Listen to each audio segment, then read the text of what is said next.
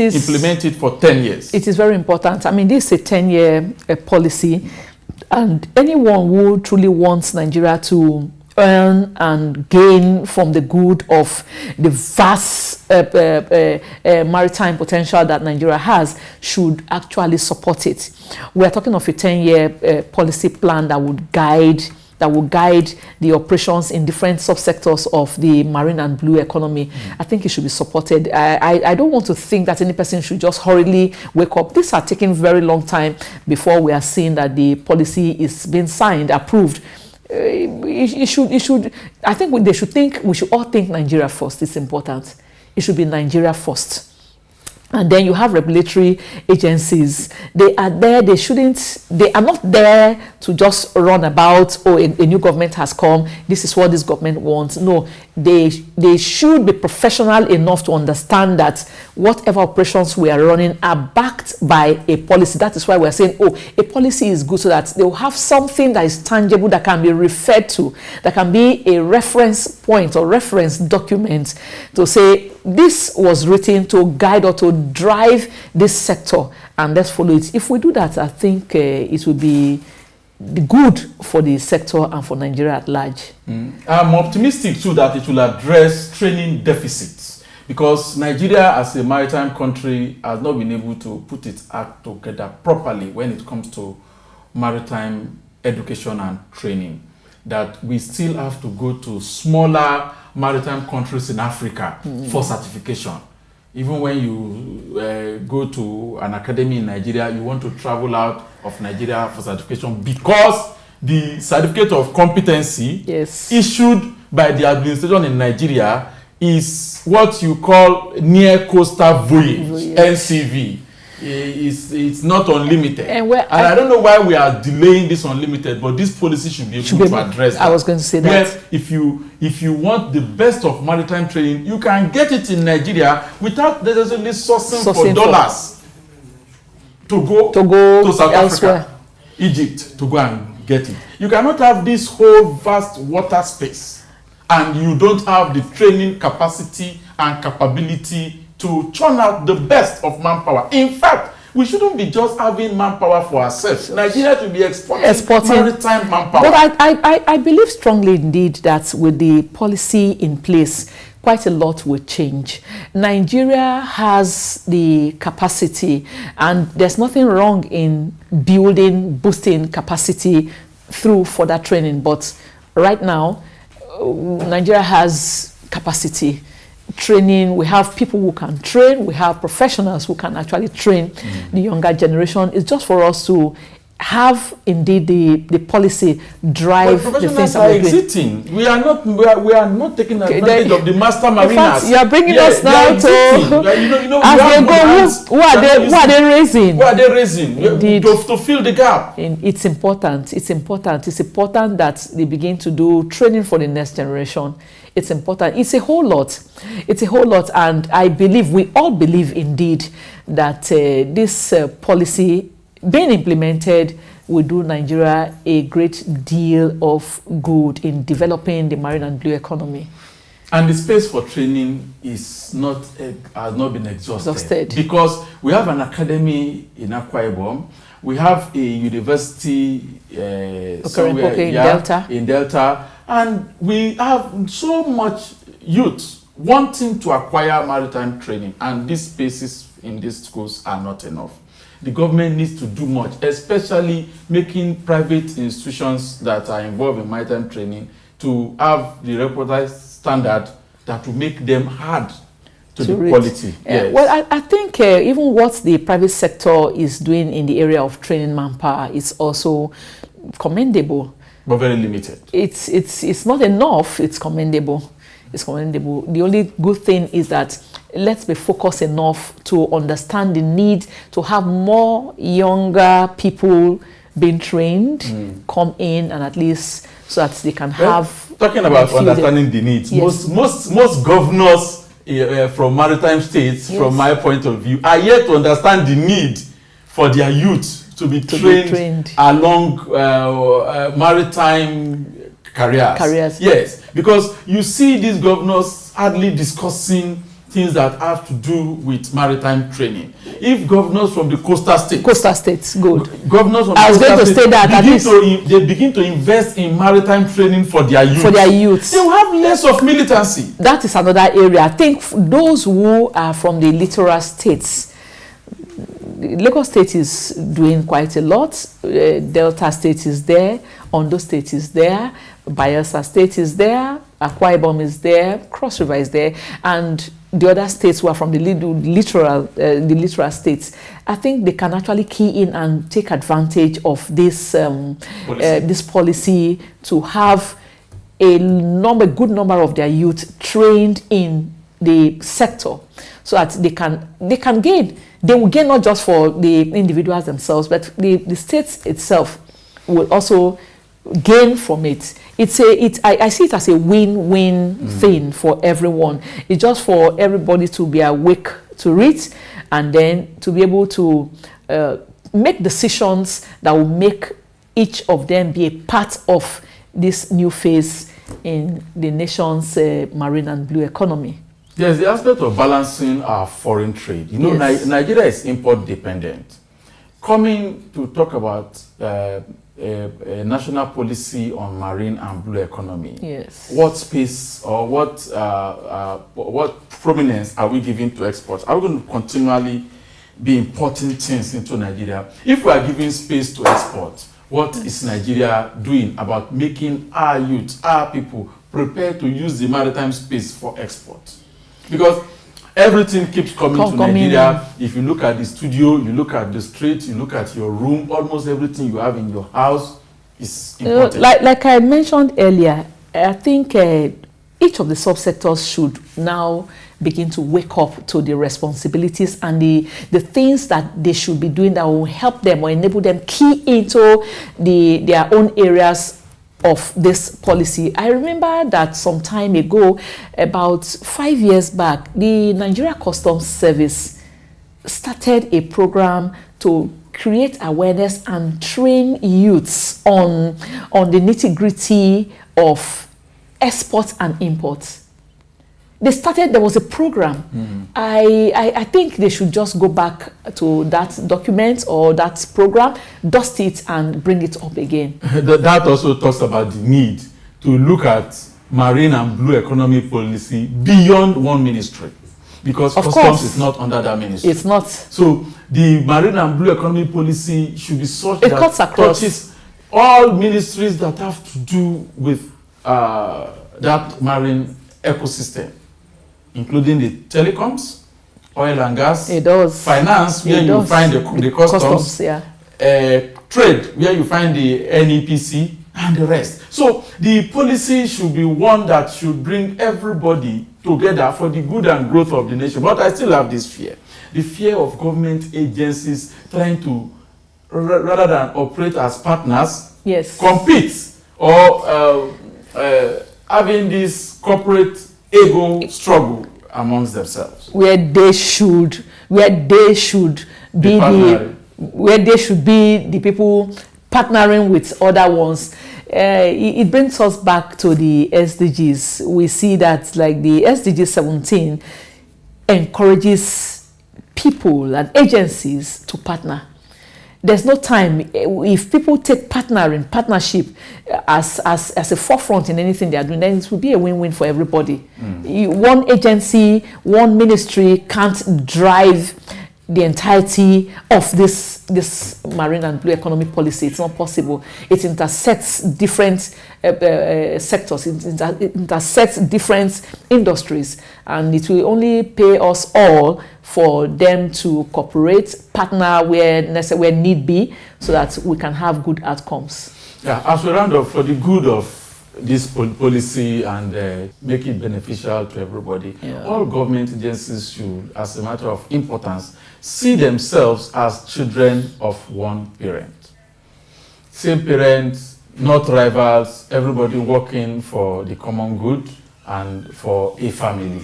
Once they see themselves like that, you hardly have interagency rivalry. Because this interagency rivalry stems from, oh, this agency is not from my ministry, and you just have to see them as you must do better than them. whereas you have to partner, collaborate for one country. And it's very funny because anything any of the agencies are doing, anything each one of them is doing, ultimately is for the good of country, is for the good and the propagation of the empowerment that the federal government itself is doing. And even if you cascade it down to the state government, it still says, oh, this state government has done well. But if you put them together again, the good will still go to the federal government. Yes. But importantly, it must have touched the lives of the people who are found in their different localities.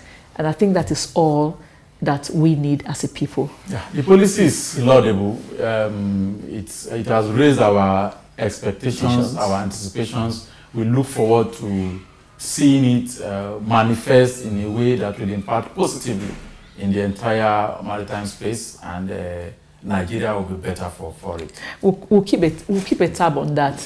Yeah. Thank you. Thank you. The tide has truly turned. At least on paper, what happens next will depend on the political will, private sector collaboration, and how much the media and public hold institutions accountable for execution. And that's exactly what we aim to do, yeah. On Watchers of the Sea, we are not just reporting the tides, we are helping set them. Thank you for joining. On this maiden voyage, we'll be back tomorrow. Same time, same station, to continue navigating the waves of Nigeria's blue economy. Until then, keep your eyes on the sea and your mind on the tide. Good night. Hi, my name is Comfort, and welcome to Blue for You. Ever looked at the water and wondered, so what? Well, today we'll be flipping that into, so what can this water do for you? The show is here to bring blue economy to everyday Nigerians, no jargon, no stress. And today, on our first episode, we're asking, what is the blue economy? Let's dive in.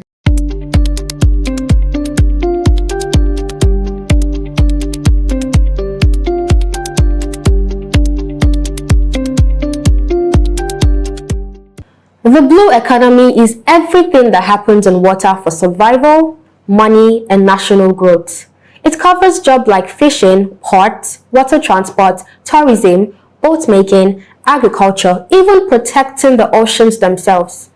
Nigeria has over 850 kilometers of coastline, and this is a massive opportunity and a coastline we are barely using.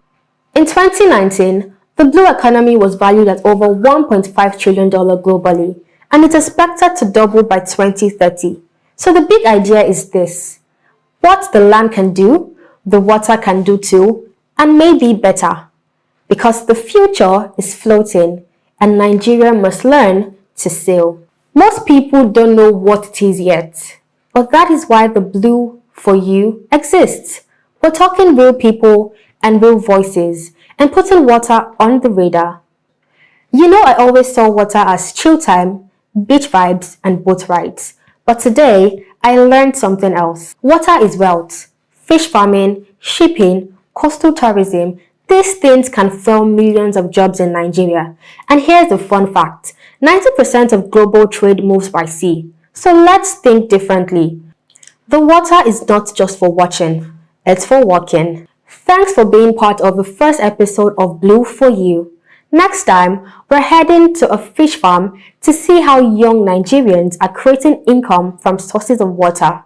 You don't want to miss this. I am Comfort Idongisibasi, and this has been Blue for You, because the blue economy is for all of us.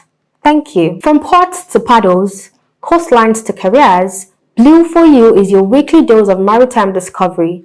Join me every Saturday at 4 p.m. on Blue Economy TV, and catch our repeat broadcast Mondays at 10 a.m. Discover the blue side of life. Hi, my name is Comfort, and welcome to Blue for You.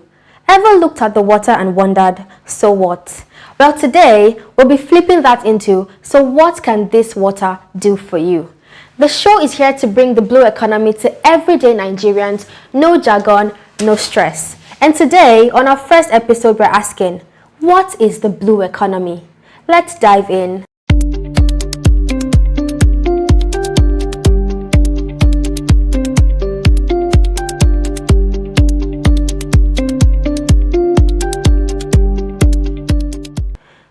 economy is everything that happens on water for survival, money, and national growth. It covers jobs like fishing, ports, water transport, tourism, boat making, aquaculture, and even protecting the oceans themselves.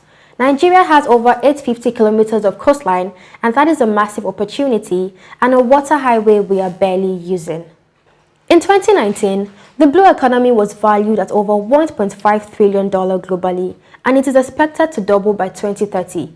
So the big question is this: what the land can do, the water can do too, and maybe better, because the future is floating and Nigeria must learn to sail. You know, I always saw water as chill time, beach vibes, and boat rides, but today I learned something different. Water is wealth. Fish farming, shipping, coastal tourism, these things can fuel millions of jobs in Nigeria. And here's a fun fact: 90% of global trade moves by sea. So let's think differently. The water is not just for watching, it is for walking.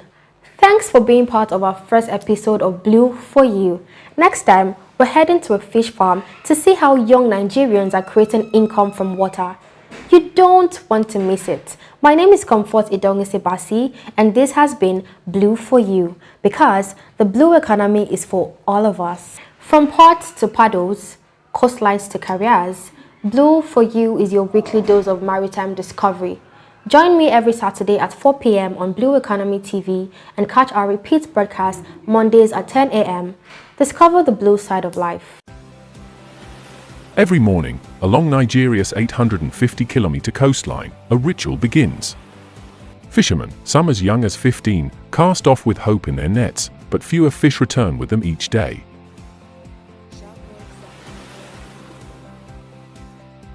A silent crisis is sweeping the West African coast. Illegal, unreported, and unregulated, what we call IUU, fishing is draining life from our oceans. In Nigeria alone, the estimated loss is over $70 million every year. For coastal communities, fish are not just food, they're income, culture, and survival. Yet foreign industrial trawlers, operating with impunity and without permits, vacuum up tons of catch daily, often within waters legally reserved for small-scale fishers. Detecting these ocean crimes isn't easy. The sea offers cover, and many trawlers switch off their tracking systems. But Nigerian authorities are fighting back, with satellite monitoring, coastal radar, and regional cooperation. In 2024 alone, 23 illegal vessels were intercepted. Several were found using banned fishing methods, destroying coral reefs, capturing endangered species, and operating under false identities.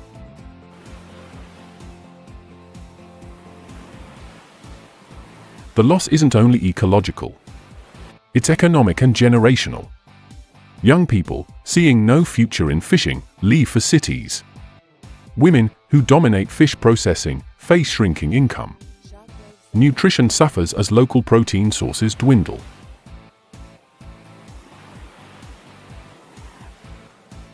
Nigeria, despite abundant marine resources, now imports a significant portion of its seafood.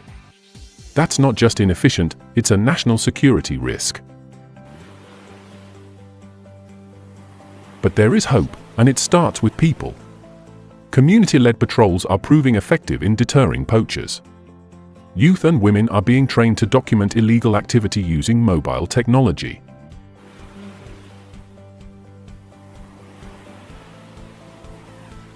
At the policy level, Nigeria is updating its fisheries laws, investing in local surveillance capacity, and working with ICAOs to track cross-border violators. There's also growing support for sustainable aquaculture, ensuring supply without harm.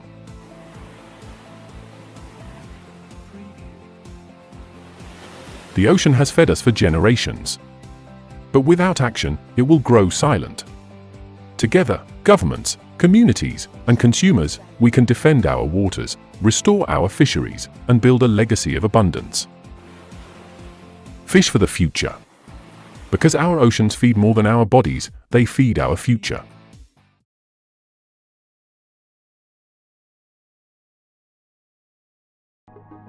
Nigeria consumes over 3 million metric tons of fish each year, but produces barely half of that. And with wild catch dwindling, what comes next? Across the globe, aquaculture, farming fish instead of catching them, is reshaping food systems. In Nigeria, it's becoming not just an option, but a necessity. Catfish, tilapia, shrimps, these staples are now increasingly farmed in tanks, ponds, and cages. Today, aquaculture contributes 40% of local fish supply. But it's still not enough. The challenges are real. Poor water quality, rising feed costs, and a lack of cold storage plague smallholders. Many lack access to capital or modern training. But innovation is bubbling up. Startups are bringing IoT sensors, mobile diagnostics, and digital marketplaces to fish farmers, boosting yields and reducing risk.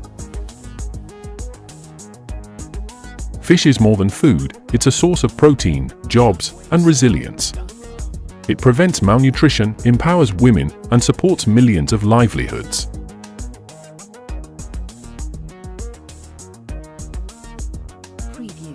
By supporting gender-inclusive fish farming, Nigeria can lift families out of poverty and nourish future generations.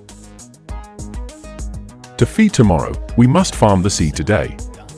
Aquaculture is not just about growing fish, it's about growing futures. Clean, climate-smart, and community-led. The next seafood revolution will not come from the ocean floor, it will rise from Nigeria's ponds, tanks, and mines.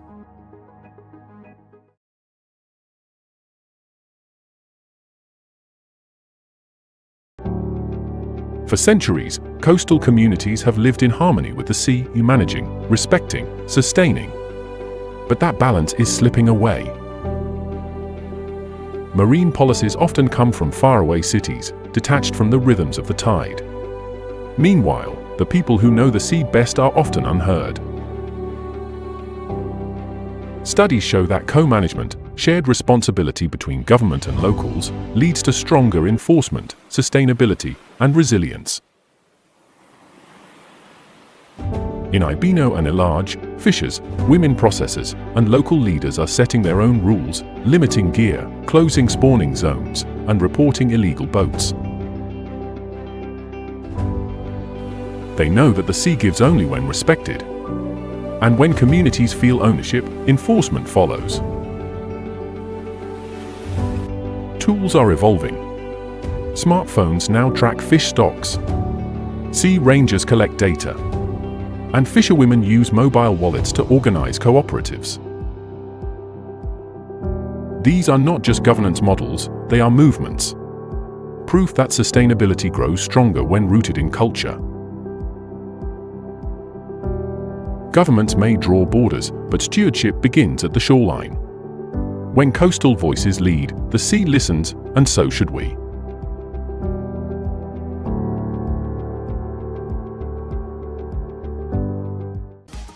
A new kind of fuel is rising from the ocean, a gas so powerful it could transform Nigeria's energy landscape. It's colorless, clean, and made from water.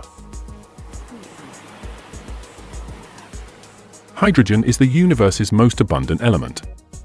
When burned, it emits only water vapor. As the world shifts from oil to clean energy, hydrogen is fast becoming the fuel of the future. Ocean-based hydrogen is made using renewable power to split seawater into hydrogen and oxygen, a process called electrolysis.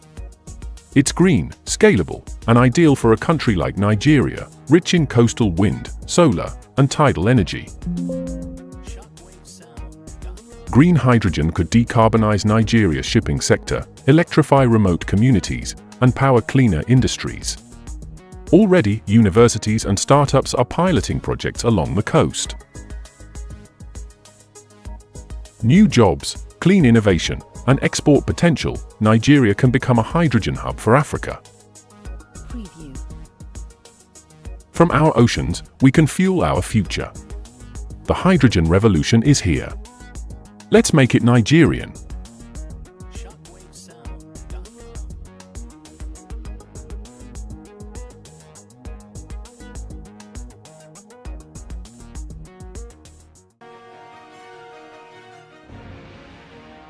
Beneath the waves, a new frontier awaits, filled with metals that power smartphones, solar panels, and electric cars. But is it a treasure chest or Pandora's box? Across the globe, nations are racing to mine the ocean floor. Cobalt, nickel, rare earth metals, all vital for the green transition, lie hidden under 4,000 meters of pressure and pitch-black silence. Demand for these minerals is soaring. Deep-sea mining could unlock them, at a cost. Nigeria, already a continental energy giant, may soon tap into its underwater mineral wealth. Recent surveys point to rich seabed reserves within our exclusive economic zone. With proper research and strategic governance, seabed mining could diversify our economy and reduce dependence on oil. But the ocean floor is not empty, it's alive. Mining could disrupt fragile ecosystems we barely understand. Species extinction, habitat loss, and sediment clouds could damage ocean life for generations. Critics urge caution. Once disturbed, deep-sea ecosystems may take centuries, or forever, to recover. Can we mine responsibly? With strict environmental safeguards, marine protected areas, and real-time impact monitoring, Nigeria could set a global benchmark. The debate is not just scientific, it's generational. The decisions we make now will shape the ocean's health and our nation's prosperity for decades.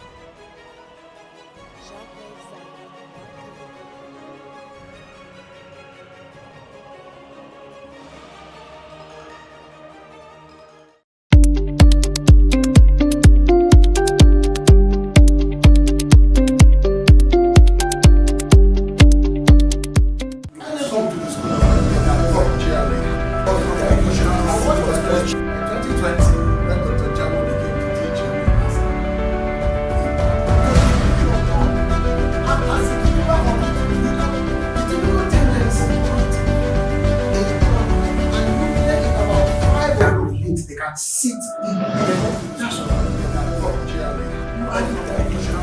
and it's very simple. In fact, the matter should be Nigeria Shippers Council to be rescued, like a Superman wearing his cape. That's what you are, and that's how you build your brand. What is a brand, by the way?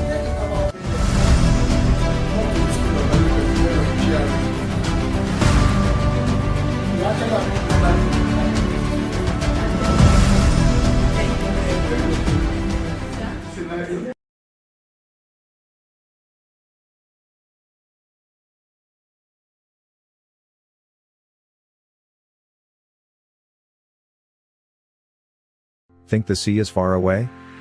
Think again. From the bustling markets of Lagos to the rich waters of Cross River, the sea impacts every single one of us. Brought to you by the Blue Economy Academy. This is Nigeria's essential monthly ocean intelligence brief. Whether you're in Badagry, Bakassi, or anywhere in between, we are all stakeholders of the seas. Join the conversation with founder Yubong Essien, CSB, and our team of limited spaces are available. Scan the QR code now and join the Code Blue movement. Let's build a Nigeria that prospers by water. Powered by the Blue Economy Academy. Blue Economy Academy. Prosper by water. As you know, today's event is about exploring the revolution of the blue economy and what the real estate sector can do. If you notice recently, there was this preliminary report about Nigeria's GDP, the rebasing. And we saw from that preliminary report that oil and gas has been displaced by real estate. Real estate is now number 3. Oil and gas is now number 4. Now, we get most of our income, most of our revenue from oil and gas. But in terms of its GDP value, which is really the gross domestic product for the nation, oil and gas is no longer giving us so much. That's why the oil and gas is actually what is called an enclave sector. You can invest 12 billion into the oil and gas sector and you'll be lucky to get employment of about 10,000 people. But invest 1 billion into any of the 10 buckets of the blue economy, because there are about 10 buckets of the blue economy. Those buckets, you have what we call blue commodities, for instance. You're talking about aquaculture, your fishes, your shrimps, all of those living organisms in the waters that can provide food, as long as they are harvested with sustainability in mind. You also have what we call blue cities, which is where you have real estate coming into the fore. So you're talking about development across the water lines, across the coast, waterfront development, luxury development as well, the entire gamut of it. So these two buckets alone, imagine the attention that we could pay to these two buckets and what we expect to generate. Now we know that on estimate basis, Nigeria's blue economy is put at about $30 billion US. That much we know. Globally, it's about 1.5 trillion US dollars. That is very expansive without having to do so much, because it's a sector that is a lot more inclusive. If I were to ask you, how many people do you know in oil and gas? You would have to scratch your head. It's practically an exclusive industry. But if I were to say real estate, chances are that you know someone who might not be a developer, but is a broker. Who might not be a broker, but is maybe a sales and marketing person in that sector. And then talk about those who are lawyers as well in that sector. So clearly, the step that FIAPC is taking today to say this is a revolution taking place, we want to now begin to move our consciousness about real estate from merely being landed property to actually value-driven assets. In other words, water itself has real estate value.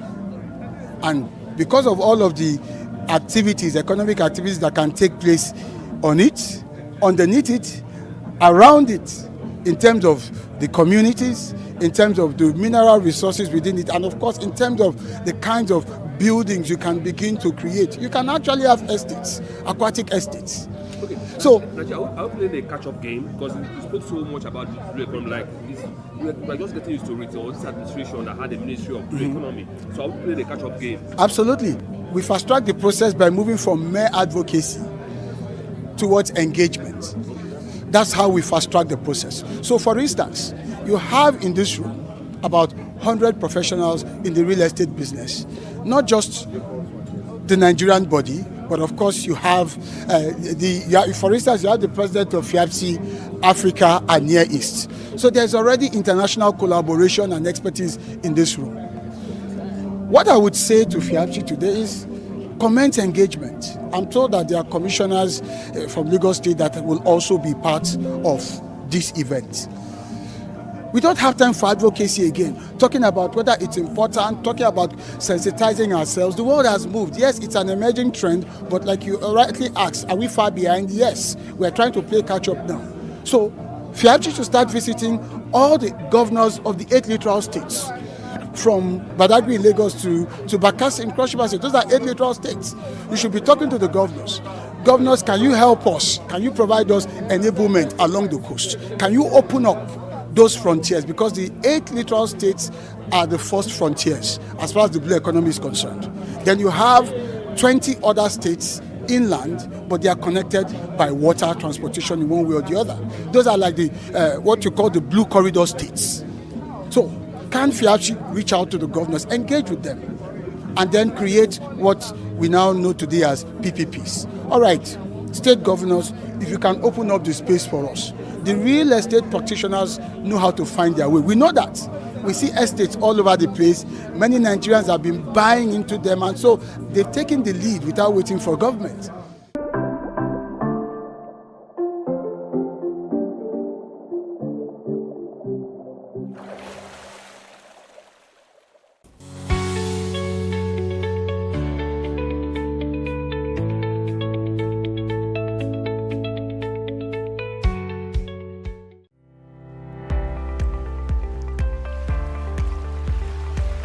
Unlocking ocean opportunity.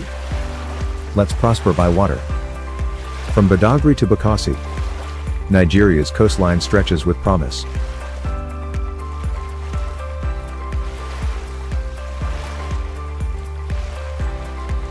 Rich waters, endless resources, unseen opportunities.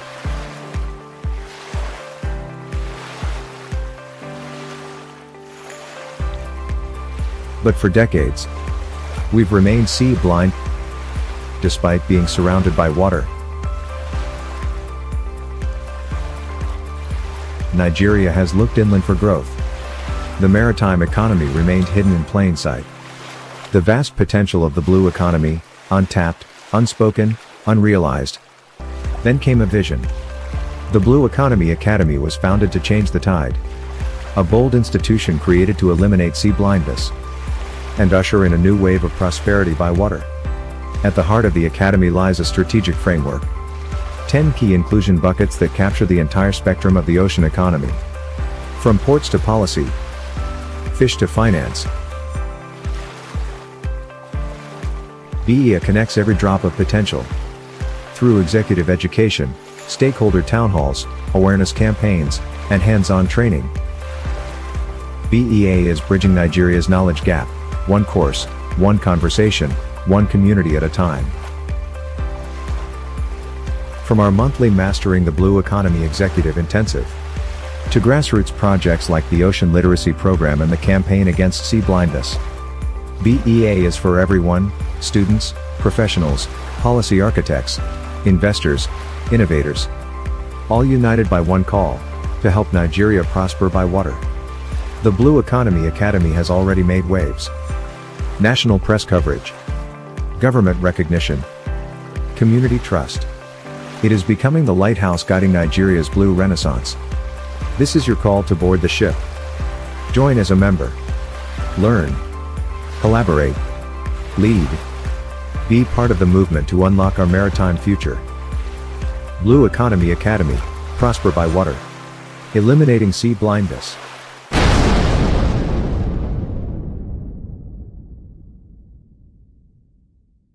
Hello, my name is Ubong Isien, West Africa's only certified speaking professional and Dean School of Eloquence. According to the Eloquence Institute, over 70% of notable people, public officials and leaders find it very difficult to speak in public. They do consultation. This is how reputations are wrecked, one dull speech at a time. So, if you are serious about not being part of this sad statistic, protecting your voice, your image, and your reputation, then join me at the School of Eloquence, the home of public speaking. My name is Adeze Nwogo, and the experience here at School of Eloquence has been amazing. School of Eloquence, teaching the world to speak. Are you tired of hearing about Nigeria's potential, only to wonder, what about my potential? Imagine a world where our rivers and oceans aren't just scenery, but pathways to prosperity, where our coastlines unlock new futures for every Nigerian. For too long, we've suffered from sea blindness. But it's time to open our eyes. Introducing Blue for You, a national movement connecting you to Nigeria's incredible blue economy. This isn't just for experts. It's for students, traders, innovators, and families. It's for everyone. Join our Blue Congregation. Connect with passionate Nigerians. Share ideas and discover how to dive into a beautiful world of opportunity. Ready to find your blue? To see the scene not just as water, but as your future? Join our next monthly Blue for You forum via Zoom. Blue for You, the sea for all, that all may see. Your future is calling.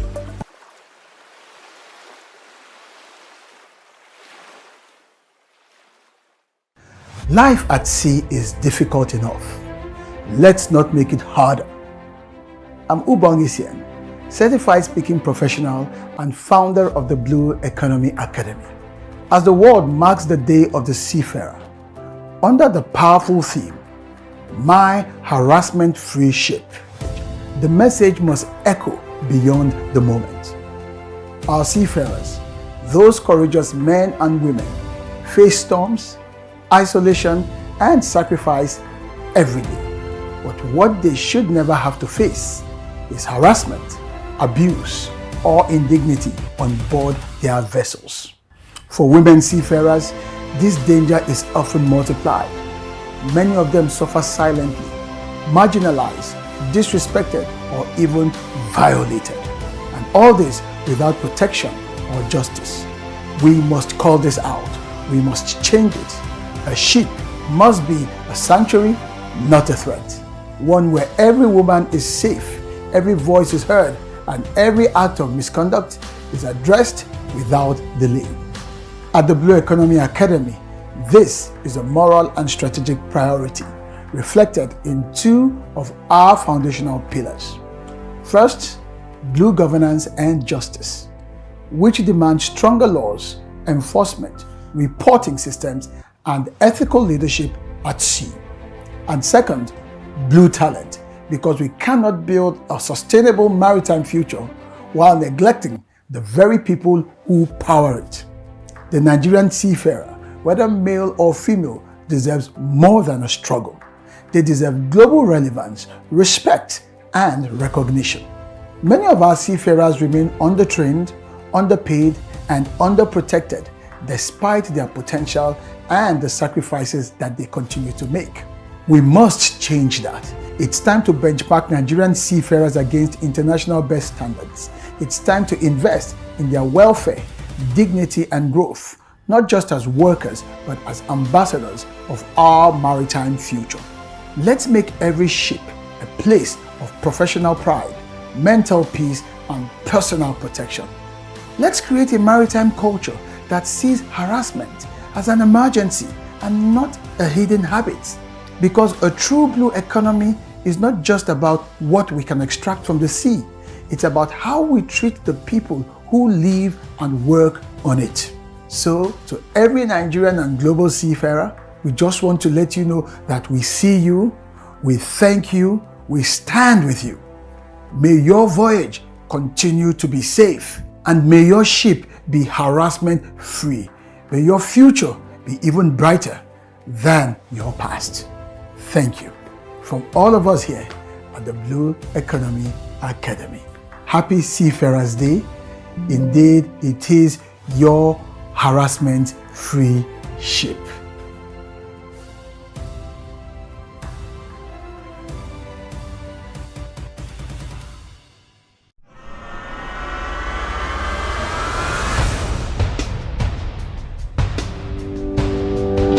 Once, these waters were the world's most feared. Piracy, theft, fear at sea. But the Nigerian Navy fought back and won.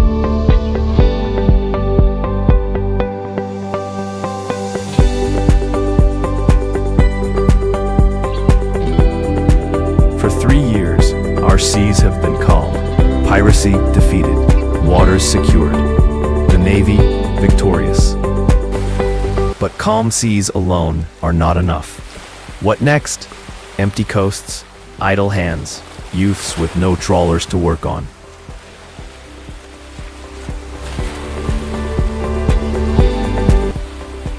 Security without prosperity is only half a victory. America is a superpower because its security fuels its prosperity, and its prosperity funds its security. Nigeria too must embrace this duality. No arm of our military holds the key more than the Navy.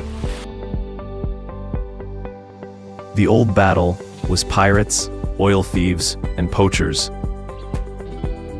The Navy won it. The new battle is poverty on our coasts, wasted blue wealth, stolen futures. This is the blue battle, the battle for prosperity, for jobs, for abundance. Admiral, history will remember not only the battles you won at sea, but the prosperity you unleashed from it.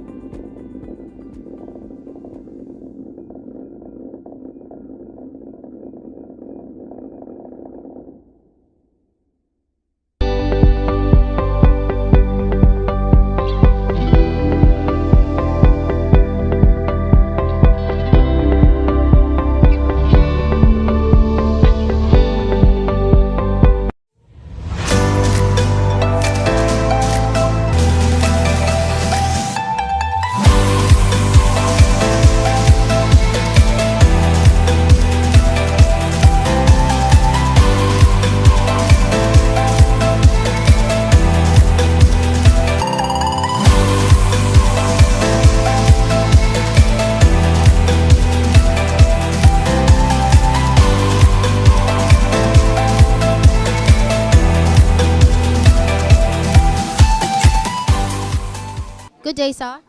Good day. Can you please introduce yourself? Yes, my name is Darren Phillips, Senior Special Assistant to the Governor on LSDPC matters.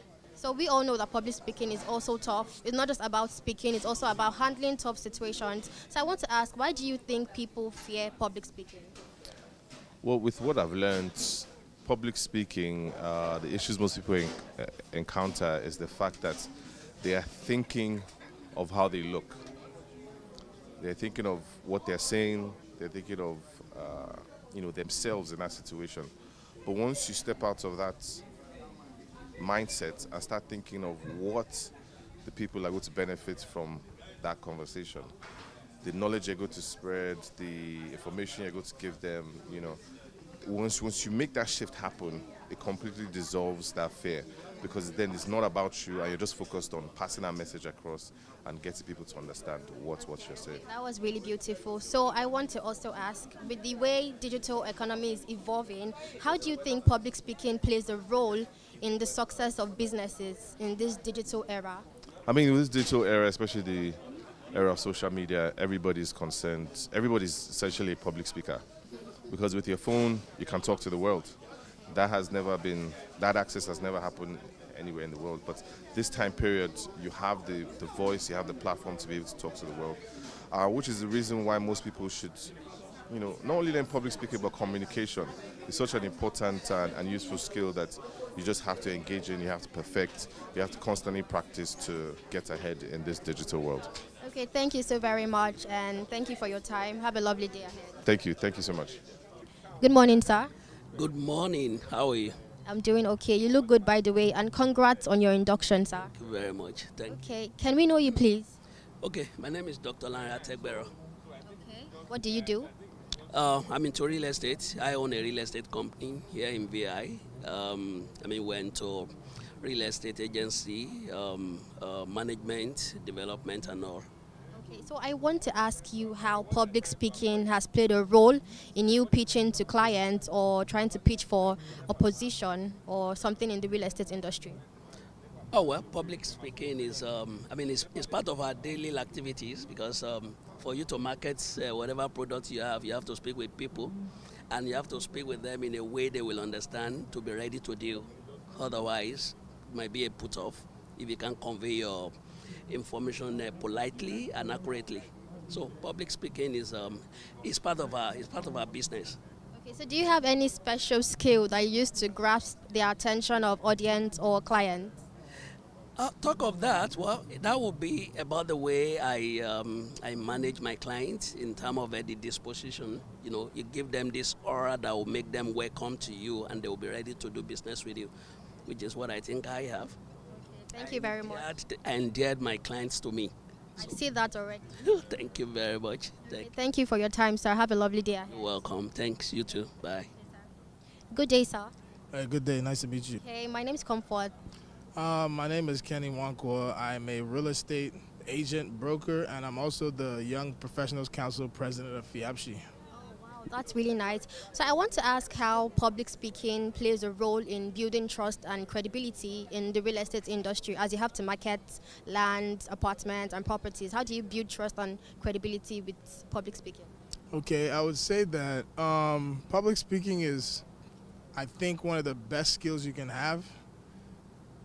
You can be underqualified, and if you speak well, people will in their mind, they'll qualify you higher. So I think it plays a role from the standpoint of communicating accurately, clearly, succinctly, makes people trust you more. It makes you sound more like you know what you're talking about, and people prefer to deal with people especially in this environment where there's like a huge trust deficit, especially in this country. When you speak well and you communicate the information and relay the information accurately and clearly and efficiently, it definitely buys you a great deal of trust. People are more likely to take you on your word more when you speak well. It helps you convey your message. If there's a value proposition that isn't obvious, being a well-spoken person and understanding public speaking can help you relay that in a way. And then also from the standpoint of diversity, being able to speak the various dialects people speak Like I know, for example, I've had many situations where I'm dealing with like a local chief who is like, on Manilas and stuff and trying to broker some kind of deal, and that your eloquent university speak doesn't work there. Then you go to that guy and you speak the language that he speaks, which is its own form of public speaking. Like in Nigerian politics, you want to do a town hall in your local government. You're probably not going to do it in university English. So definitely that skill is huge in buying trust and, like credibility and cachet with people. Well, this was really wonderful. Thank you very much for your time and have a lovely day ahead. All right, thank you so much. Thanks for having me. Good day, sir. Good day, good afternoon, you're welcome. Can you please introduce yourself? My name is Estate Obianvalo Abdegani Jimo, a member of the FIAPSI family. I'm into real estate, though practice in the northern part of Nigeria, that is precisely Abuja, Kaduna, and Kano, respectively. Thank you very much. Okay, so I want to ask you how public speaking has helped you when speaking in public and how you handle tough questions or objections during public speaking. Public speaking, I think, though I would say as the public relation officer, that's the PRO, Kaduna State branch of the Nigerian Institute of Estate Surveyors and Valuers, I speak more in the public, and that has kind of like built my confidence when communicating with people, seeking people's opinion and making your own opinions, getting across your own opinion to others as well. And speaking in public, I think it goes a long way. Apart from the talent, it also has to do with training. It also has to do with learning and other skills involved. Okay. So I want to also ask, do you think public speaking is inbuilt, or you can actually learn it, or it is like natural, like a talent? Yes. Number one, there are those with that talent, so we can say it's inbuilt. However, apart from the inbuilt talent, I can categorically say it has to do with learning also, because for you to be able to speak in public, you need to first of all identify the kind of public you want to discuss with, and the kind of event you want to speak. You want to kind of go into. Is it a formal event? Is it a semi-formal event, or an informal event? Because that will guide you in your way of communication, in your way of processing your ideas to the people so let me say to the attendees, those who are present at such events. So it also has to do with learning also and training for you to be able to kind of communicate with people effectively. Thank you so very much for your time. Have a lovely day. Thank you. And I can say I want to use the opportunity also to thank the CEO of Achievement Channel. And why I said it is that today it's because I also speak in public also. It kind of like give me another dimension to mode of speakings, because first of all, apart from we all understand that you need to kind of like introduce your theme, you need to introduce your topic, it's also give me another perspective which has to do with involvement, which has to do with engagement, because without the engagement, even speaking in public has a long way to go. Yes, because seriously today, this afternoon, I've also learned some things. Because I have to take my pen and pick my pad to take one or two things down, because it gave me an idea that when trying to introduce your topic, apart from the fact that you need to read your audience, it also has to do with bringing facts from the background of what your topic is, and try to use that background to base what's your topic inside, which has to do with training. Yes. It has to do with training, and that's very good. At least I've learned one or two things from him. Thank you very much. Okay, thank you very much, sir. Good day, sir. Can I know you, please? Well, my name is Estate Surveyor and Valuer Honorable Ayodeji Ejalonibo Amodu. I'm currently the Senior Special Assistant to Mr. Governor, Mr. Celebu, Mr. Infrastructure, Mr. Housing, where I am. Of Lagos State, Mr. Babajide Olushola Sanwo-Olu, the Executive Governor of Lagos State. Okay, that's really nice. So I just want to ask you a question. So as a leader in the real estate industry, I want to ask how public speaking has influenced your success in the real estate industry. Well, thank you very much. to say the fact, I love public speaking because I had a stint with public speaking because at some point I had a degree in public relations and advertising. And if you actually study public relations, that was at a postgraduate level at Nigerian Institute of Journalism. That back then, by about 2000, about 25 years ago, in public relations, it's a course you actually take, public speaking, and public speaking helps you to actually express yourself. It gives you some sense of expression.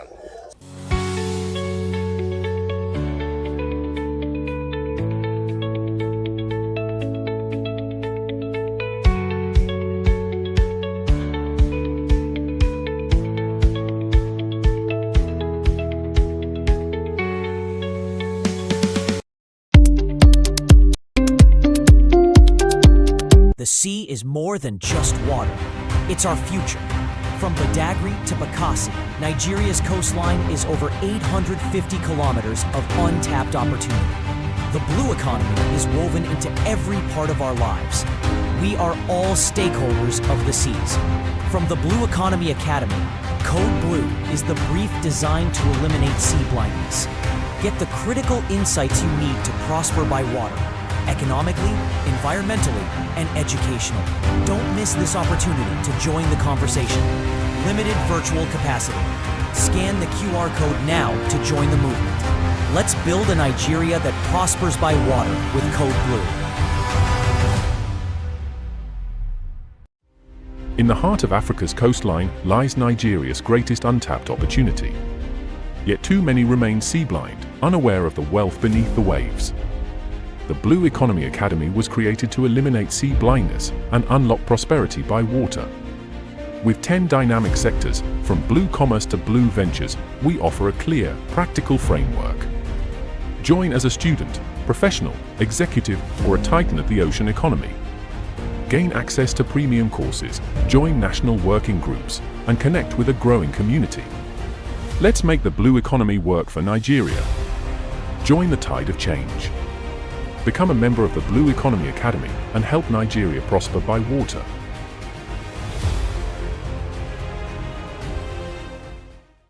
For years, a silent war was fought in our waters.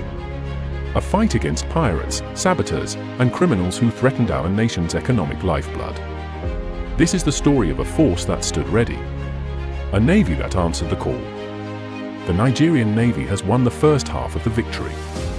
Through unwavering resolve, piracy in the Gulf of Guinea has been defeated, winning us international acclaim. We have brought calm seas to our nation. But calm seas without thriving coasts is only half a victory. The next battle is not with fire, but with focus. A battle to transform the Navy's security win into Nigeria's prosperity. To win this battle, we must change our strategy. From security as a cost to security as a product. This is the purpose of NIPOL, Nigeria's first national prosperity coalition. It is a Navy-led doctrine, an architecture for immediate action where security becomes the bedrock of investment confidence. NIPOL is a strategic handshake between the war room and the boardroom. It moves beyond the silos of marine and shipping to bring in every sector that touches our seas. Consider our vision for blue cities. Nigeria has 853 kilometers of coastline and 8 littoral states brimming with untapped potential.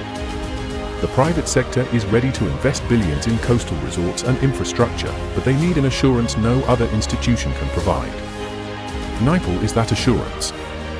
It is the platform where the Navy provides the security and state governors provide the access, allowing the private sector to deliver the prosperity. This is how the Navy gets a seat at the table from the very beginning, ensuring seamless security planning while simultaneously generating revenue, creating millions of jobs, and revitalizing our coastal communities. Admiral, the tides of our national destiny are changing.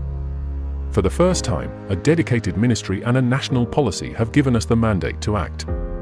The space is open. This is the moment to pivot the Navy from a guardian of our waters to the guarantor of our prosperity. This is the legacy that awaits your leadership.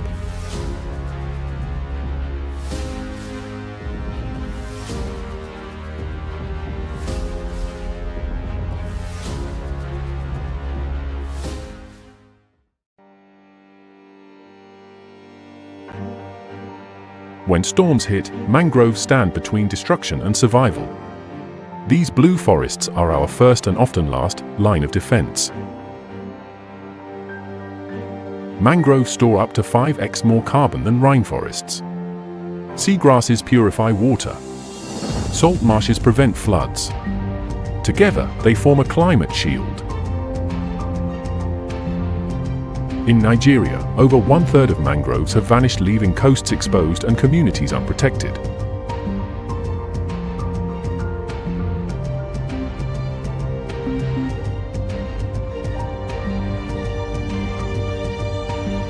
What we lose in trees, we pay for in floods, hunger, and heat. But hope grows literally. Across Bayelsa, Cross River, and Lagos, communities are replanting, protecting, and profiting from carbon-rich ecosystems. Our coasts don't need concrete, they need roots. Let's rebuild what protects us all.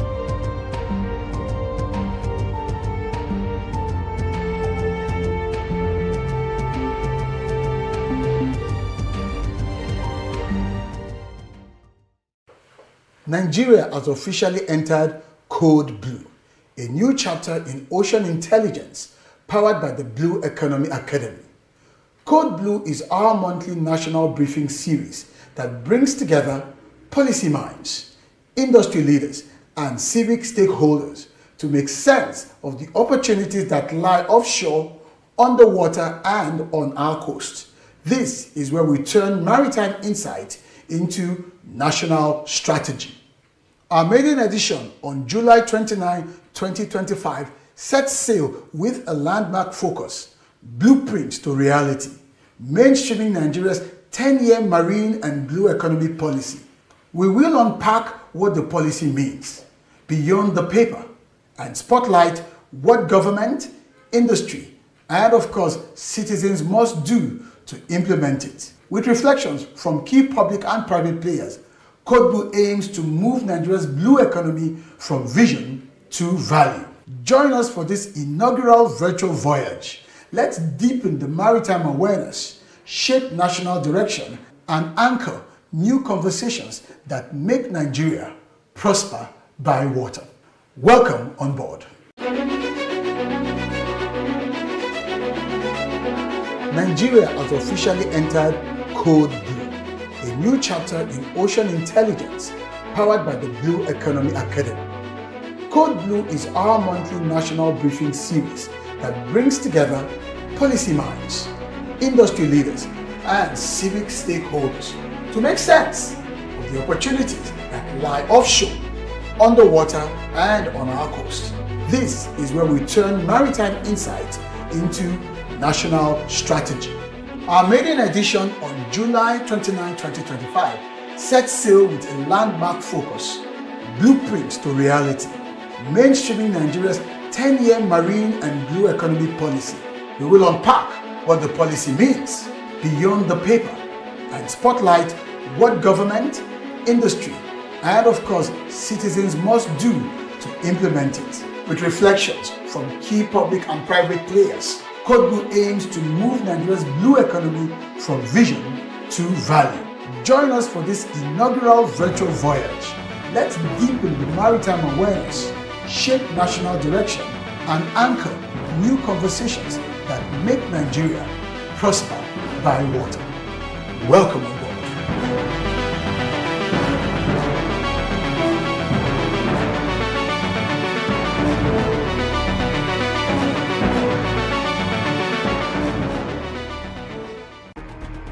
We've mapped the moon better than our oceans.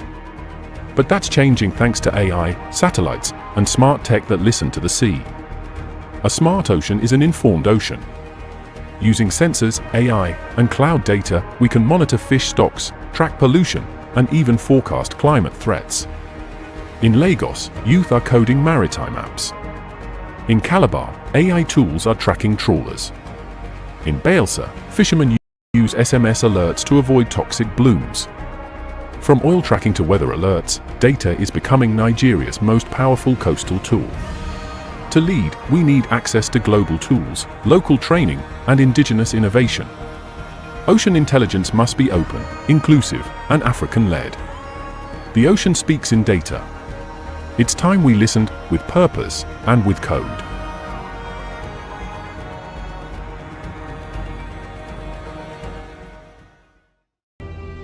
In the heart of Africa, a giant sleeps. Blessed with endless shores, intricate rivers, and vital lagoons, Nigeria holds a destiny written in water. Yet, for many, this vast inheritance remains unseen, a quiet backdrop to our daily lives. We call it sea blindness, the inability to truly see the lifeblood that flows through our nation. This blindness isn't just about what we don't see, it's about what we lose. Opportunities for jobs, for sustainable food, for clean energy, for global trade, slipping through our fingers. But one voice, and now a movement, dares to challenge this silence. We are a water-blessed nation. 853 kilometers of coastline, nearly 10,000 kilometers of inland waterways. This isn't just water, it's blue gold. It's our future, our prosperity, our collective well-being. The Blue Economy Academy is not just about identifying the problem, it's about igniting the solution.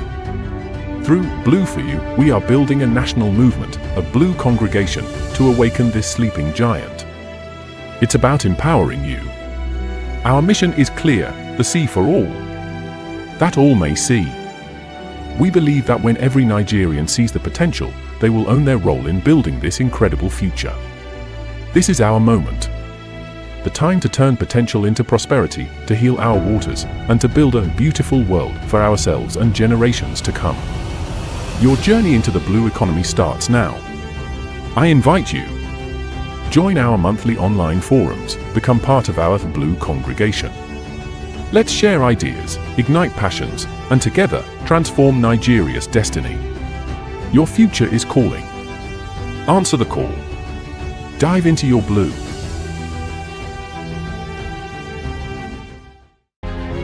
Once, these waters were the world's most feared: piracy, theft, fear at sea.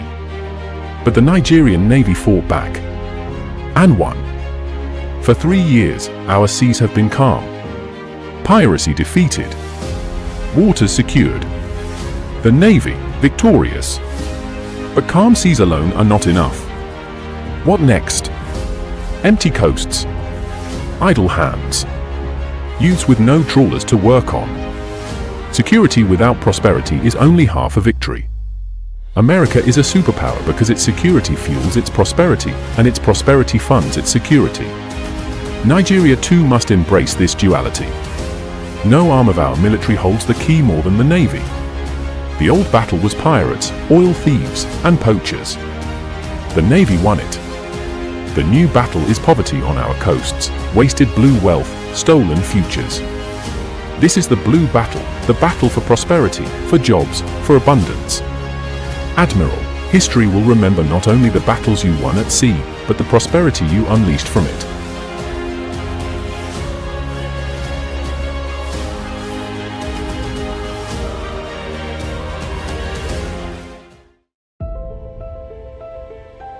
The ocean is Nigeria's greatest untapped treasure.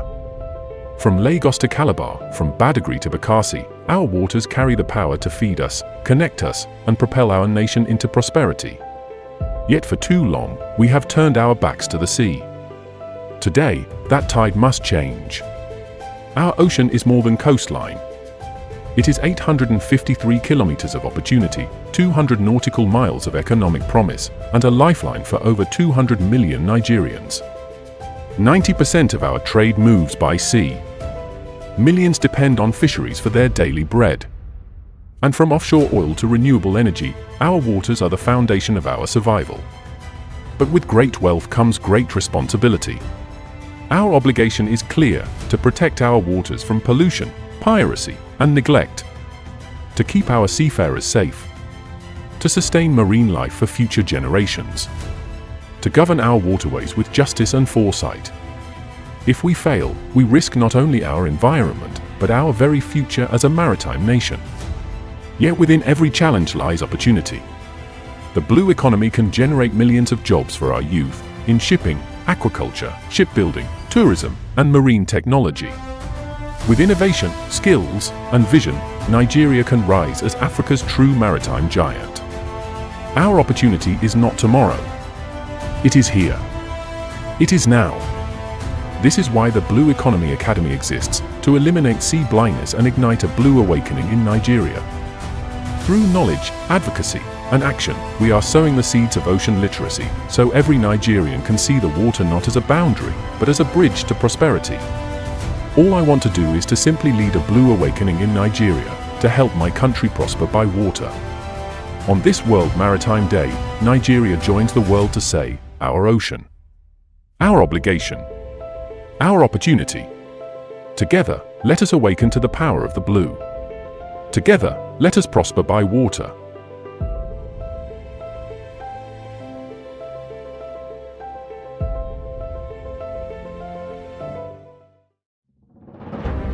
The blue economy, a multi-billion-dollar frontier trapped by policy silos and regulatory gridlock.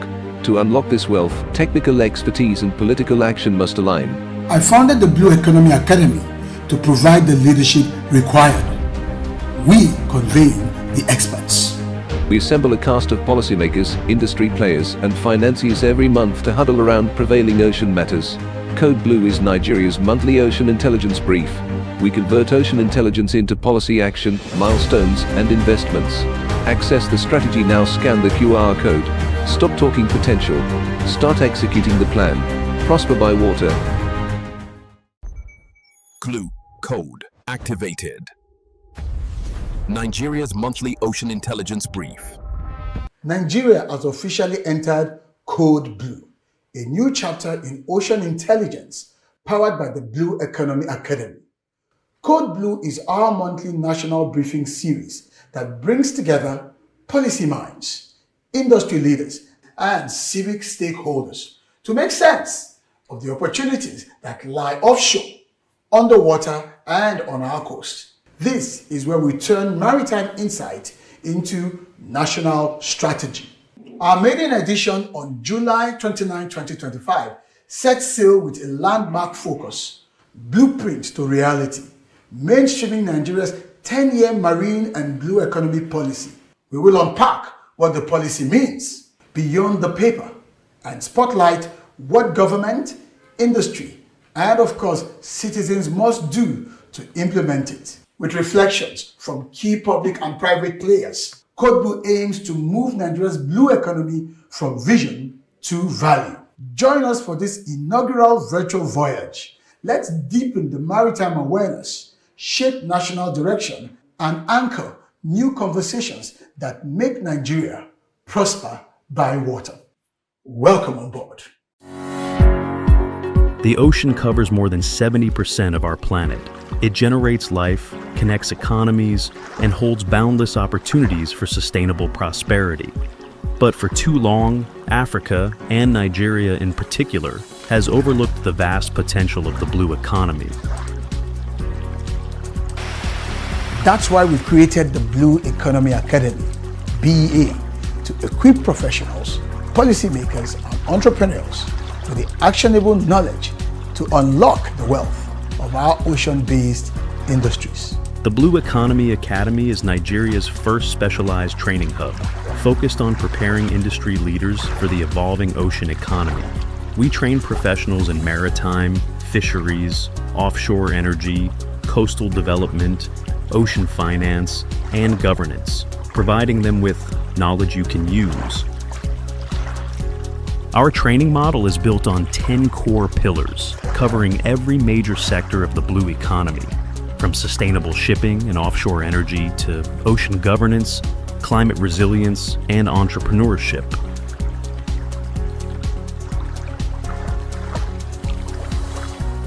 The same way we have succeeded in building estates out of nowhere. There are places that are estates today that 10 years ago, if you mentioned it, and I still cringe that you mean there's an estate there. Would I love to live in those places? But when you see the drone view of those estates, when you hear people telling you that they live there, it's a miracle what the real estate sector has been able to accomplish. And we now know from the current rebasing of the GDP, the preliminary submission is that real estate has overtaken oil and gas in terms of GDP performance. Whether you're a government official, a business leader, or an aspiring entrepreneur, the time to engage with the blue economy is now. Join us at the Blue Economy Academy and let's shape the future of ocean prosperity together. Nigeria has long been behind the curve in leveraging its ocean assets, but with the right expertise, leadership, and strategic investment, we can become a powerhouse in the global blue economy. At BE, we do more than teach. We create industry impact by fostering innovation, partnerships, and investment opportunities in ocean-based sectors.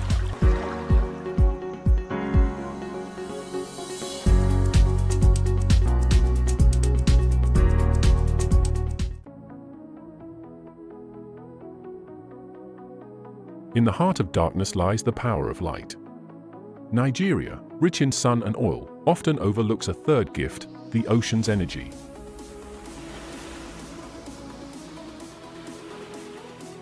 Tides that never sleep, waves that crash with force, winds that sweep the Atlantic. Nigeria's coastline holds immense, renewable energy waiting to be tapped.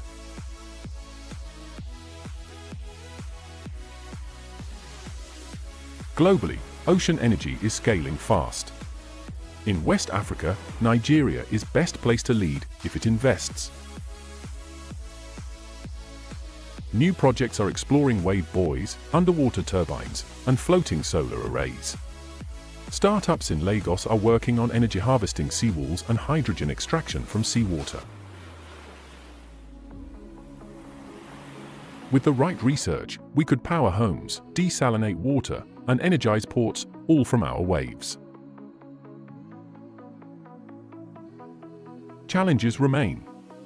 High startup costs, grid integration, harsh marine conditions. But with public-private partnerships, local manufacturing, and training, we can leapfrog. Imagine rural electrification powered by tide. Imagine powering port operations with waves instead of diesel.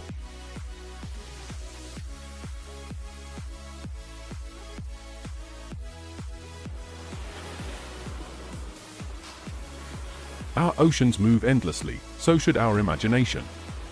The future of energy isn't just under our feet. It's rolling in, wave by wave.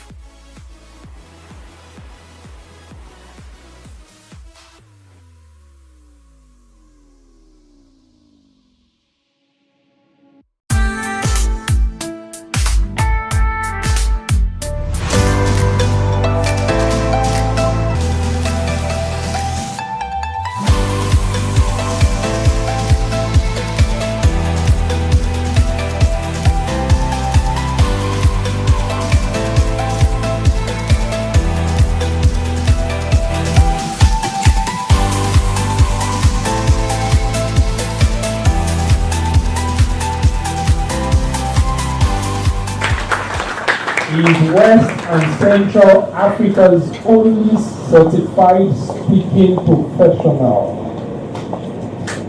A powerhouse in public speaking, leadership development, and maritime strategy. He blends eloquence with economic foresight, championing Nigeria's transition from oil dependency to sustainable maritime prosperity. Please join me as we welcome the former special advisor to the Director General of NIMASA on communication and strategy, who is also the founder of Blue Economy Academy. Please celebrate Mr. Ubong Essiong, PhD. With regards to our business here today, in 2020, I had a fantastic privilege of being invited by the then DG of NIMASA, Dr. Bashir Jamu, to be a special advisor on strategy and communications. I was minding my business, teaching public speaking and communication skills to very high-profile people. He was one of my students back then, and he felt, you can't be here, you need to come and work in government. And I said to him, hell no. Those are my words to him. Hell no. Leave me alone, let me mind my business.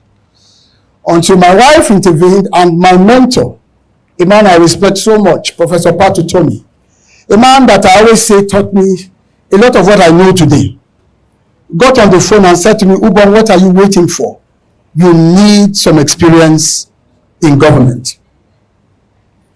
And so I packed my bags and headed into the unknown to start a voyage in maritime.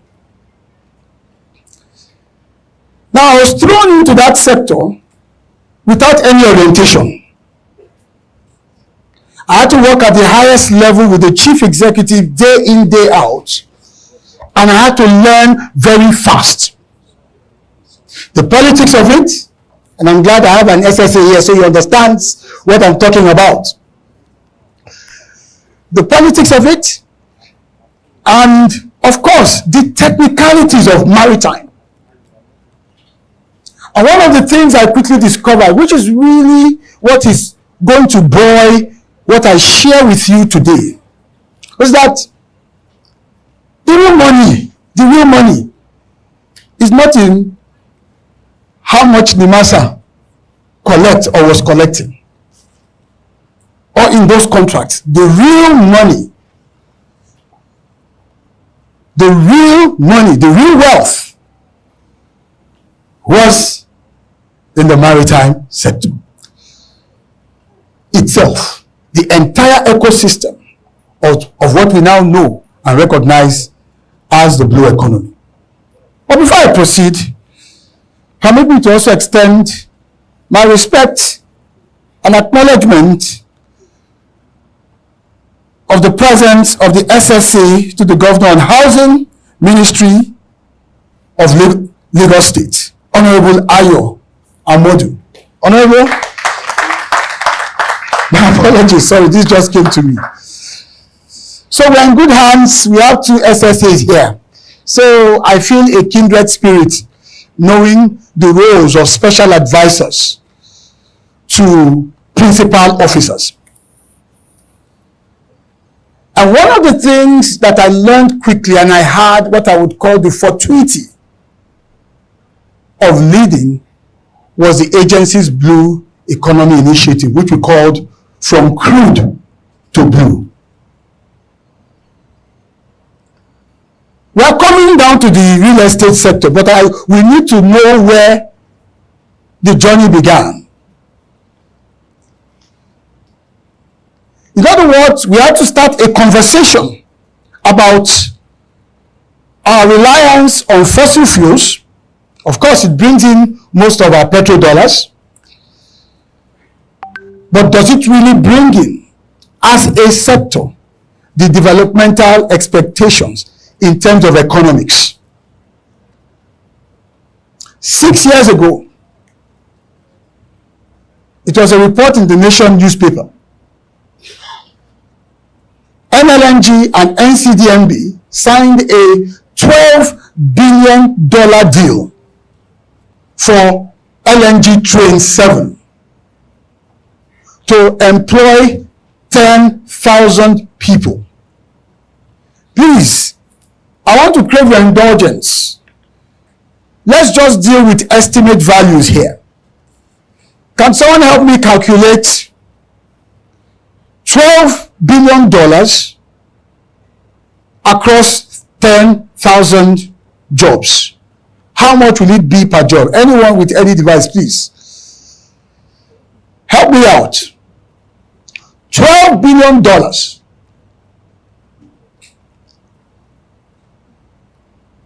by 10,000 jobs. We are talking estimate values. We know that was an investment, but let us just cut the promoters of the project some slack. Let's say that was the total money meant for job and everything associated with it. What do we have per person? $1.2 million. So let's just say, for the sake of argument, $1.2 million multiplied by 1,500 naira.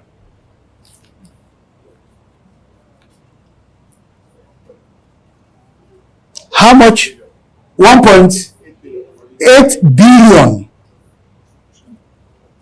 1.8 billion per job. This is the point I want to make. The expectation, and this is just very basic and simple economics, the expectation from that calculation alone is that for there to be any benefit, it would have to trickle down from each of those 10,000 persons.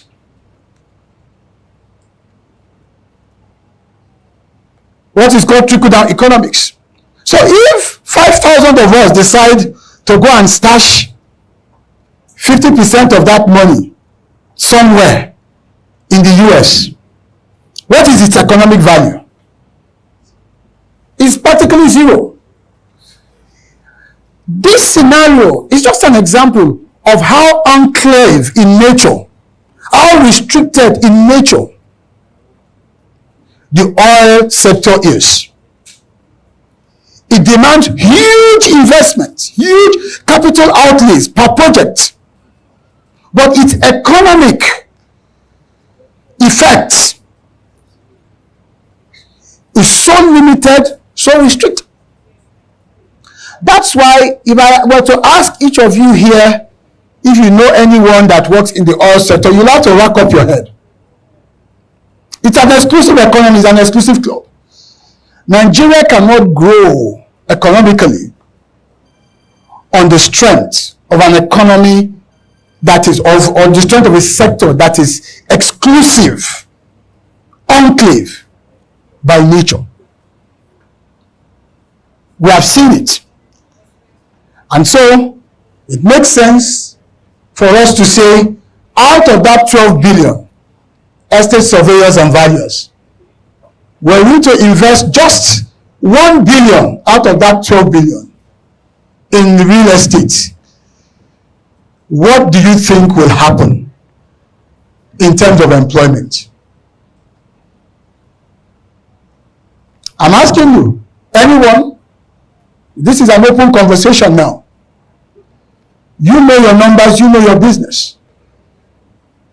Will it employ just 10,000 people?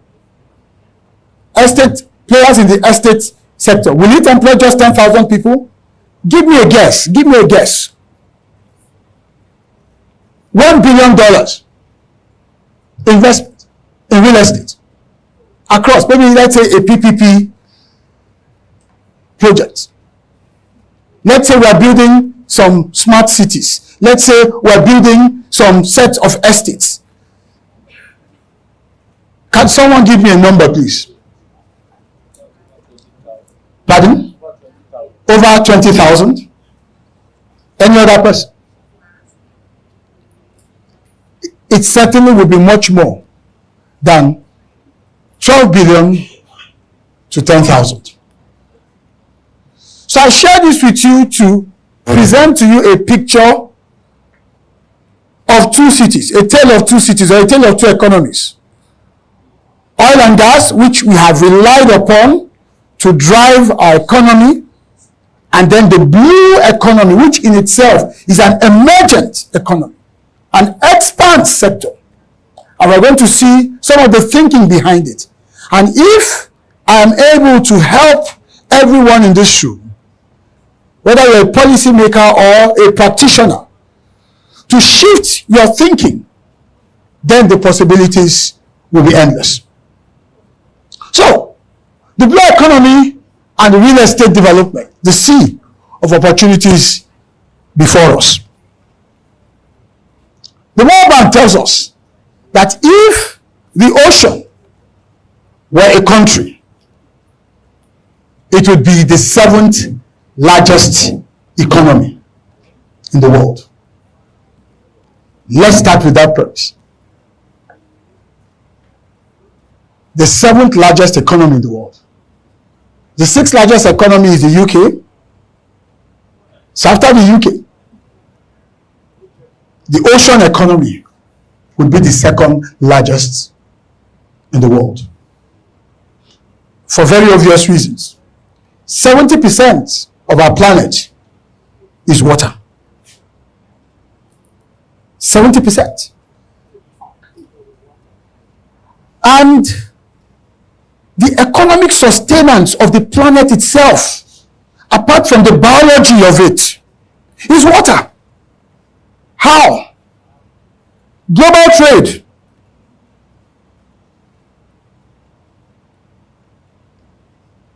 (70 to 80% of global trade is maritime. Maritime is blue. Think about it. During COVID, no planes could fly. No cars could run. We all got stuck. Everybody sat back at home. Only one place on earth was active. The sea lanes of the world.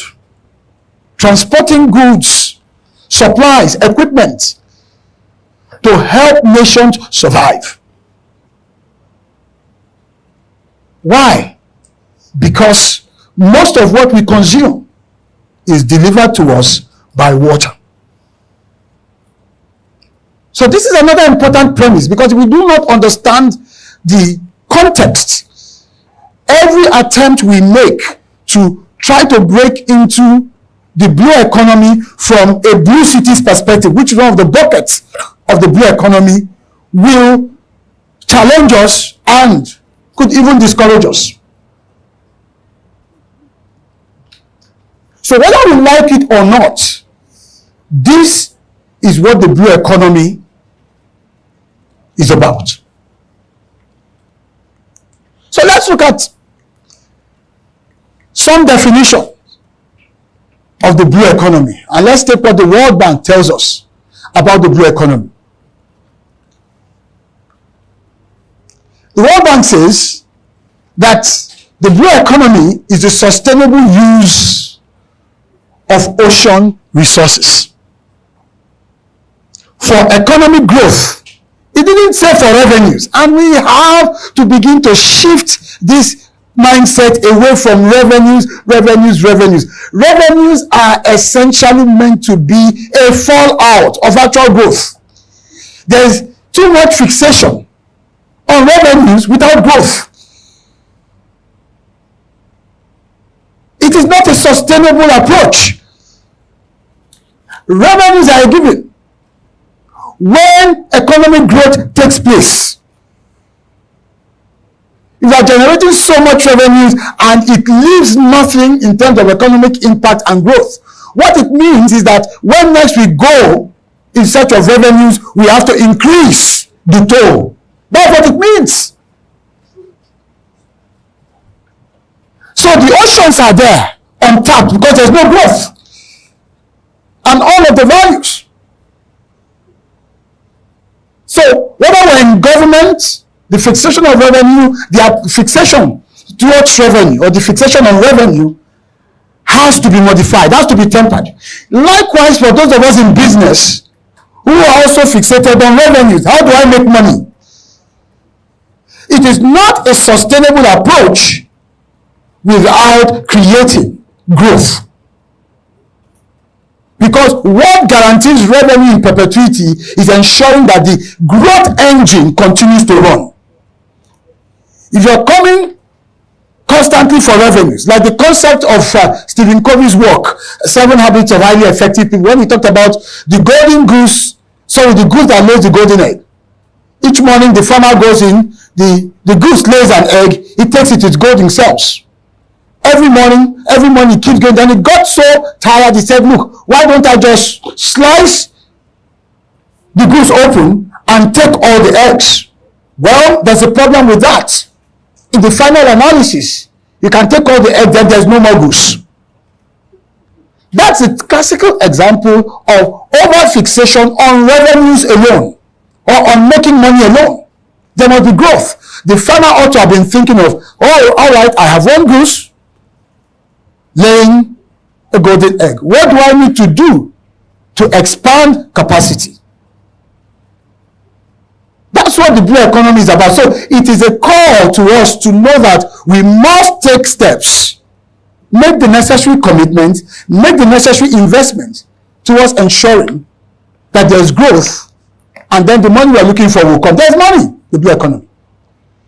So let's go back to our definition. The sustainable use of ocean resources. The ocean has a lot of resources. Those resources are within the ocean. Those resources are also above and around the ocean, and those resources are also adjacent the ocean. If I wanted to define the blue economy simply to the average Nigeria, I would say everything water, whatever is inside the water, your fishes, your shrimps, those living organisms and plants, whatever is beneath at the bottom of the water, the resources you can mine from it. Whatever is on top of the water, your ability to carry out transportation activities. And then, of course, the fallout effects of what happens on the coasts or the adjacency value of water, meaning coastal communities, trading taking place along that line, the development of estates along that line, hubs. That entire ecosystem would be my own definition or explanation of what the blue economy means, so that the average Nigerian understands it and appreciates it, because Nigeria is a coastal state. Nigeria is supposed to be thriving via the blue economy. That is the understanding we are yet to inject fully into our minds. Many people live in Lagos but don't even have that appreciation that Lagos used to go by the appellation state of aquatic splendor. Now that sounds like a mouthful, but that's blue economy. So those are your ocean resources. And it says when we use these ocean resources, certain things must happen. First, economic growth. Second, improved livelihoods. There are people living around water bodies that are worse off. That is not blue economy. That's like brown economy. They are worse off. So that's not blue economy. It must improve their livelihoods. So whether it is to enable them go to schools, go to good schools, get medical support, and be as comfortable and have some measure of decency, improved livelihoods, it's a factor. And then, of course, it must create jobs. Jobs. It must create jobs. Employment, so that the people within that area can have a decent means of getting income to sustain their lives.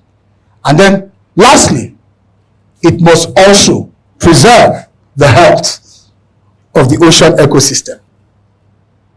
So, as you begin to prepare your minds to go into the blue economy, from a real estate standpoint, you must understand what the blue economy actually means and what the 5 key elements represent. So that when you design projects, when you plan projects, when you propose or market or execute projects, all these elements must be there. So if you're building marinas, for instance, because those are the things we should begin to take for granted along our coasts. If you're building seaside estates, luxury estates, hotels,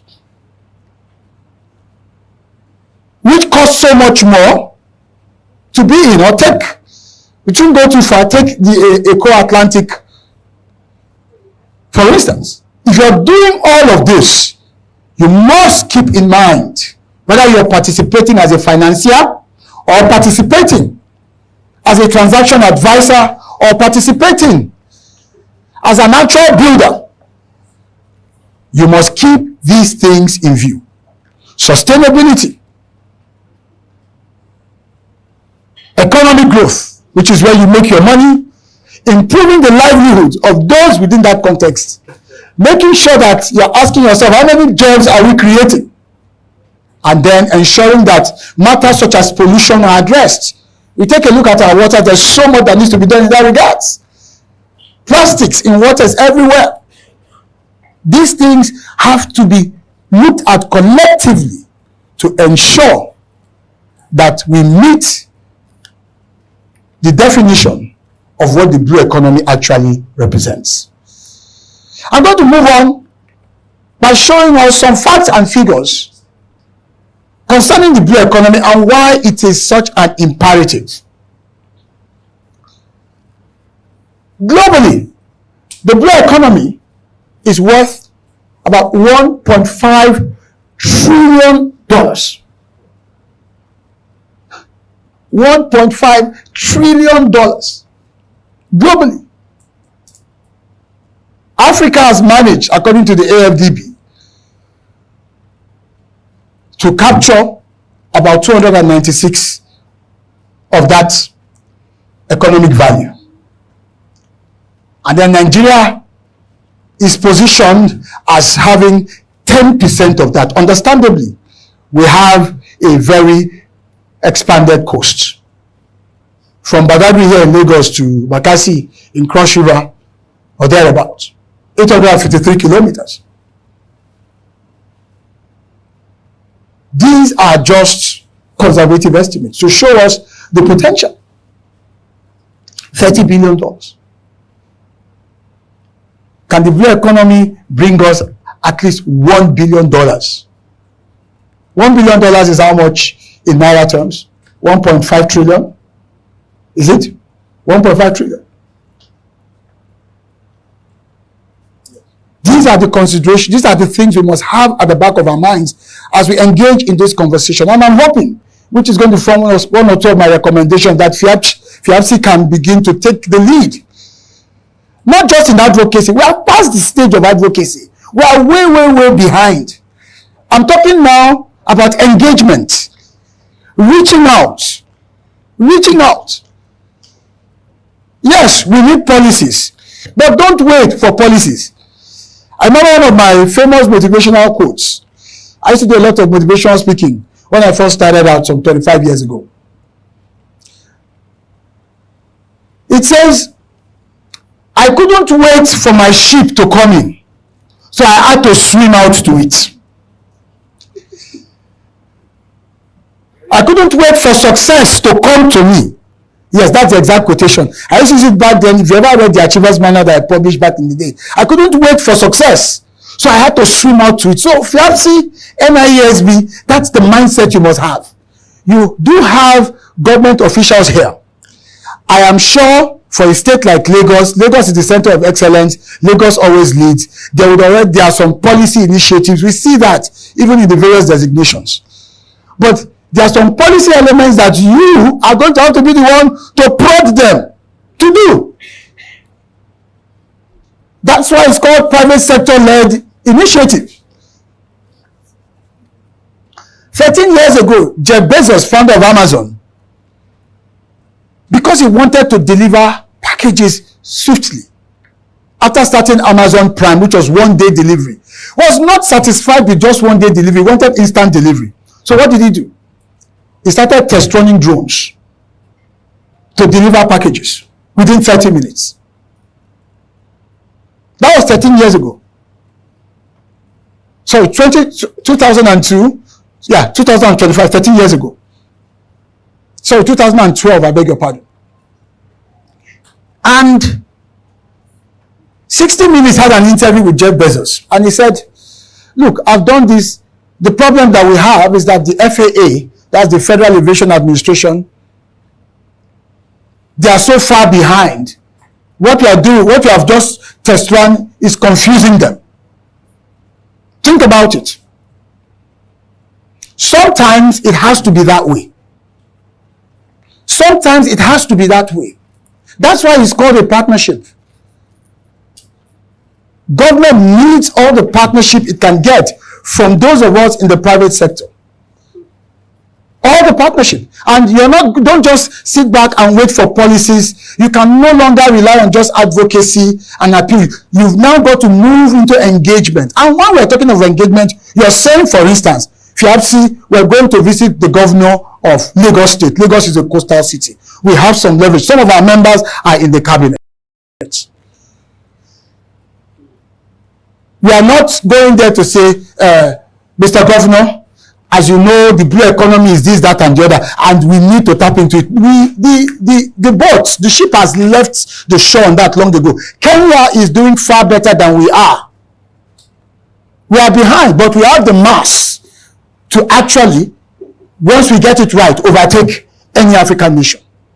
You're going to say, if you can open up this space for us, PPP arrangement, the final say on occupancy is the governor. The same way we have succeeded in building estates out of nowhere. There are places that are estates today that 10 years ago, if you mentioned it, I still cringe. That you mean there's an estate that would I love to live in those places? But when you see the drone view of those estates, when you hear people telling you that they live there, it's a miracle what the real estate sector has been able to accomplish. And we now know from the current rebasing of the GDP, the preliminary submission is that real estate has what? Has overtaken oil and gas in terms of GDP performance. That should tell us that there's something there. We should all be paying attention to it. So you've worked this miracle on the land. We're saying it's time to take your miracle prowess to the waters.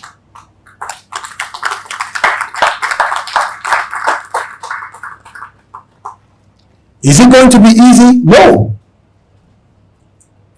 If you have to help the public officials with writing the policy, write it. Thankfully, we have enough technology to help shape a lot of these things. With the advent of artificial intelligence, we can quickly, on a dashboard, see what global best practices are and make the necessary adjustments. So you have to needle them. Absolutely, you have to needle them. Because sometimes the public sector is usually a laggard. Jeff Bezos wanted drone delivery. FAA couldn't catch up with it. I'm told that drone delivery just started in the UK last year or 2 years ago. The private sector has to be very aggressive. And that's why I use the term engagement over just advocacy. Because at the advocacy level, we're talking. At the engagement level, you are putting something on the table. And you are placing a challenge on the table. To say, give us this space. Give us this. Clear this space. If all you can do is open it up with the most minimal infrastructure as your own investment in this partnership, do it. And maritime assets as a nation, to just give us that level of clarity as to what we are sitting on and as to what we actually have in our possession as a nation. So here are some of our maritime assets. 853 kilometers of coastline. We've mentioned that. Those 8 littoral states, Lagos, Ogun State, Ondo State, Delta, Rivers, there is Akwa Ibom, my state. Although I think I'm more of a Lagosian than an Akwa Ibom person because I was born and brought up here, and I'm not sure they've seen me in my state. Over 10 years, 15 years. Even when I worked in Nimasa had an office and projects there. It was those projects I was unfortunately not able to go and participate in. Cross River is also there. Bayelsa is there. We have 8 of these states. So we have what I call the keys of the Atlantic. And international law says that from the coastline right to 200 nautical miles, everything around the waters, inside the waters, belongs to us. Everything. So everything you can build there in in terms of real estate is yours. And by the way, I was talking with my friend Bidomi this morning. I said, look, I have a slightly different view to the concept of real estate than the general one, which is, if we talk about real estate, it means that you own landed property and all that. That for me, real estate is permission to mint something. In this case, to mint money. That's what it is. Now, at the School of Eloquence, we have a license from the NBC to operate a TV channel called the Achievement Channel. And on that license, it says nationwide. What do you think MTN's real estate is? It's not the mass or the masts and what have you. Its real estate is where? The airwaves. That is MTN's real estate. And that's why they say everywhere you go. That's real estate. So we need to begin to look at all of this. And I want to challenge you. So if I have a TV license that says nationwide, that means that my real estate, as far as broadcasting is concerned, is that space. The NBC gave us that license the same way the NCC gave MTN that license. And it's the same way the governors give you what? C of O. Because you know that the land is not permanently yours. Now, I don't know that I'm giving some governors ideas to begin to give water CFOs or blue CFOs here. But anyway, if they use it, they should make sure they pay me because so water itself is real estate. That's what we're saying. Because we're talking economics here. And until we begin to think ocean-centric views, we may not be able to translate our success on land to the sea. So we have 8,500 kilometers of inland waterways. Now, this is very interesting. So when we talk about the blue economy, it's not just what happens along the coast. The coastline is the frontier. That's why I believe very strongly that it is the 8 littoral states that represent the actual frontiers for the blue economy. FIABC find a way to engage with each of these states, understand their needs, do a proper needs analysis as it relates to real estate. That is going to be your linkage. Because what we're trying to do here is simply convergence. How do we bring about a convergence of real estate prowess with blue strength, which is our comparative advantage? When we say blue, we're talking about the waters, and then create an economic outcome that rewards the players, and also do it in a sustainable manner that provides employment and uplifts the livelihood of all parties involved. This is the thinking of the blue economy. So the 8 littoral states are the frontiers, but inside the country, within the country, I call those 20 states all connected by water, inland waterways network. We call them the blue corridors. 20 states in Nigeria can be linked within through water. And we have 8,500 kilometers of these inland waters. So think about those top two, 853 kilometers coastline, and then 8,500 kilometers in-house. I'm going to spare you most of these others and then show you what I mean. Opportunities of the blue economy. This is our coastline. And there are cities everywhere here. There's Badagry, Ojo. These are all coastal, potentially coastal cities, because that's where we are going to, coastal cities. Look all the way right down to Bakassi. This is what we have for free. Every day we wake up to it. Economic possibilities. that will not destroy the environment, that will create more jobs, guarantee more security, because if there's more development along these coastlines, it reduces insecurity. This is where the money is. Of course, I mentioned earlier on about what we have, our inland waters. So, my dear friends, I want to quickly point you to the buckets of blue opportunities. Let me tell you, you think you have made money, You haven't made money. If you're a long-term thinker and you can take or make the first mover's advantage, and of course, real estate business is a long-term business. This is where the money is. Every time I travel abroad, I pay more for the hotel room I stay in, as long as that hotel is closer to a water body, than I pay for a regular hotel where normal people like you and I stay. Why? Blue economy. There's always a blue tax. We are enjoying this fresh breeze. I stayed at one hotel in Greece called Kiani Atti 2 years ago when I attended Posidonia, which is the annual event on maritime, on shipping globally. Because the Greeks are the leaders. The Greeks control about 30% of shipping globally. That's why they could manage their major economic crisis. Their economy, their maritime strength, their blue strength was out of this world. Countries like Singapore, all they are doing, they control 25% of maritime labor, seafarers.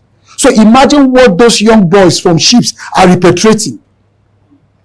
It gets to a point where nobody is bothering about revenues that government is collecting, but the collective effect, the collective blue effect from blue activity is significantly flowing in. I'm not just talking about trickle down when one person makes $1 million. No, that's trickle down economics. It's risky, it's unpredictable. But when it is a flow, and it flows, you know that everything in that hemisphere is going to feel the effect of the current. That's the power of the blue economy. So when we are showing you this rug of water that we are lifting, we are showing you that, let me use a Yoruba expression, Nkombembe.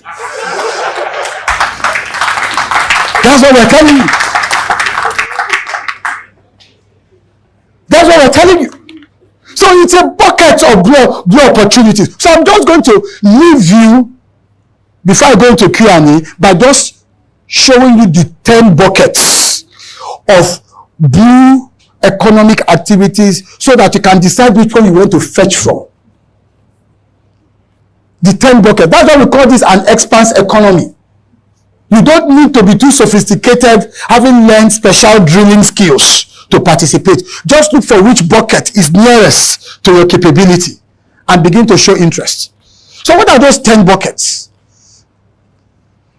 At the Blue Economy Academy, I founded the Blue Economy Academy after my time in Nimasa.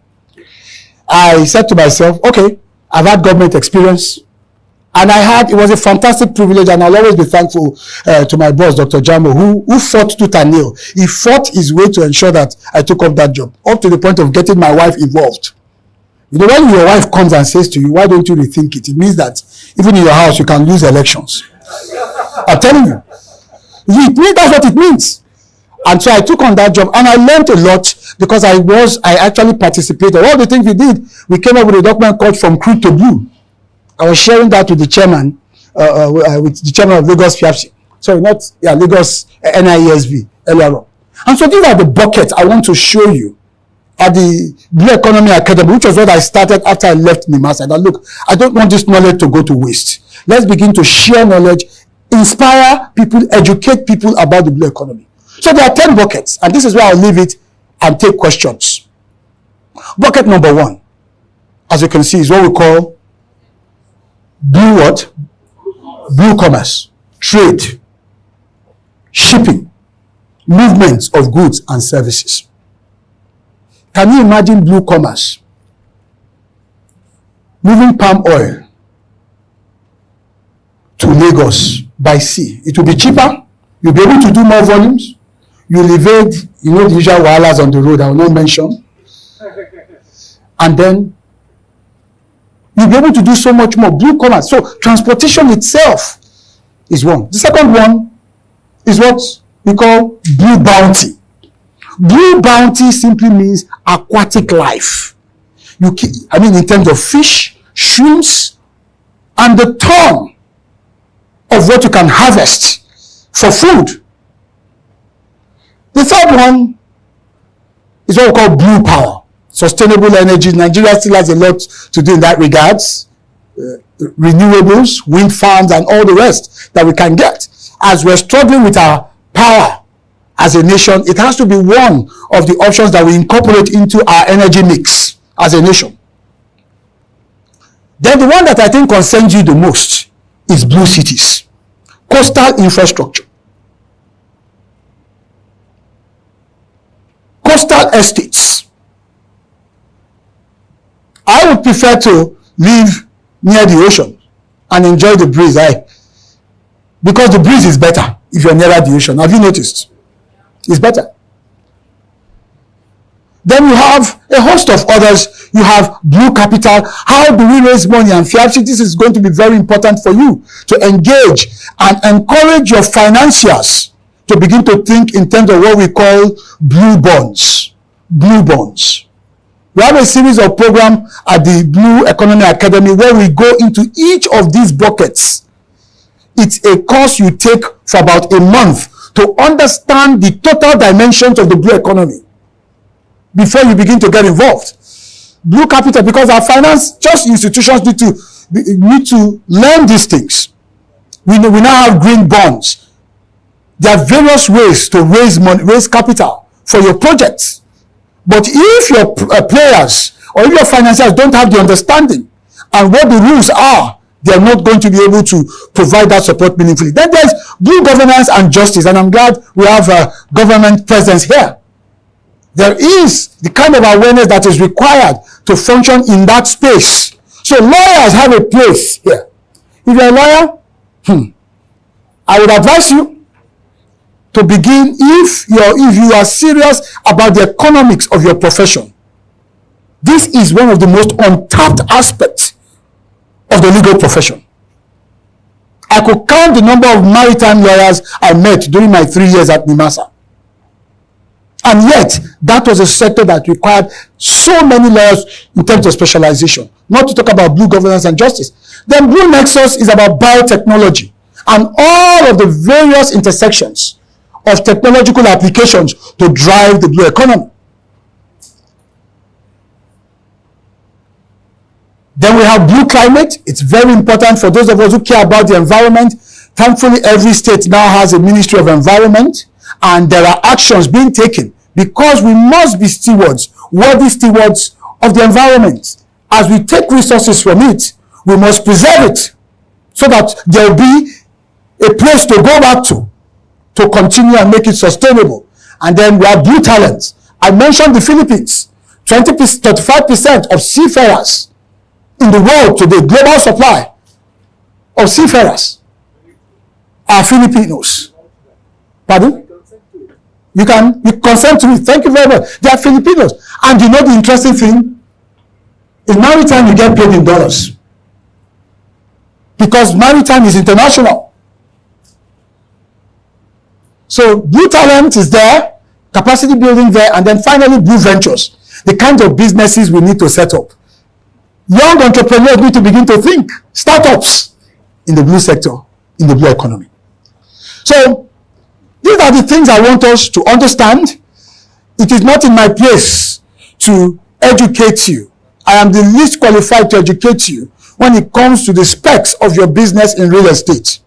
I've only come here to shed light to help project what the trend is as far as this emerging sector is concerned. It's only emergent for us in Nigeria. It is a sector that has taken hold globally. And to challenge us to begin to think about making Nigeria blue. More blue is what we need. More blue so that we will not suffer the blues. Thank you very much. Thank you very much, sir. That was another big ocean of knowledge as we have just shared with us today. So we'll take Q&A. Because we don't have so much time, we'll take just 3 people. I know we have more questions, so I'm going to take in the order in which we raise our hands. So I have number 1. Please note that, sir. Do we have any other question in the house? Oh, we are all okay. Are you raising your hand? So number 2, sir. Okay. I think that's okay. We are all together. Your name, sir, your family, and your question. My name is David. Good afternoon, everyone. You say David? I represent PIOCCI, the Philippine Chamber of Commerce and Industry, which is a global body of 36 million Indians working abroad. And I heard the African region, I represent 54 countries from Lagos. Let me tell you, I don't want to have a question. As Professor Wong said, I'll use the word professor. Most of these things, like, what you brought, I just want to add some supplements with your permission. Because I know you're a speaker of the day, and you're trying really to make it a tomorrow today. Let me add to it. And I want all of us to, see in practicality some of those things what Professor has mentioned today, which many countries have achieved. The first thing what is started with the villages, towns and cities. If you have time to, I welcome you to India and come to a state called Tamil Nadu. There is big temple from 7,000 kilometers far from Tamil Nadu coast called Angkor Wat in Cambodia. And those villages, if you see even today, there are houses which are not less than 6,000 to 8,000 of square feet, the minimum smallest house. Because that shows when you are at the coastal city, you can connect to the whole world. So I just wanted to supplement Professor on this teaching, number 1. Thank you. Number 2, we mentioned an inland waterways. Thanks to our current government in India, they are working tirelessly and with safe cost. Not only cost, the headache that we see on Nigerian roads. I just put in one number. For me, India has got a very big coastal, I don't remember the numbers, I think about 5,000 kilometers or so. So earlier, we used to produce something in Kolkata from eastern part of India and you take to western part of India. It will cost you 15 rupees per kilometer with fuel, toll and all the nonsense on the road.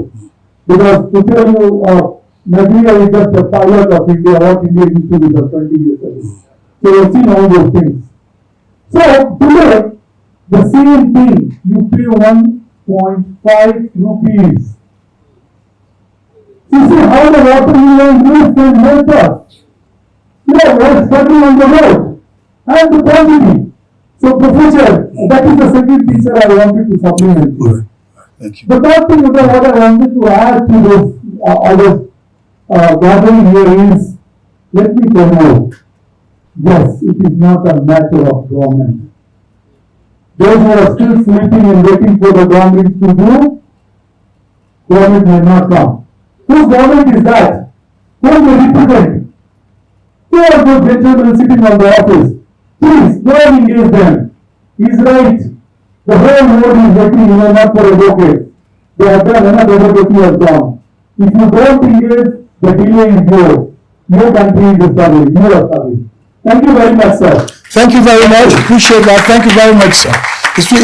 India is one of the leading maritime nations in the world today. We can't, maritime and blue economy, we can stay here and go on and on and on. As you can see, I still have like 4 or 5 slides, but again, that's why you have to come to the Blue Economy Academy, because we sit you down and we take you into it to understand what the dimensions are that we're dealing with. Then you take your own slice, your own bucket, and say, look, 10 buckets, I think this one bucket is enough for one lifetime. Let me now begin to drink from it and drill into it. Oceans of opportunities. In fact, think of the ocean this way, or the blue economy this way. Think in terms of vastness, as vast as the seas are, and think in terms of depth. Vastness and depth. That is what defines the true riches that are available with regards to the blue economy. Thank you so much, Peter. I want to first of all take a lead from what Ms. Ishla. Yeah, and you are briefing on about what's happening in your country. Yes, the vastness you described here, the depth. Your country has understood it and happening to it. I will tell you, we also understand it here. Unfortunately, we have a lot of bottlenecks that have made us to stand still, and we are not tapping into the resources. And I must tell you that the main source of the strength that we're supposed to receive to tap into the resources is even the major cause of the problem, and that is the government and the bottlenecks we pull around. I was privileged to be present the day that the first inland waterway was launched in Nigeria, somewhere in Ngwaland in Aba. That was about almost 20 years ago.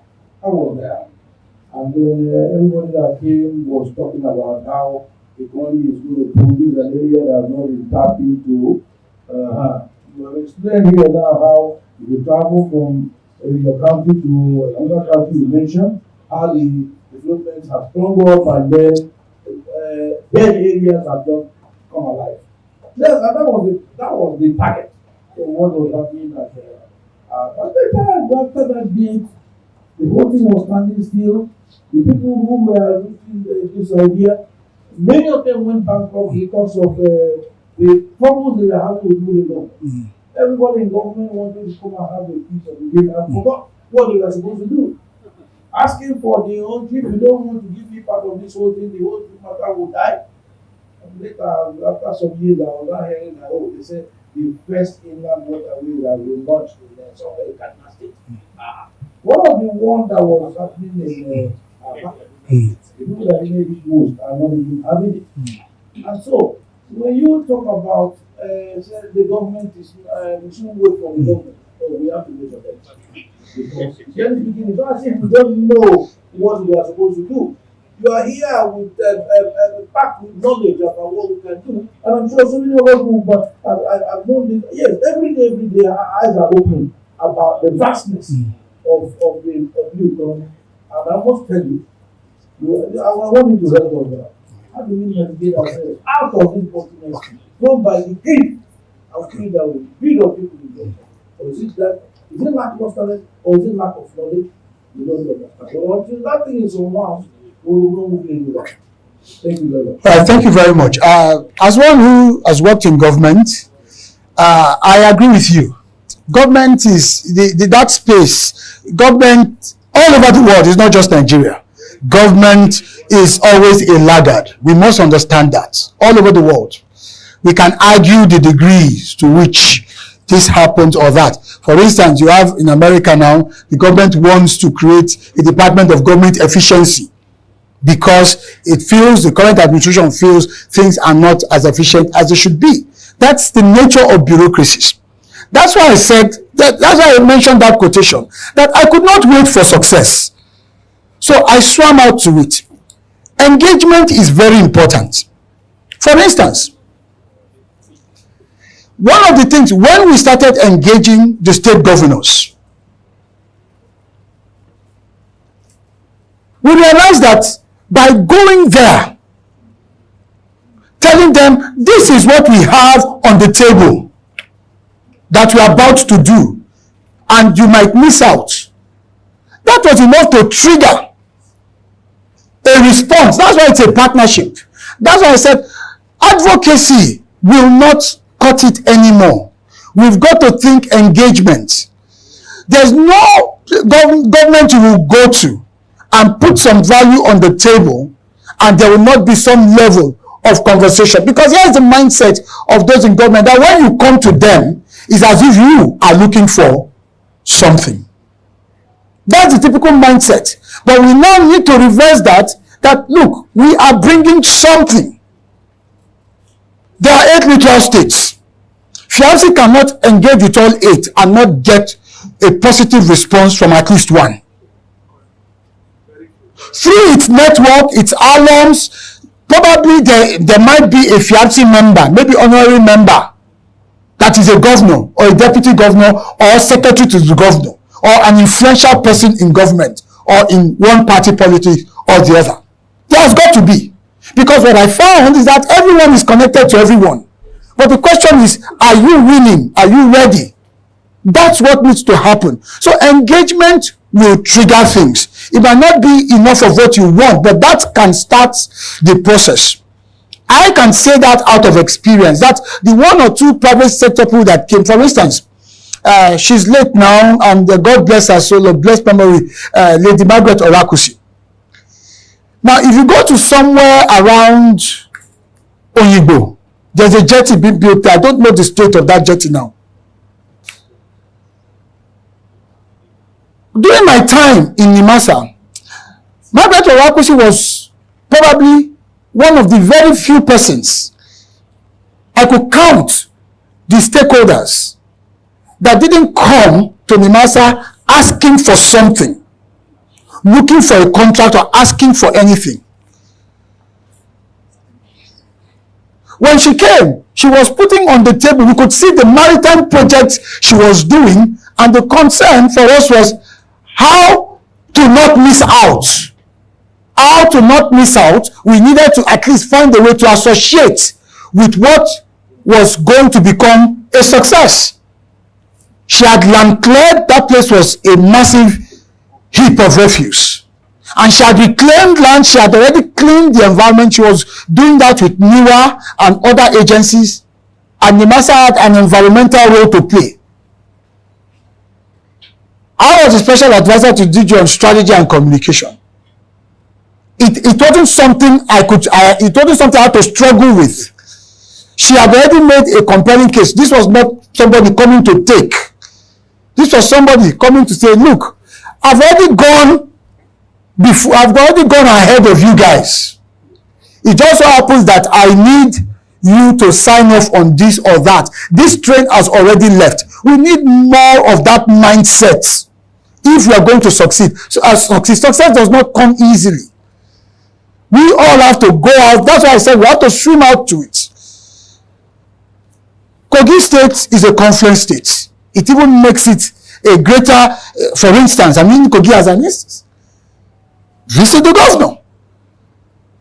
If what you have to use to bring him into the fold is giving him an honorary membership or whatever it is, and then you're laying it at the table and it's clear. So I can't go into the nitty-gritty, but it's a mindset that we have to adopt because government is slow. We have to get ahead of it. That's one of the things that I learned, and that's why I want to encourage and to say, don't be discouraged. Engage and demand. We have senior government officials. I think the two of them have left. The next conversation should be, all right, this is what you're planning to do. We know you're already doing this and that. There's a point of convergence. Let me give you a typical instance. When we visited the DG of Nimasa, then Dr. Jamo visited the Lagos on the Blue Economy Project, for instance. I was on that team. The doctor said, okay, you know what? I could be interested in Blue Talent, which is, what's it called now? Seafarers, training of seafarers. But we already have a maritime academy in Oron, but we don't mind being, what do you call it now, a mini campus in Lagos. I can provide infrastructure, I can provide whatever it will take. I can provide buildings, whatever it will take. Now, what was missing in that meeting was a FIABC-like party. Let's say a CIPM, Chartered Institute of Personnel Management, because we're talking talent here, that could have just brokered it. Now, what could have happened, or the expectation of governance would have been that maybe someone on the Lagos team, in doing their job, would have made that connection. My governor is ready, Nimasa is ready. How do we create this linkage? But because it was government talking to government, can you see what's happening? That match did not light. This 4 years down the line. That's why I'm saying we cannot, the stakes are too high for us to leave it totally to them. we must up our game. Because if CIPM has said, oh, we have the database, we are the warehouse of manpower development in Nigeria. All right? So do we need to create an agency? Do we need to create a special purpose vehicle? Whatever it is, that's where private sector would have come to lead it. And that's why I'm saying to FIABC that you are in a unique position right now to spark off these engagements. And one thing I want to encourage you to do is to set up a blue economy committee within your body to focus on this and to begin to take some steps. So there are lots of irons in the fires, but we have not connected the dots. The linkages to spark them into life is what's missing. And the problem is that we are waiting for civil servants who by their default status, it's their wheelbarrow-like. You know what a wheelbarrow, you have to lift it and push it. And when we need to do that, we must do it. Because you are investing, your resources are going into this. So it is in your interest to help drive the policy, if policy is what is needed. If policy is the only thing remaining, to help drive it, it is in your interest. So you must find a way to have a seat at the table. That's how this works. Otherwise, we'll keep preaching it as you've continued to say, and nothing will come out. For me, as the founder of the Blue Economy Academy, what I have, the master in 3 years was like my PhD in maritime and blue economy. As a technician, I know how it works. And what we have done at the Blue Economy Academy is to translate that into modules of learning, but in a very functional way.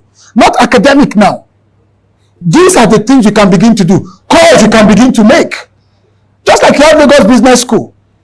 As you're finishing a program in Lagos Business School, you're already seeing results from the network, the connections, and what have you. So most of us have access to governance. How are we using the access? How are we leveraging it to move industries and sectors forward? So I feel you, sir, because I've been there, I know what it's like. But what I also know is that if we want something, we have to get up and move the needle. Otherwise, in 5 years' time, we'll be back here and we're still discussing this. And I hope that FIABC can begin to make the move in engagement terms. And let's begin to see. I want to see the president of FIABC Africa and Nigeria in Bayelsa with the governor. And then a statement that, okay, we are giving you this plot to develop as a test blue city. Then FIABC, your network, your members, with all of the connections, can we do this? Let's see what it will look like. And I can tell you, the governor of Ogun State, once he sees that, he will call Mr. Adele and say, are you not my brother again? What happened? I'm seeing you in Bayelsa. That's how things work in this country. Well, I'm seeing you in Bayelsa. What happened? You are from this state. That will be the next question. I can tell you from my state that if they see me doing this, they will ask, and you are from this state and you have never, they will accuse me as if it is my fault. But the point I'm making is there are things we can do. There are low-hanging fruits. Let's take them first and let the policy and the bureaucracy catch up. They are lagging indicators. They are laggards. Okay, thank you very much. Okay. All right. I guess I'm done. Sorry, we just have one more question. One more? Okay. Good afternoon. Good afternoon. I'm Reverend Dr.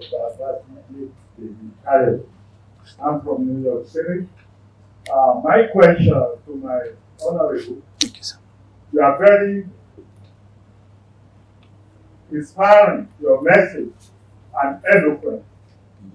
My question is, I've been watching and I see the ocean bringing dollar in. Now, luckily, I'm one of the contact persons in New York City when it comes to affairs of Nigeria and Africa. My question to you, my honorable, how can we be in safe haven when it has to do with honest person to deal with in Nigeria? Now, I want to see or hear from the panel, who can we get in touch with when we want to get property here, that we won't cultivate in empty barrel, that we pay and we don't get nothing in return. Fortunately, I'm very close to the Black American business people and developers. And I think before COVID, the main Sanwo-Olu came to the US to ask for people of business. And unfortunately that I was there as one of the people that he spoke with. Now I want to see how you can make it that we will have confidence in Nigeria when we're talking of real estate. Because we have big real estate developers that they are interested in Nigeria real estate. I was invited to Nigeria Embassy last year. They urged me to use my influence to bring business people to Nigeria. Where our problem started from is the consulate, where they can't get visa because they contacted visa to a private company. So now, if you can advise me, so I carry the message home that we are safe to do business with Nigeria or Africa particularly, that these are the list of people we can deal with, that we can sleep without open one eye. Okay. All right. Thank you very much, sir. Thank you very much, Reverend. We appreciate your question. It's always a germane concern because these are investments that we're talking about here. I think you are already in the right space. You're already in the right space. Because when you make plans of the nature that you have indicated, and by the way, New York City is one of the leading blue economy centers in the world. I mean, in terms of what happens between New York and New Jersey, their port and what goes on there. So you've come to the right place in terms of a professional, having access to the right professionals to guide you in that. And so you'll be meeting with the presidents of the two presidents, FIAPC, Africa and Near East. Mr. Dele is here. He's going to work with you. And then, of course, Mr. Opatola is here as well. So here you have both FIAPC, which is the international body for real estate practice. And then you also have members of the NIESV, that's the Nigerian Institution for Estate Surveyors and Valuers. So you are in good company. So I hope that addresses your concern. Before I leave, I want to reference something I watched 2 weeks ago on television. It was in Enugu State. The governor of Enugu State and the owner of Landmark. Gentlemen, that's a man that understands what is under that blue rug. That's a man that understands the blue economy. I've never met him. I just saw it, and by the time I turned to it, I saw the governor, and what I could hear was Nike Lake Resort, and I saw Landmark. I didn't need to watch it any further. I could establish what was about to happen. And that's also a governor. That's why I said, go to the governor. The governors are the key to the blue economy. Let's be clear. Yes, we will eventually have a national policy. It's taken a while in coming. We had started that some 3 years ago, from NIMASA to the ministry then, and then under the chairmanship of the then vice president. We had a couple of meetings, but then of course, the tenure elapsed or ended, and then here we are. So we will get there. But don't wait for the policy. Write your own policy and start to execute, and then converge. There will be a convergence. But if you wait for the policy, it comes in 10 years. Uninvested resources will go latent. So blue economy will allow you to broaden your mix of portfolio in this business, and you need it. No investor sticks only to a singular line of investment. So here we see a man who encountered a very painful, and let's agree with that, setback. That was actually a thriving blue economy endeavor. Things happen. But here we also see a man who's resilient as the seas, as the waters. Who then says, okay, this has happened.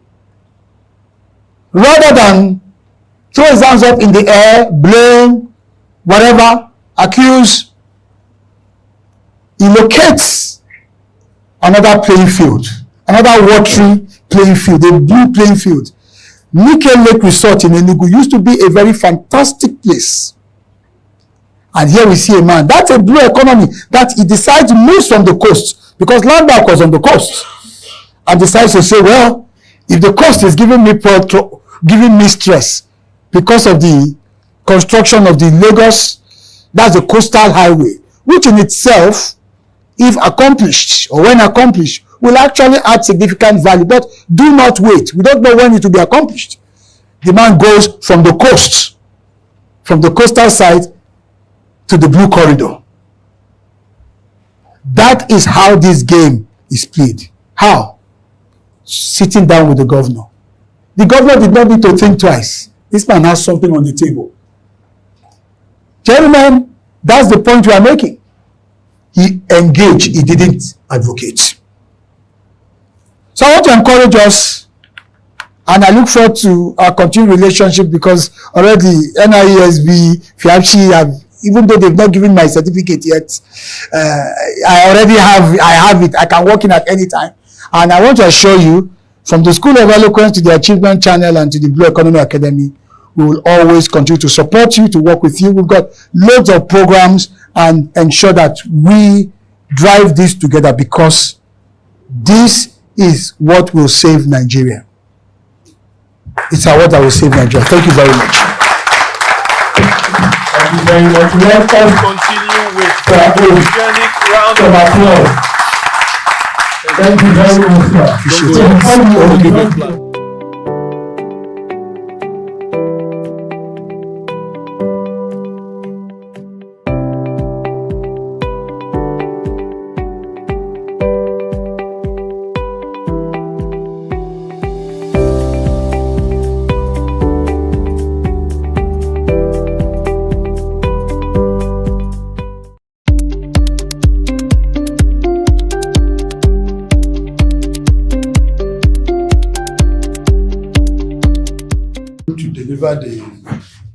Who's going to talk with us, who will lead the discussion, let me say it that way,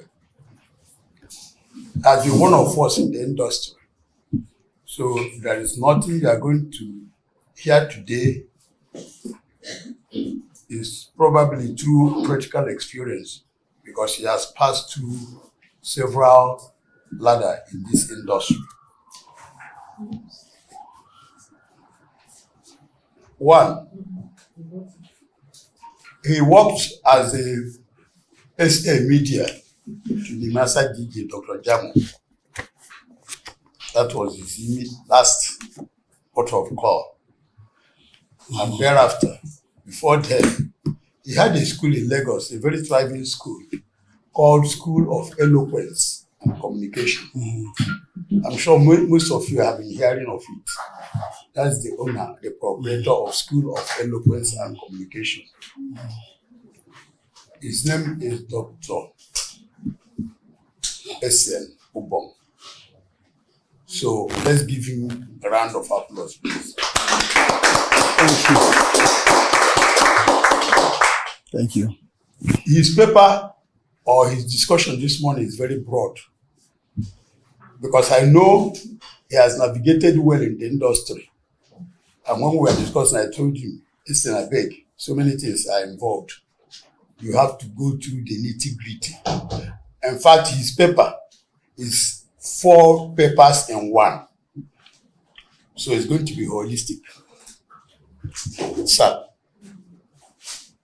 the people you see here are staff of PR unit of Nigerian Shippers Council. Most of them are in Lagos, some of them are in Kano, Abuja, Bauchi, Port Harcourt, where they have zonal offices, they have PR people in those offices. So the head of PR assembled them to come and share perspectives, share ideas on how to go forward, which is a normal routine. So we'll now give you the floor to start your conversation with us. You're welcome. Thank you very much, my brother. I appreciate it. Thank you very much, sir. Let me start by extending my respect to Head of PR. Madam, thank you for this wonderful initiative. And that's what leadership is about in terms of building the team. So I want to say well done for leading this charge in this regards. And then to all of you, my colleagues in this business of communication, we are communicators, all of us here. That's really the crux of who and what we are. And that's the essence that we represent. The PR function is essentially an element of the entire communication architecture. And I hope that as we engage in these conversations, one of the things that I am looking forward to doing is to engender a paradigm shift. Having had the privilege, having been a private sector person and then I had the privilege to serve in the public space, I'm always excited when I'm asked to come back to join these conversations because of the benefit of both worlds. Yeah. And I have seen from experience, I think August will make it 2 years since I left NIMASA. I've seen from experience that each time I pop into meetings like this and speak, it's always so enlightening, even for me, to think and realize what I could have even done differently when I was in service. So it is my hope that we would at least have that paradigm shift, because without it, we will continue to run the same clock again and again and again. So that's one of the reasons why I opted for us to have a more interactive, engaging decoupling of the subject matter. After this, I will still send you a paper. The paper will reflect what happened here. I will send the paper formally through my colleague here to the team that will put into place a clear picture of things that you can begin to do and to implement.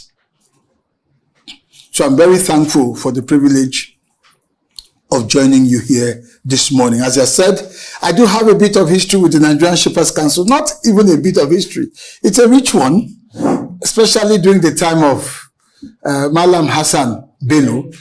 I remember that we had about 2 cohorts from the Nigerian Shippers Council come to the School of Eloquence to be trained on public speaking and presentation skills. It was, I would say, an across the agency participation. There were people from finance, people from consumer support, there were people from PR. You were in that program as well. I remember very well. And it was a very good program. I remember some of the faces. I remember Monica. Is Monica still in the system?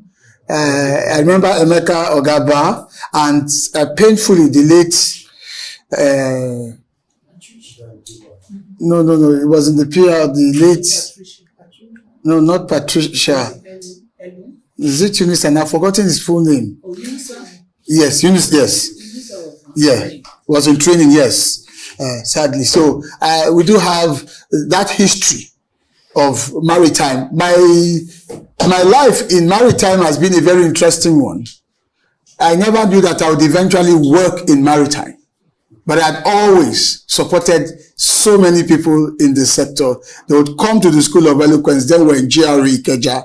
We've moved to Ikoyi now, and we would just work. Little did I know that the sea was calling.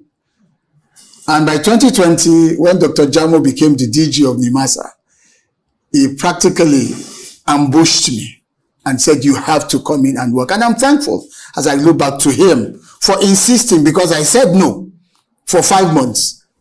but for insisting, and I'm very grateful for that experience. And sometimes you need people like that in your life, because it gave me a whole new career in the blue economy.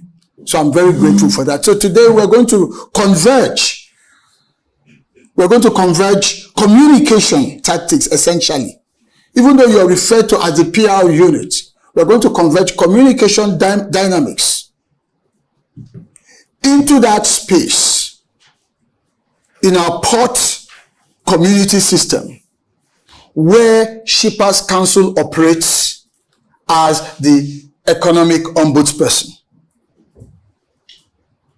The amazing thing about the maritime ecosystem is that everybody has got their space.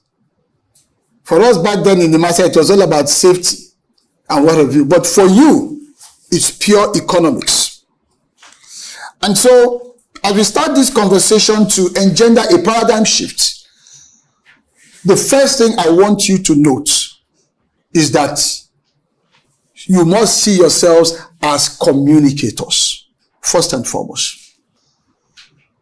Why am I making this point? The typical tendency when you look at the PR architecture of a number of government agencies and entities, it's a default mode, is that, yes, in terms of the PR function, we are almost always on crisis mode. Have you noticed that? We are either praying that something does not go wrong, and when something goes wrong, a lot of the times it catches us flat-footed. So we are constantly playing catch-up. We are constantly in reactionary mode. So we call the press, put out a press release. We are constantly just sending all of these information out for it to circulate. That's what typically happens.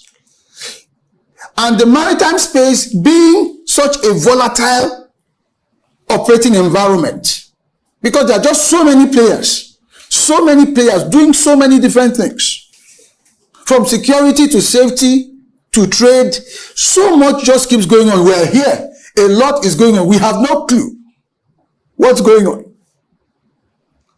So our thinking must evolve into a more strategic pattern that envisages, that plays the devil's advocate, that anticipates, that just sits down. Maybe in your office, 2-3 of you can just sit down and just begin to throw up scenarios. Scenario thinking must be part of how you operate.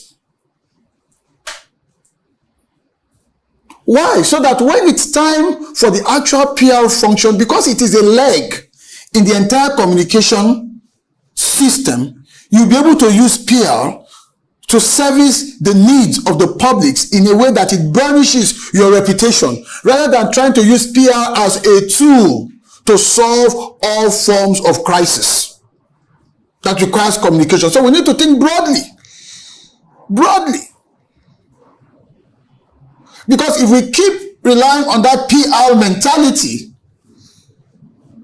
most of what we'll be doing will be cleanup business. How many of you agree with me on that? It's a tendency to always clean up. So first and foremost, the paradigm must shift. You are communicators. And by that, it also means that you are strategists. You must begin to have a very strategic disposition to things.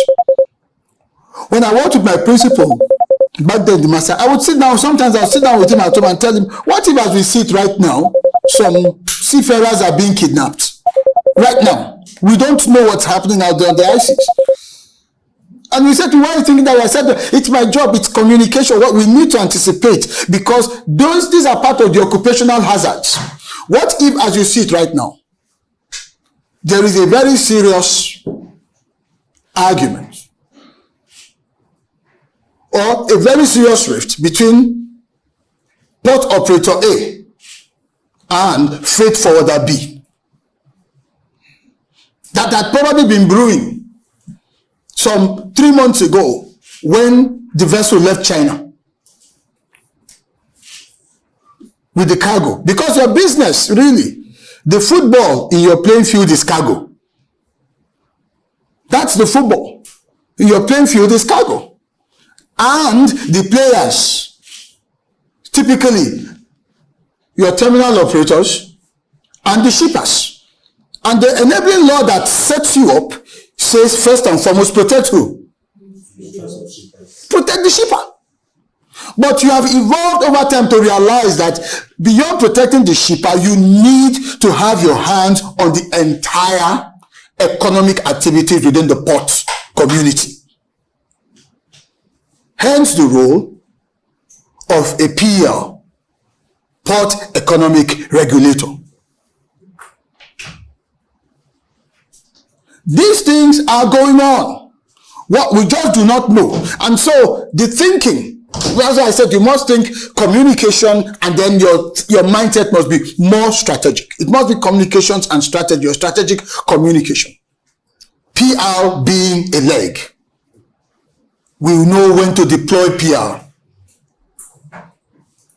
So what if between terminal operator A and freight forwarder B right now, you know your players, you have your database. By now, the expectation is that you know where the potential challenges could be. You know where the hotspots in that economic space in the port could be. So what if right now this is happening? And it's sounding like an irreconcilable problem. And these entities are powerful in their respective rights to also use the media to put it out there that we are being overcharged by this particular port operator. Charges that do not exist, charges that are opportunistic. So what I'm doing, I'm just scenario painting now.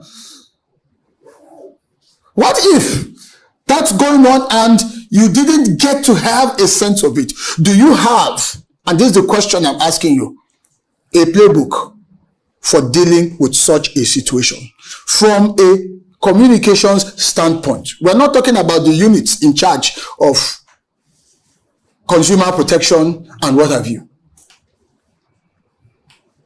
The PR unit must have its own playbook that it has developed strategically by thinking out these scenarios. They may happen, they may also not happen. But we are strategists, we are in the game, in the business of envisaging and anticipating most times the unthinkable happening, and then bracing ourselves in the event that it happens. That's what it means to be proactive. Great communicators have strong proactive behaviors. We have to be proactive. That's part of how we change our paradigm. That's a part of how we change the mindset, the approach. We move ourselves out of that space, and the reasoning becomes different.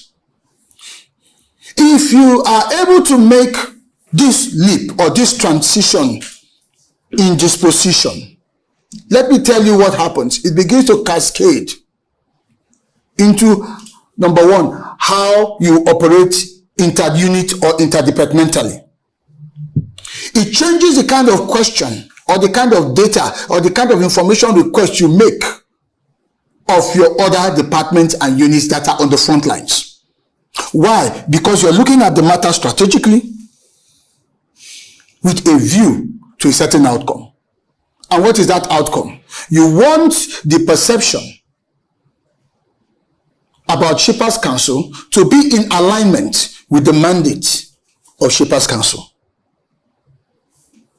Because that is the journey as to how you begin to become a brand, which is what our conversation is all about here. For most government agencies, there is always a potential misalignment between what they stand for and what they are doing and what they represent in the minds of their audience. For most. So it takes a lot of conscious work. So I'm taking you back to first order of business. You are communicators, and so the paradigm must shift. It's bigger than just public relations. far, far bigger. More so now that the country has adopted the model beyond a Ministry of Transportation to say it is now marine and blue economy. So it is a wide expanse of an entire ecosystem. A wide expanse. At the Blue Economy Academy, which one of the things I started when I left, finished my service, we're looking at 10 buckets. It's so massive. It's 10 separate areas. There's a lot going on. And you play in about 5 of those, from commerce to regulation, trade, innovation. As an economic regulator within the port system, your role straddles so many of these areas. So we must start first by adjusting the paradigm, the mentality, the approach, the thinking has to be different. Otherwise, we'll constantly keep just sending out press releases, responses, firing emails, calling journalists to do a special interview with our chief executive and all of that. Those things are good, but they are transactional. They are good. They have a place, but they are transactional. That should not be what defines us. We need to change the game by changing our disposition. So we have to look at our role, our function.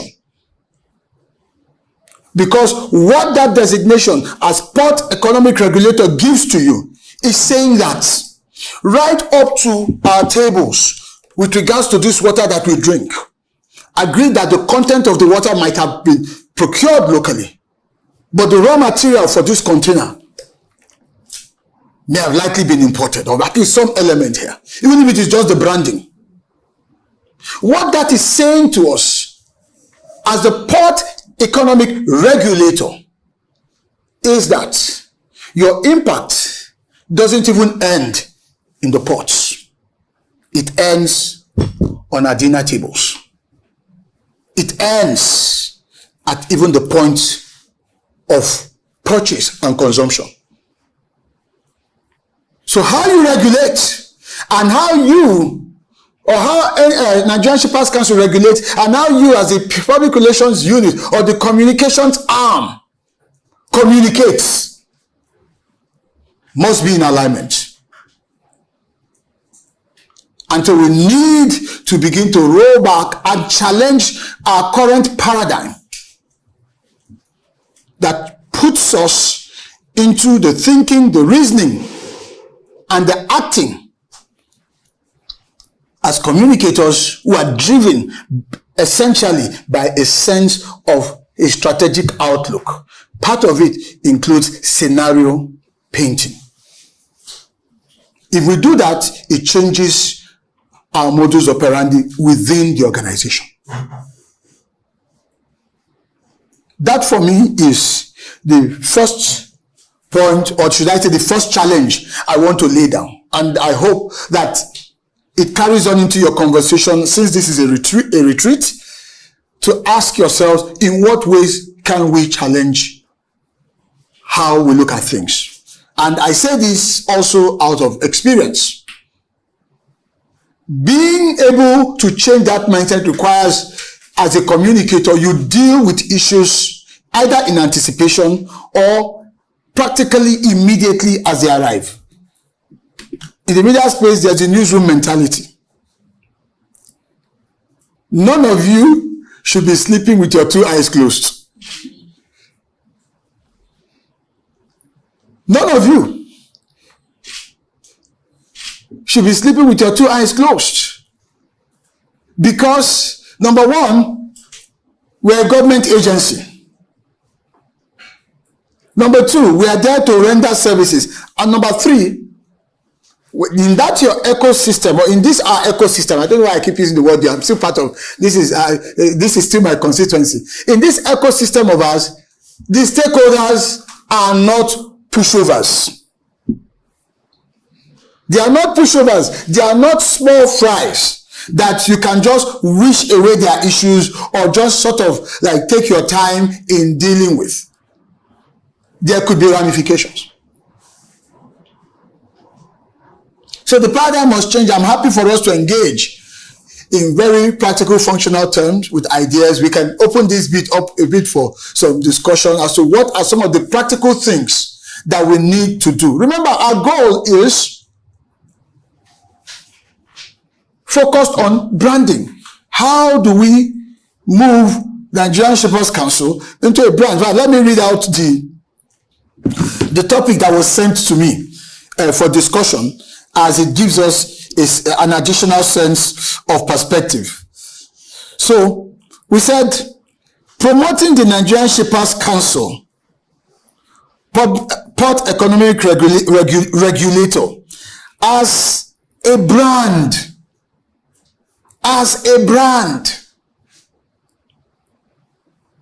using PR, public relations, to manage and safeguard its corporate reputation, addressing and managing crisis while staying ahead of the competition. No wonder I said there are 4 topics. There are 4 topics in one, so we've got to address this as strategically as possible. But for me, as I looked at all of this, it just, in very simple terms, was saying to us as a topic, how Nigerian Shippers Council can build a good name, protect it, and stay ahead. That's what it means. How do we build a good name? We protect that name, and then we stay ahead of the competition, of the various challenges that we're likely to meet and to face. So with that in mind, let me hear from this group. Perspective, current experiences. I'll take 1 or 2. I've made the first point, and that is we need a paradigm shift. Do we agree to a large extent that the model has to adapt? And I say that because I was responsible for an entire PR unit during my 3 years in the NIMASA. So it was constantly a bit of a challenge. And one of the things I tried to encourage the team to do was that, look, you cannot go to sleep at 5 p.m.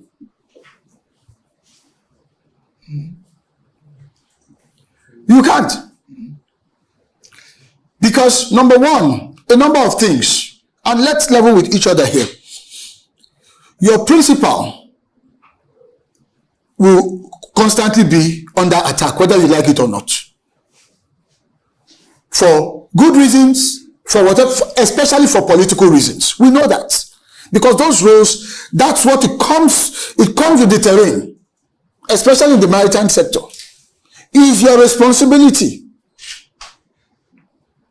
to defend, to protect, because you want the attention on the organization and what it is doing.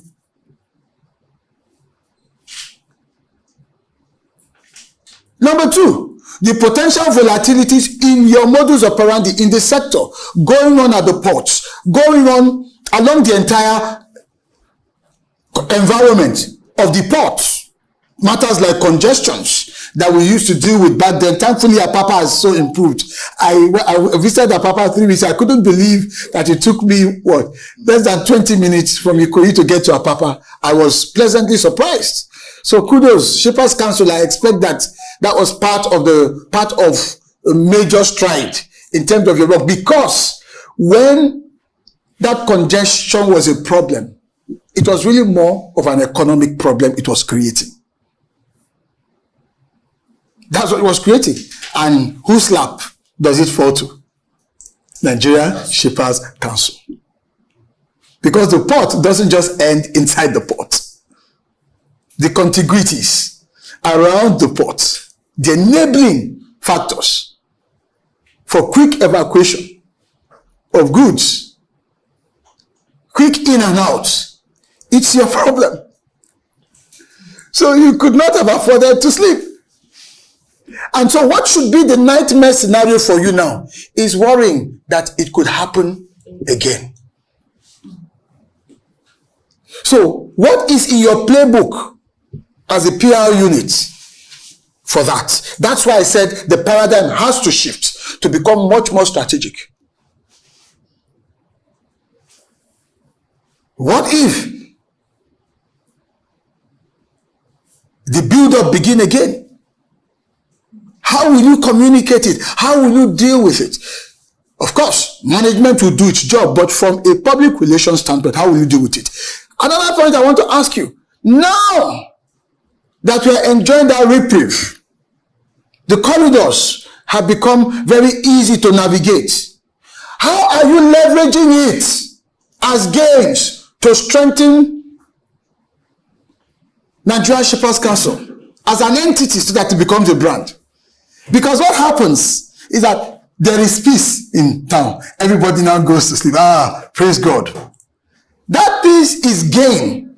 So from a strategic communication standpoint, you should be milking it, addressing it, consolidating on it from a public relations messaging standpoint into gains. But you have got to sit down together as a team and with strategic worldview, ask yourself, how do we do this? Because the window of doing that is what you can actually cash into your brand equity. Because we're talking about how we build this organization into a brand.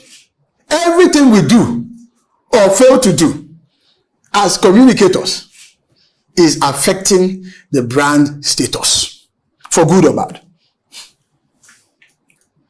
So you can see why I said that the paradigm has to change. It's not just because of handling bad situations. We have to stop doing what I call, or what CNN calls janitorial services.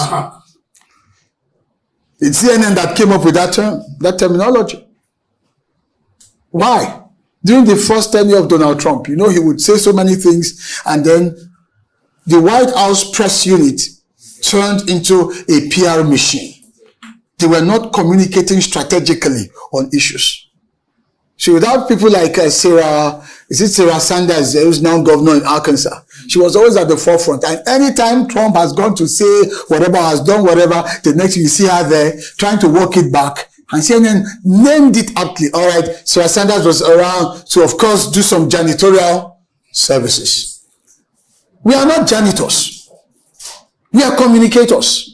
We need to lift our paradigm seriously, because that will help us shape even what our principal is doing. It will help us shape even his approach. You are responsible for your principal, the executive secretary, chief executive of the organization. You are responsible for him because, like in my time in NIMASA, our policy simply stated that the number one public image maker for the agency was the Director General. I don't know if that's the same in Nigerian Shippers Council. The same. That in every organization, the first public image for the organization is the chief executive. So your evolution must be so strong and robust to a more strategic level that it influences the approach of even your CEO and his immediate team when it comes to putting narratives out there and how they do that. It must be that way. So I'm appealing to you to take an open mind to this and begin to challenge yourselves towards this paradigm shift, to being more communicators and more strategic in your approach, whether the situation is good or bad. Because when you're more strategic, even when it's a bad situation, you can turn it around. Not by papering over the cracks. Not by trying to launder the situation, but by acknowledging, accepting, if it's a crisis, for instance, and then positioning what is being done and how you're restoring confidence back into that particular situation. It's still part of strategic thinking. But if you're still transactional, when there's a crisis, the first thing you do is to put up a wall of defense. As you know, in the port system, it's not only Shippers Council that is there. There are the tractors. You begin to look for various other things and trying to skirt the issue. But if you're strategic, you can own the situation and then turn it around. taking responsibility, showing that you're even taking responsibility to address it is a plus. It's part of what adds towards your brand evolution and your brand equity. So first order of business is the paradigm shift. If that's the only thing I can successfully implant in this team, to go back and create a stir and engender a debate amongst yourselves, I think it will make a world of a difference in directing the flow of how you conduct business communication-wise. So, with that out of the way, let's explore perspectives. I'm going to open the floor for just a few minutes before I go on to my second point. We're going to take this in phases, in buckets, depending on how much time we are eventually allowed. My style, because I've been a teacher all my life, is typically when they ask me to deliver a paper, I always tell them, he was asking me about the paper. I said, don't worry about the paper. You know that I am the paper. I am the paper. Well, the goal in communication is to address the issue. That's the first goal.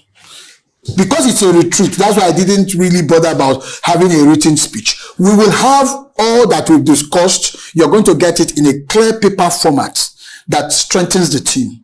I'm sure by this evening, my team will have something out. I have my camera person doing the filming, so we'll get all of that together, and then we'll have something well structured for you that you can use and develop a playbook, come up with things that can really help the team, galvanize the team, give you that sense of above just PR.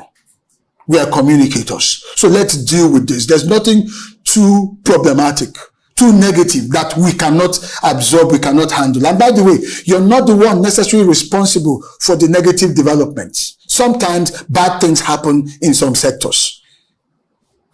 But how we embrace it and how we take responsibility to communicate with the consistency, the rapidity that it requires, shows how proactive we are and gets us back in charge. So let's share some thoughts. We have agreed that the paradigm needs to change. So what are some of the things that you think you'd like to begin to do to shift the paradigm a little bit after this retreat? The floor is open. Thank you. It's a conversation. How do you go from here? That's what it's telling me. So you can build up your own personal narratives. Where do you go from here and how do you do it? So let's look at a scenario. I mentioned earlier on, of course, it will not be appropriate to mention specific names. Terminal operator A, for some reason, unknown to you, without reference to Shippers Council, without clearance to the NSC, tweaked its charges, its tariffs. Whereas Freight Forwarder B, who had initiated a large import, let's say, of wet cargo from China a month prior, based on a prior tariff plan. Because once you've arrived, there comes around other typical problems like demurrage and all of the things that are associated with delays, which freight forwarders don't like, or shippers don't like, the shippers end. And then they find themselves in a stalemate. This had happened for over 3 weeks and gradually began to seep into the press because of the status or stature of the two entities. It began to make for news. And the ramification that by the time the product is distilled through pumps or wherever, rather than go for 500 naira, we're looking at 1,500 naira. And Shippers Council is caught in the middle. How would this team handle it?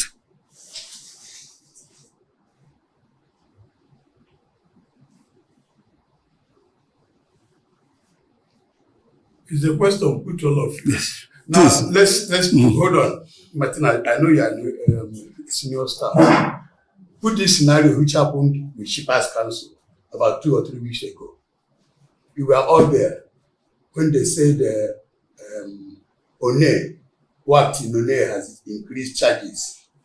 We were all there. Okay. You had it. Okay? Now, at that level, what is just a similar thing you're asking me, what would be your response level when you hear that type of thing? And suddenly, one of the freight forwarders came about that what Shippers Council, that just they're wasting time, they don't have any responsibility to do. You had it. It was on press. Now he's asking you, at that level, what would be your response level? What would you do? One way to look at it is, how have you been typically, till now, responding to those kinds of situations? And then what needs to change From there. Typically, when I remember during my time in governance, typically when a crisis like that happens, okay, all right, we need to go, let's put out something, let's send something to all of our maritime press, whatever. It's not our responsibility, this, just to at least circulate, at least let our voice be heard that we are in the mix. That's what we used to do back then. I don't know if that is also the experience. But so let's look at it from the way we have been doing it and then ask ourselves, can we do it much more strategically, differently, in a way and manner that we benefit more in terms of our name, in terms of our reputation, in terms of the brand? I didn't want to mention it. No, I have to be out of respect for this. To help you further. You know, in that respect, like the issue of grant we are trying to discuss. Yes. Now, first and foremost, I think when it happened, the head of PR first looked at the story and saw that even Shippers Council gave that approval in 2021. In 2021. And the mischief maker in 2025, from nowhere, came and said, how can they be giving improving rate charges by this year? When the economy is bad, the cargo is not coming in, there are a lot of international this thing, and so why should they do that type of thing? Without knowing that this approval was secured in 2021 and met all parameters on ground. So the head of PR said, do I need to respond this? She now had to go to the regulatory, went to consumer, went to the Met, and saw that the man was not on ground. The person who was blowing the trumpet was not on ground. Okay? And then, to place them, they had to still go into the media world and told them, look at the time we gave the approval, and they met all the metrics to get the approval. Okay. And this is a process. So my question, using this scenario, is to then make the point I made earlier on. You can't afford to sleep. Look, in every space, there are good actors and there are bad actors. As communicators, we are the ones playing in this space.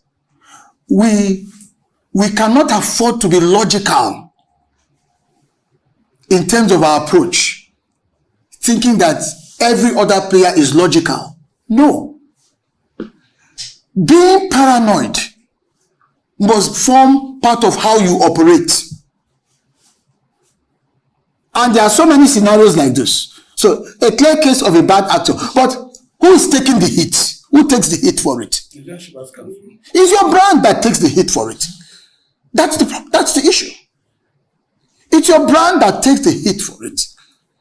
So what that kind of scenario is telling you is that prepare for more. Prepare for more. We don't even know whether somebody has already posted it as we sit here. We don't even know whether someone has already posted something that then causes us a world of pain. So being intentional in terms of space occupation before they get there has got to be part of the strategy. It's eternal vigilance in today's world where anybody can easily claim that they are a journalist. You have to simulate their role. You have to have people on your team playing that devil's advocate. What if has got to be the question that you ask consistently, tirelessly. What if? That's what we used to do back then. I'll just say, what if they kidnap 6 people and 3 of them are Chinese? This is a year where we are applying to join the IMO and all of that. And what if? And people, in fact, people used to call me crazy back then. Why are you crazy? I said, but that's the nature of the business. That's the way that we are in. Anticipation. We must be proactive. And being proactive is simply being strategic. That before the enemy gets there, I'd already gotten there and I have a playbook for it. So I'm not just reacting, but I'm dealing responsibly with the situation. So what that is telling us is that our channels of engagement with our various stakeholders must be very intense, must be very vibrant, must be very consistent, so that in some ways we get to know things. It doesn't mean that you will not concede goals. You can win a match and still concede goals. There will be some things that will slip through the cracks, but I'm just saying, please, being paranoid has got to be part of how you do business. That's the newsroom mentality. Dealing with breaking news. How do you think these CNN and the rest get to the place where the news is breaking? Because they too, they anticipate. What if something happens here? What if a volcano? If you go to CNN now, they'll tell you they have a playbook for dealing with volcanoes. They have a playbook for dealing with various kinds of accidents should they happen. They have a playbook for coverage of being where, in a place like America, there's what you call gun violence. That's why they can bring those news. They always seem to be on top of their game. There's a playbook for it. It's so intentional. And we're saying that has got to be the mentality and the approach. You want to say something, please? Okay. That's got to be the mentality and the approach. It means that, my dear friends, we've got to encourage ourselves a little bit more to lift off beyond our role as public servants. That's just where I'm going to. Otherwise, we'll constantly be in firefighting mode, even when we are innocent, all because of a few bad actors. I don't know if anyone wants to add anything. Someone wanted to say something the other time. You still want to say something, please? I wanted to say we have to be on the lookout. Shouldn't go sleeping. Our ears should be on the ground. Our eyes should be. Absolutely. So let me ask this question. I really meant to ask this particular question of Shippers Council and then the PRT. About 2 months ago, NPA increased its rates by 15%. Of course, justifiably. I mean, they justified their not having done that in over 30 years. And then, given that the port infrastructures are actually deteriorating and there's a need for that. But what was the most dominant outcry in the media? It was the Manufacturers Association of Nigeria. They dominated the space. And it was really giving NPA a lot of heat. Because the argument was very simple. What you have just done, NPA, is to make life more costly for Nigerians.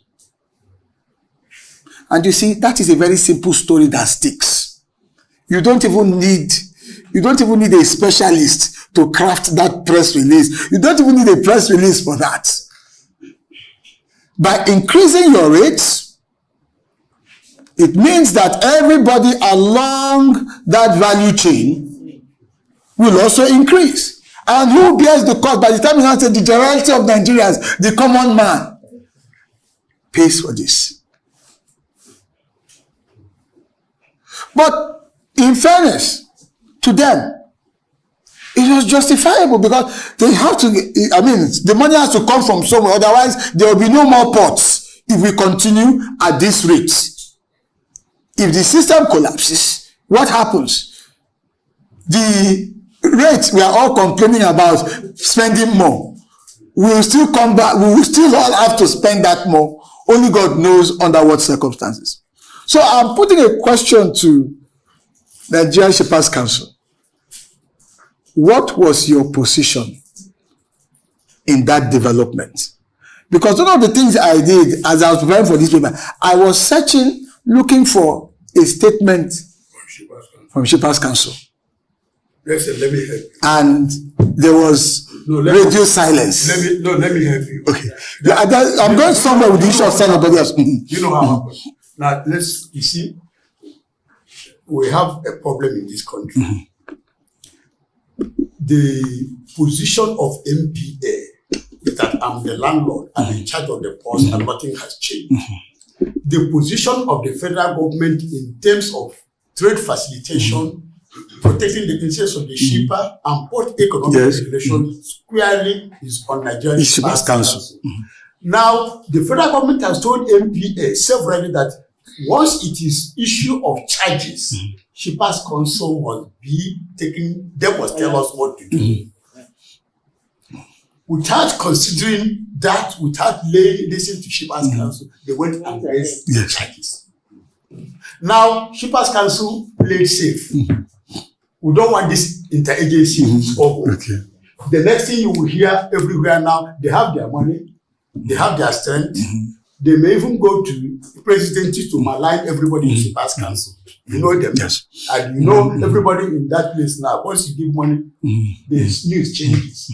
Shippers Council went on the ground and wrote them a letter that what you did, if you had passed through us, we could have come together to say, justifying it. Because we know after 30 years, there are some instruments that should be there. And we justify from this, when this Naira was this, when this Tago was this, when this, and everybody will be taken into consideration and it will be a flow. But they didn't do that. So the Manufacturers Association came in and fought them. And they let came back to us and came back to Shippers Council that look, this say, don't worry. There's nothing, we will sort it out within the agency level. Okay. All right. So a very important point that you've made, and you've given us a very full background. But you see, MPA decides to do what it wants to do. I want us to treat these scenarios as just neutral development in terms of things happen. Our interest is the consequence, the ripple effect. If I am a freight forwarder, I'm blaming Shippers Council. Pure and simple. Because Shippers Council, you are supposed to be looking out for me. I hope you get the point I'm making. I'm just giving you a sense of, because you want to build your brand. Your brand is taking all sorts of hits, and chances are that we don't seem to recognize that these things are depreciating our brand equity. They're just happening. That's the thing about brands. A reputation over time, it just forms. And we think that it happened at that last moment when someone pushed it or tipped it over the precipice. No. So things have been building, and then we just got to that apex. So the point I'm making, you've made a very important point. Shippers Council did take action, but in the final analysis, when you look at it critically, if I am playing in this port economic environment, the summary of what has happened was that I did not see anything. This is where communication is coming in. I did not get anything in terms of a narrative that would have come to me from the port economic regulator on this. And the overall summary was that of silence. Now, you could have worked behind the scenes, but how was that translated? Because we are talking brand and perception now. The issue now is perception amongst your stakeholders. That's where I'm going to with this. Could we have, because as I said, I searched, I even had to call a few of my friends in the maritime press. What happened? Why? I mean, Shippers Council was quite silent on this. The question is, do you think with this particular scenario, Shippers Council could have acted differently? Not in terms of NPA did what it did, beyond your control, but what could you have controlled better as a public relations unit, as a communications unit, to ensure that your brand did not suffer for another party's decision within that ecosystem? Could you have done anything differently? Let's talk about it. Like what? For example, I think I was going on a meeting. Okay. After meeting With the stakeholders. Okay. So we could have gotten that out. Where all the stakeholders were being invited to the first council. And the NPA came, they explained their position, why they have to increase the tariff, which is 25%. And the NPA man, I was in the meeting, I covered it. He said, when he get to his boss in the office, they're going to discuss it with the boss, where a meeting will be held with the chief executive order of the maritime agencies. That was what the man said, the representative of the NPA. Okay, so that's what I'm asking. What could we have done differently with the benefit of hindsight? Yes. Like this issue, the NPA, by the time they want to sell most of the same house, they already use innovative, and from when they are selling this, why they want to increase the tariff. And secondly, they've already used some certain examples that, okay, these are the things they've already used learning process from other agencies. Why did they increase their own? And they've already built all these things into their claims, where this thing must be increased. And because Shippers Council, let me just be neutral here. Because Shippers Council wants to be able to say, you can't do this one to my people. You can't do this one to my people. But when you look at why NPA want to do some certain things, and you know that it is on the right proportion that they want to do it. Because I want to use two things, because two tariffs came out at the same time. That is the NPA tariff and custom tariff. But immediately they go against it, because both of them said it has never been increased for longer period. But the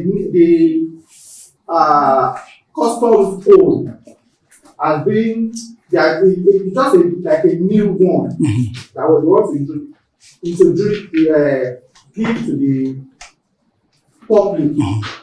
But the NPA have already used some certain innovative, they've already used a learning process before they can be able to say, okay, this is why I want to do this thing. Then we now look at it and now say, okay, if this thing is justifiable, so people are against it, which side are we going to do? It looks like a crisis. It is a crisis. So the question you should ask yourself, you see, there are a number of things I want us to look at here. Number one is, what is your role in this entire space? The role is to protect me. Yes, that's what the law says you should do. Exactly. And so the next question is, to your stakeholders, the people you are playing to, the people you are serving, how do they perceive you? There are two things here. And so your role in this department is essentially to ensure that there is an alignment between your core function, your core mandate, and the perception. That is what gives you your identity or builds your brand. So that is our interest, and that's why no matter what happens within the NSC, Nigerian Shippers Council, when you are part of those conversations, your voice must be strong enough in making it very clear, because most times you get this misalignment. Things get done, eventually, it's almost like saying that, well, majority will have their way, minority will have their say, that kind of stuff. But the ramifications is where I'm going to in all of this. We can't stop NPA if tomorrow they decide they want to increase or they want to take any other decision that has economic implications. It might not be rate increase. It's true, they are the landlords. You are regulating within their space. That's the truth. You are regulating within their space. You're trying to, because the work that you're doing is bringing sanity into that space where there is always chaos, potentially chaos, all sorts of chaos, whether it's tariffs or what's it called now, damage to goods or services delays, all of the typical problems that go with the business of logistics and shipping. That economic context is very volatile, just like life is volatile at sea when it comes to maritime safety and security. You are the referee there. You are the referee there. And so, making sure that the perception of you to the stakeholders that matter the most is in alignment, that you are an unbiased umpire. How many of us are football fans here? How many of us watch football here? I don't know if you are. Okay, let's say Arsenal is playing Liverpool, two bitter rivals. You switch on your television. You see both teams. Who is the most important person? Who will be the most important person on that field? It's the referee. You'll be saying that this referee, this same referee, if it's someone that has built, that you have a bad reputation for, that you always lose whenever he referees, you'll be saying, this man again, this man again. And controversy. So the audience, the fans, keep one reputation. And invariably it sticks. Because that opinion spreads, despite the fact that the man may have tried to be as unbiased as possible. That's where we are going to with this, is to let you know that silence is also dangerous. Silence is also dangerous. Engage where necessary. Some things will happen. I'm going to come to you, sir. Some things will happen that you cannot control. We must accept that. We are communicators. That's why we have to be strategic. That is the value of strategy. That we don't have control over certain things that will happen, but we have control as to how we can respond to it and manage how it is perceived. So it's to ask ourselves and go back to the drawing board and say, what if another situation like this will likely present itself anytime soon? It might not be from NPA. It could come from NIMASA, another sister government agency. Yeah. Or it could come from even your ministry. Or even from the House Committee on Marine. Even from truckers. So you see what we're talking about here. So sitting down, maybe doing your meetings every Monday, whether in Lagos, Abuja, these are the kinds of things you must say, okay, so what if somebody, all it takes is for a legislator to get up and just say, I want to move a motion on an issue of urgent national importance. Nigeria Shippers Council, and they just start talking, and then when you watch Channels News at night, you see yourself there. Free of charge. You are wondering, when did this happen? Do you have a strategy for those kinds of scenarios? So you must develop a playbook, and I'm encouraging these units to adopt the playbook development strategy that carries a variety of scenarios. What it will do is that it will expand the thinking and the mindset of everyone on this team. Because you are fighting a battle where you have all kinds of actors who in a bid to protect their own interests, hamper you from delivering on your mandate, and by extension, potentially gives you a bad name before your major audiences, in this case, the shipper. So this is part of how I want us to look at it. Please, sir, let me come to you. You wanted to... Sir, is it not possible for the Shippers Council to tell all the stakeholders before any agency increases their tariff? It's supposed to come to Shippers Council before doing that. The situation whereby they did not do that and then they increase the tariff. Can Shippers Council tell the freight forwarders not to comply until the tell Shippers Council to tell them so far they are the regulator? You see, that's a management decision. That's not your headache. Do you get the point I'm making in all of this? That's why I'm saying to you, you are in communications. A lot of the things you are called to manage are things that are beyond your level. In fact, there are things that you did not cause. But they have ramifications in terms of the image and in terms of perception. You don't know, there are some of the decisions might be internally made decisions. There are sometimes that decisions are made internally that are not necessarily, don't play out. They have what you call unforeseen outcomes that affect the image of the organization. Now, you don't have control over those calls. So don't bother yourself with that. What you want to do is that, okay, fallouts. Can we anticipate fallouts? Because I can tell you, even if as management, Shippers Council were to put those measures in place, there are always bad actors in every space. I need us to understand this. If we are going to be effective managers of image and effective communicators, there are always bad actors in every ecosystem. No matter how well structured, how well organized it is, even when there are ramifications, consequences, and penalties, there are always bad actors. They seek to shortchange that system, to stress test that system through various ways that some of us have not even imagined. So when these bad actors strike, the problem is they are usually fallouts.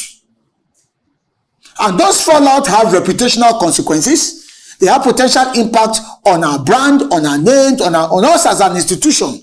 Some of these fallout can end up making us look irresponsible as if we don't know what we are doing. More like weak. Or weak. I'm sure sometimes you hear your stakeholders as a reference say that I don't even know what Shippers Council is doing. Question is, communication strategy must be a lot more proactive. A lot more proactive. You must think of all these scenarios. You will never get them 100%, but the more you think about them, the more elastic this unit will become. And so when tension, pressure comes, you know the concept of elasticity, it may stretch you, but you'll be resilient enough to rise to the occasion. So it goes back to the first point that I started out with, that the paradigm, our own paradigm must shift. If we are expecting NPA to do at least be a good sport, be a team player, NPA is in the business of NPA. You get the point I'm making? The same way all other actors, the same way you should be in the business of Shippers Council. Protect the shipper. That is your goal. That is your mandate. So that, ask yourself, do you have, in terms of image perception, if you were to be like a superhero with a cape, would they put Nigeria Shippers Council protector of shippers? Do you have that level of image perception in your sector? Do you have that level of image perception? But that is supposed to be your brand. Protector of the shipper as a port economy regulator. You do that. The functional side is port economy regulation. But the perceptional side should be, I use the word should be, protector of the shipper and by extension protector of the Nigerian economy. That's your brand destination. That's your brand destination. But the question is, what is your current brand situation?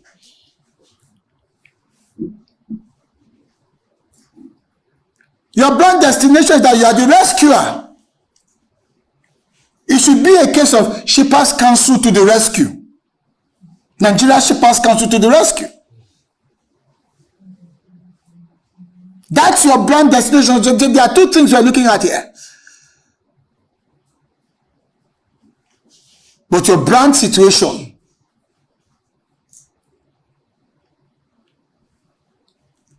we see that there's a gap. And we must constantly be working with this mindset. Are we protecting the shippers? Whatever happens, whatever comes out of this meeting with all of these people, whatever comes out of this, when the smoke clears after this tariff increase or whatever MP has done, will Shippers Council still be seen after all of it as they did everything to protect the shipper? And we saw it. And that's one more feather in Shippers Council heart into becoming that brand. That's why I said silence is dangerous. Because when you're silent, a feather is taken off your cap.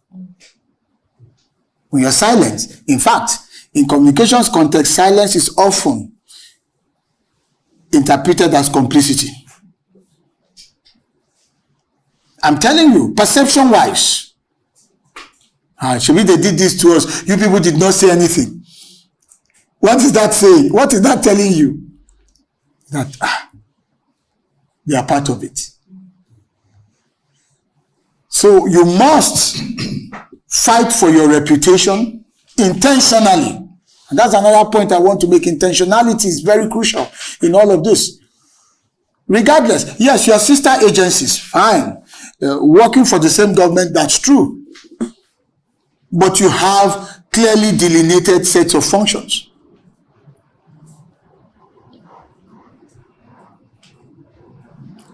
So the goal for you would be in all of these, okay, NPA, this is what you've done. We have a responsibility to ensure that our audience, in this case, the Nigerian shipper, perceives us as working in their own interest and protecting them. So this is the narrative that we intend to put out there on a consistent basis with ample evidence so that they get the sense that we're doing what we need to do. So that is the PR function. Elevate what your management does through the power of narratives. See, there are ways. Let me quickly give you, I'm going to just give some suggestions to you. There are ways the PR needs to function in an unconventional manner. Sometimes, to ensure that you're building that trust, even in the midst of a lot of difficulties. And thankfully, head of PR is here. These are suggestions. They are not conventional, but they help in some ways. There are some meetings that you can intentionally embed is one or two stakeholders, even though the meetings or the functions were not for them. It's a PR move. It's not a management move. It's talking to management. This, we know this, but you know what? I think it's a good idea. Because one, you then convert some of those stakeholders as into your megaphone. To build your brand is not something you're going to do all by yourself. And it's not by our logos, the various things we print and adverts. And no, it's by organic human interactions, responses, and dealing with situations. Sometimes your story or your position can be better told because there were one or two stakeholders or shippers who were brought into a situation they would ordinarily not have been privileged to be in. But through the power of a strong PR unit, you're able to say, look, please, let's bring in someone, let's have at least one of the freight forwarders attend this meeting with NP or whatever it is you're trying to do. What it does is that it brings collective participation. You're not trying to build the brand all by yourself. The beneficiaries of your function are also playing a part in it. So it's got to be some unconventional thinking would have to come in. Please, sir, you wanted to say something. No, I wanted to ask you to situate a situation. One, when you know, let's look at a little history about Nigerian Shippers Council. It was started in 1978. UNCTAD said, please, nations, go and start Shippers Council so as I can protect the interests of the shippers. And when it was started, they did their job diligently. Now, it was a military decision. in 2014, during the time with Jonathan, Shippers Council was made the Port Economic Regulator, executive order. Yes. Now, look at the scenario I want you to look at. There's one they call Stuart, Ship Owners Association. Yes. There was an infraction they did. Shippers Council went and said, no, you can't do this without having recourse to us. We dialogue over it. The next thing they did was to go to court, right? And the thing, I think, up to now, it's still in Supreme Court. Just say you don't have that, right? Because you were not here. 2014 executive order is not it's not a law. It's not a law. It was an executive order. This thing Jonathan did without passing through the parliament. Now, again, I want you to look at the scenario where we are going into now. God willing, in the next few months, the Nigerian Shippers Council, the president will pass the law making the Nigerian Port Economic Regulatory Agency. Now, this thing has passed through the Act of Parliament, approved by the Parliament, sent to the presidency for assent. If the president assents it, now this is the first time ever Shippers Council will have authority to start to enforce. If this law is passed, nobody can challenge them in the Supreme Court or any court of law that you are acting on your own, because it has passed through the Act of Parliament. Now, the scenario I want you to see is that, you see, some of the time, the public relation unit, there are some issues that will come up. They will look back where they are coming from, look back at the law established them at any point in time. And that is what happened when Nigeria Ports Authority increased that time. Yes. He said Shippers Council knew that even MPA will go ahead and tell these people you think they are having this, don't have authority. Who get the authority to be Port Economic Regulator without passing through the system? So these are some of the issues the public, when they want to stand and react, does that that's hindrance. But again, I want you to look at the scenario. We are looking at Imperial Bill to be passed in the next few weeks. Where do you think the public relations unit will now navigate? Okay, thank you very much. You raised a very important scenario. I also was aware of that scenario. I'm just being careful. I didn't want to raise it in our conversation because it can be sensitive at times. We know it's really more of an executive tool that Shippers Council has had to rely on. And then this matter, I think the issue is, I think it has come, that particular court case, I think there was a soft pedaling at some point. Exactly, yes. Because I think Shippers Council won the case at the and even at the one at Shippers Council also won at the appeal court as well. Yes. So I think at some point there was stop pedaling and all that. So these are some of the nuances that a communications team must manage. So here is what I'm looking at now as we anticipate the future. But then let me also put this out there. Think about it with regards to the strategic question I asked earlier on. What if that law does not get passed? What if? We're in Nigeria. I'm asking you. What if? What if? This is how you must think. As strategists and as communicators, this is what strategic communication is about. What if it's not passed? Could it be possible that there are people lobbying for every legislation? There are those lobbying for and against. What happens if you're putting all your eggs in that basket? That is scenario one. I just want your mind to think that way. That's why I threw in that question. That's the only way you stretch yourself and think out of the box, become innovative in doing your jobs differently beyond giving out press releases and responding because something has happened. What playbook do you have for another 4 years of remaining Port Economic Regulator by executive fiat? So you know, that's why I mentioned earlier on that you know that the players in your ecosystem are big fishes. They know their onions. They can create pain. They have the means to play in the press, to use the media, and whatever it is, to cause you a world of pain. So how prepared is the PR unit to engage, to be a step ahead? You must know your problem customers in this ecosystem, from terminal operators to freight forwarders. Who are your you must have a list for them that this and this party was there. Potential, don't be surprised if something is in the media in 3 days' time. So you beat them to it by leading a conversation on tariffs. You see, when you lead a conversation on tariffs, if the intention was tariff-centric, what it does is that you are setting the agenda. But if you then wait, they strike, we all start running helter-skelter. Isn't that what we do? We start running helter-skelter. So I'm just saying that in response to your question, I'm not going to give like a very direct answer to say do this or that. But I'm going to come back to challenging the thinking. When you have the thinking, you will give yourself options. If the law is passed, it strengthens you.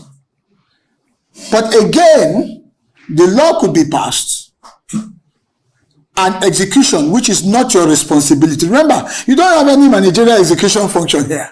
You're dealing with communication.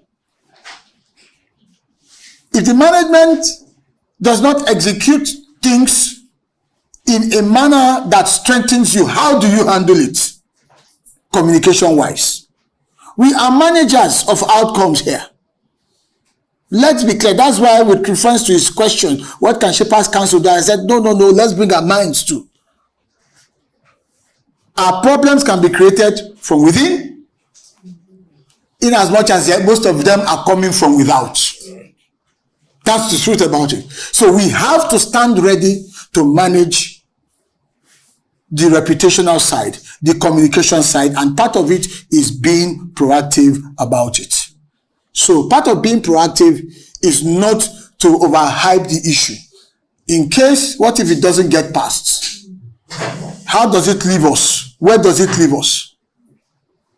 So we are not driving at the political side of getting the law passed, but we should remain focused on what should be the function. Look, Ghana has a Shapers Council, and it's functioning quite well. And it was modeled from Nigerian. Absolutely. So clearly we are behind the curve. So my point to you is to continue to drive the kind of narratives that puts you in that role, with or pending the arrival of the law. There are times when people do things and the perception is higher. I'll give you a typical example. There are people that come into the organization, they work so hard, they put in their best, they do so well, they become so well known, and then you ask, in the minds of people, it's as if they've been there for 5 years, whereas they've only spent 1 year. Can you see that the perception is way higher?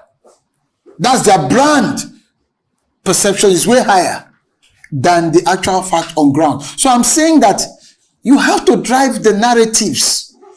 What are all those your wins in the areas of successful arbitration and resolution of port economic matters must be front and center. So I'll give you an instance. I went on your Instagram page. I was there 1 a.m. this morning. I just curiosity. So let me go to Shapers Council. Let me just check. Because the world, so much is going on. And I checked from beginning to the end. I did not see a port economic regulatory, your port economic regulatory victories. And I'm sure there's a lot you have done. I did not see. What I saw, and I'm saying this as one who has worked in the same space, and looking back at the lessons, because they say hindsight is 20/20. That there are things, adjustments we can begin to make. Yes, Because it's a government space, first order of business has to be that we project the set man, the chief executive, give him airtime, give him prominence and all that, because the standard perception or reasoning in the political ecosystem is that if he's seen or she's seen, work is going on. Create that bandwidth, designate it, and tick that box. But the crux of the function of the media team, the communication arm of the agency, is to drive the narrative based on the mandate it was set up and hand the value outcome, because that is what builds the reputation of Shapers Council. So I checked, I was just checking, I thought I was going to see some freight forwarders, not just in interactive sessions, real narrative. You need to convert those wins into narratives that people can understand and relate with. I watched the last episode of the program Shippers. I saw that you had a segment for complaints. What's it called that you resolve? That segment lasted for just 35 seconds. There are things we can begin to do. Show faces, show scenarios, make it more real, so that the concept and the value of a port economic regulator in terms of the outcome, how it transmits or translates into economic benefits. Those are the real narratives that stick. Create space for chief executive visits, people courtesy visit and all of those things and all that happen, because the government space, many people come in, every day is always busy. But part of this team must be looking for your wins and materializing the narrative in a way that is clear and easy to appreciate and ensure that they occupy media space. I just took your Instagram page. I went through everything from beginning to the end. Everything. I saw events. I saw a lot of the staff maybe speaking at one event. I saw all of those. All of those things are good, but they are activity. You now need what I call productivity-oriented narratives. What that will do is that it has its own way of contributing towards your brand destination. Because, put it simply, Nigeria Shippers Council is the rescuer of the shipper. That's all. You are it's very simple. In fact, the mantra should be Nigeria Shippers Council to the rescue. Like a Superman wearing his cape. That's what you are. And that's how you build your brand. What is a brand, by the way? Brand. Marketing 101 is simply a promise. That's all. Your brand is the promise that you are making, that you've communicated, and that you are committed to delivering upon. And as you deliver on it, you communicate it. And that strengthens your reputation. And over time, that's your brand. That's what it is. So we must manage this situation to ensure that there is a proper functional alignment between what we are delivering and how we are being perceived. So what ways do you think we can translate some of our wins into natural narratives that can be out there? And if you do that, I can tell you your Instagram page will probably more than double, because those will be real scenarios that people can engage with.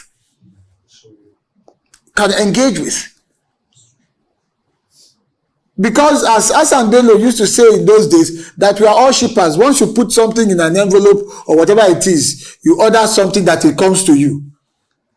Everybody is a shipper in one way or the other. So what ways do you think we can do that?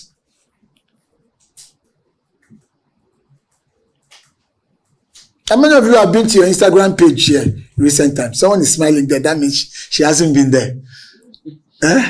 You have.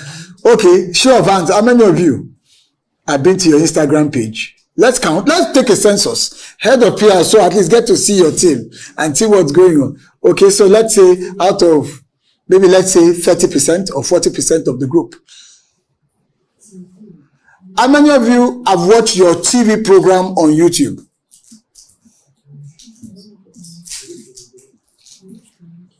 So how many of you have tracked the nature? Am I wrong with what I just said about your Instagram page? So I saw. So in what ways do you think we can? Because you're the ones on this job. I can't really picture in full concrete sense all the issues you address. For instance, you said we had 6 complaints. One of them had to do with demurrage. Another one had to, what does it mean?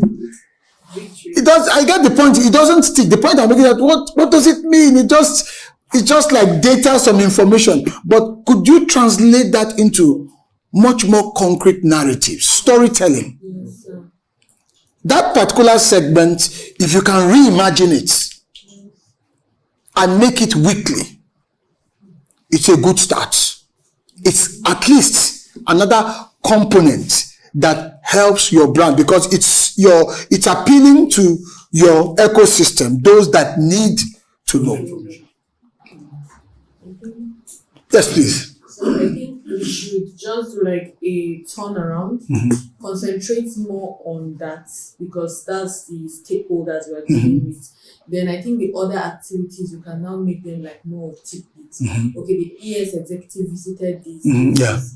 They will now tell that less time, and then concentrate more on that instead of giving the personality story of the ES. I think the stakeholders' interactions should be more like our focus. Absolutely. Because they are the ones that will now sell us out. Absolutely. They will sell us out. They are the ones that will interact more and say, we're able to deal with this. So if they are able to deal with this, that means I can take my complaint. If they are able to settle out these people, that means I too can. So it shouldn't be just that tidbit small session. It should be more time should be dedicated to it. I think, so let me just give you this story we had in Kaduna. There was this black eye beans issues that we had from Kaduna to Dubai. You understand? It was a lengthy negotiation. But the good thing about it, even though it wasn't given prominence, is that at the end of the day, they was able to reach a compromise that Shippers Council stepped in, and then they was able to negotiate it. So for me, that was like a victory. Yes. You understand that if we sell it out, people will know that yes, okay, we are working. If they can sort out this, they can sort out other issues. Absolutely. Just more time for this. Your wins. Yes. Put out your wins out there. And have more confidence in you. Yes.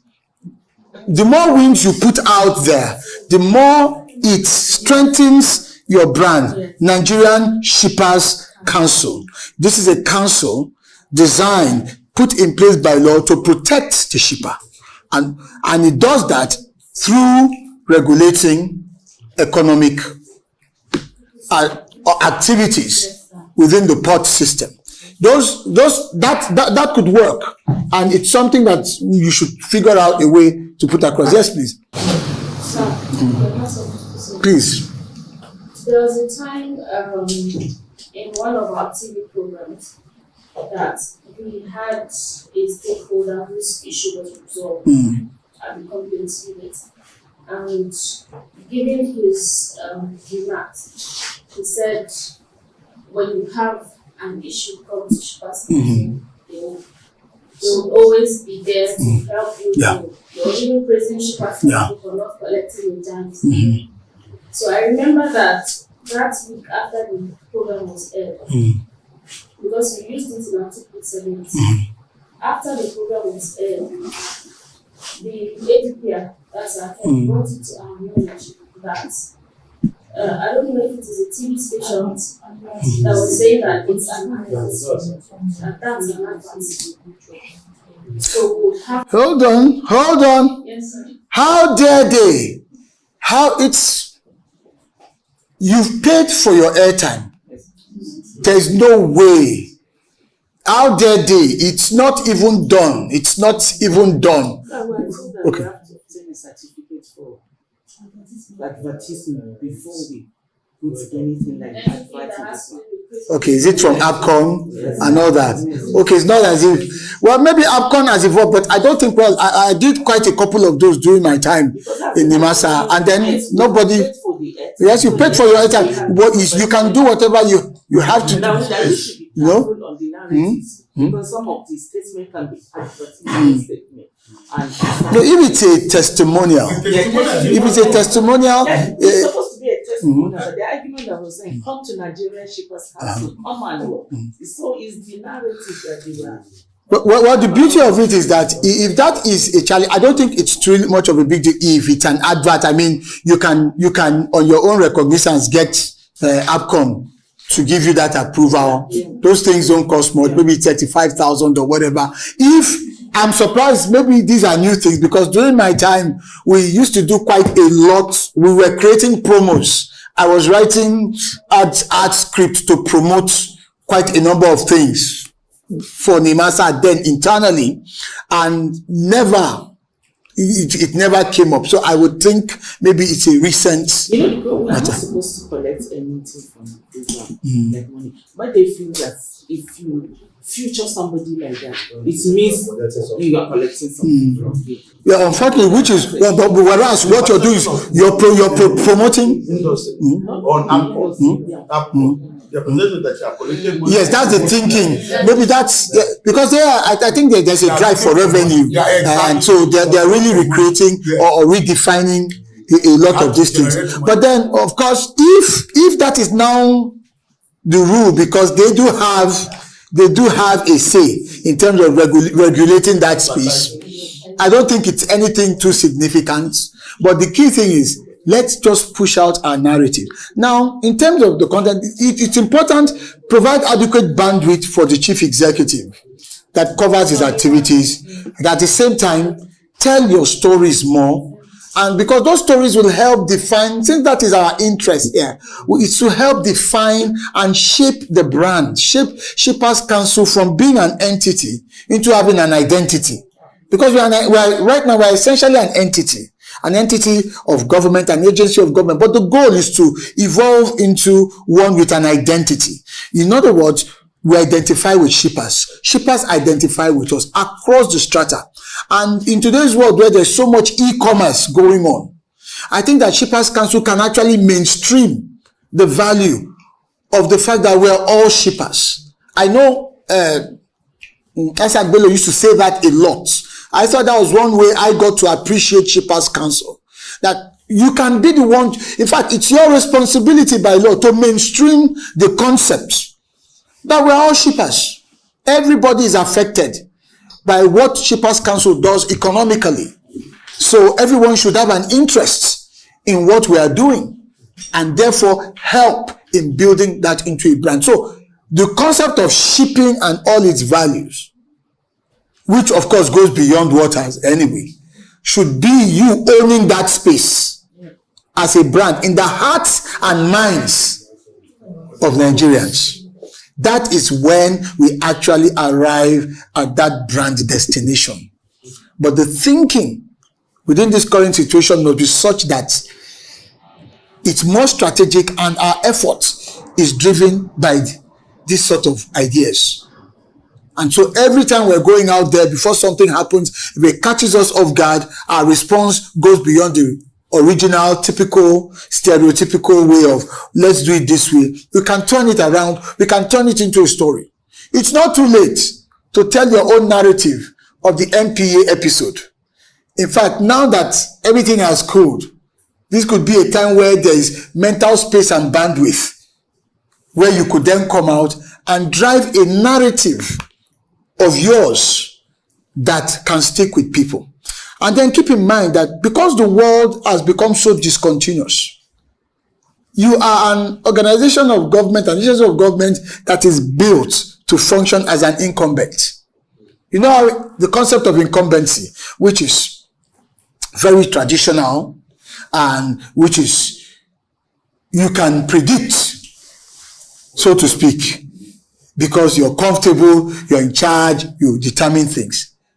But you must now begin to think with some sense of insurgency. Why does insurgency last? Why is it such a challenge militarily? It's because traditional armies fight based on traditional principles. Insurgents don't have any rules. They redraw the map. They take the battles to places which is non-conventional. They pop up here and there. So you need, and I'm going to, head of here, I'm going to appeal to you, ma, to encourage a little bit of insurgent thinking, not in the sense of irreverence, but thinking out of the box to do some things. With social media, and you have a TV program, a TV platform, you can reimagine the TV program. When I got into the master, one of the things I tried to do was, why can't I have interviews on a boat? My first set of interviews were on our vessels. I realized that a lot of people in the master had hardly gone out to the waters. There were so many things I imagined, just that my schedule, my plate was so full. I thought of ideas where if people come to visit us, they should live with fresh fish. Because it's maritime.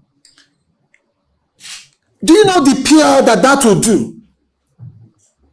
That what we are giving our guests is fresh fish picked out of maybe somewhere in or what have you. It's just, we are giving you the maritime experience. You see, let me tell you, that will make news faster. That will trend more on social media. Quicker. We have to think out of the box. Why? That is solidifying your brand, giving the right picture. Oh, these are shippers. So everybody is into shipping. Those are the kinds of stories. Sometimes we used to think that, are you crazy? What? I said, look, you need a bit of this insurgent thinking because this is a government establishment. The space is pretty much established in nature. But if you're going to break out a little bit, you need some doses of this once in a while. So it's to really challenge that thing. And I think that's, for me, is the major argument I bring to you today. To say, as public relations people, we must be very strategic. We must shift the paradigm. Because aren't you tired of people just ambushing you every now and then over issues, especially bad actors? Sometimes it could be somebody who decides maybe they wrote a proposal and the means was not there to satisfy them. And the next thing, some news is flying around and you have to do cleanup. So it's time to get ahead of the game. That's the point I'm making to all of us. To think creatively as well. And within the structural accommodation of an agency of government such as ours, we can make some good creative progress. So I want to begin to wrap up. Do I still have more time? Okay, good. So, by now coming into some of the skills that each person, everyone around this table needs to have, we must also develop ourselves. We must develop ourselves, and very intentionally. Now, number one, I think I had my notes, just a second here. So I'm going to read through some of these skill sets that are necessary. Excuse me.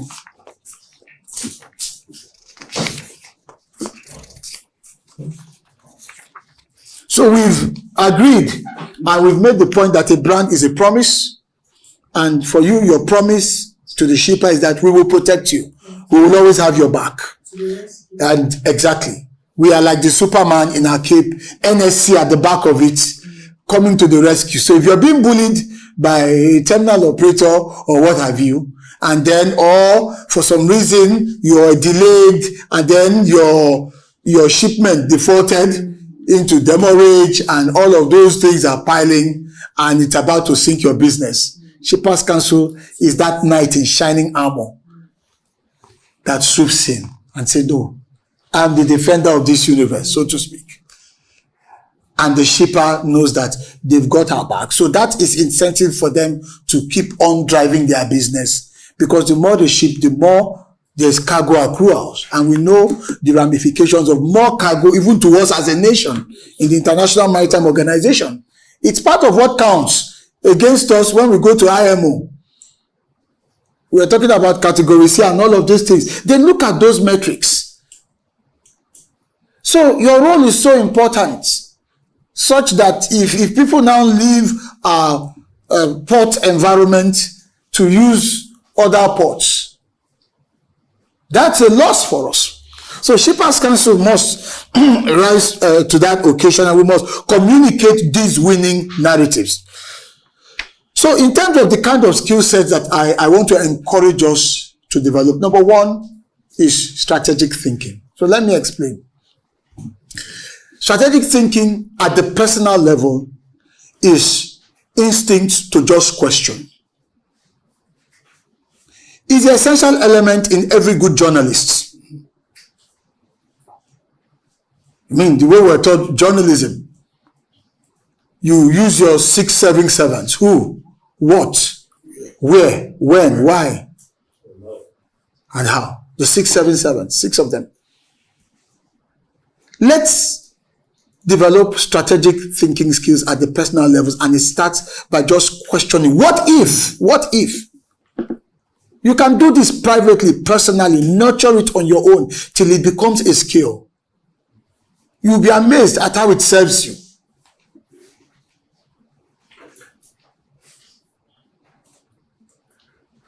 Number two, the ability to read and absorb expansively. Let me ask, in the last 2 weeks, how many of us have read or are reading any book? Just a book. Let me see. How many hands up? All right, what are you reading? Tell me, sir. Tell me, what are you reading? What's the title of the book? The Tracy System Leader. The what? The Tracy System Leader. The Tracy leadership. Okay, the Tracy, that's John C. Maxwell. Okay. What about you now? Somebody is Purpose-driven life. That's Rick Warren. Rick Warren. Okay. Anyone else? Oh, Atomic Habits. I forgot the guy's name now. It's a self-help reference. It's a very popular one in recent times. So what I'm saying is, please, you don't need to be an exhaustive, fantastic reader. Just, even if it's just 2 pages every day, the quality of your self-development is going to rub off on the quality of your production at work. There's no magic to it. And one way to ensure that is to start by reading. It could be anything. It could be a maritime themed material. It could be something that is business related. It could be a motivational reference, whatever it is. Develop it, because what it does is that it expands the mind. You see, the best communicators are those with expansive dispositions, because they can relate, they can sit in any scenario mentally. And so if they are to drive communication narratives with a pen and paper without thinking, they can either craft a script or do a memo or do a press release and set the direction, the news peg, the direction of how we want this to be done.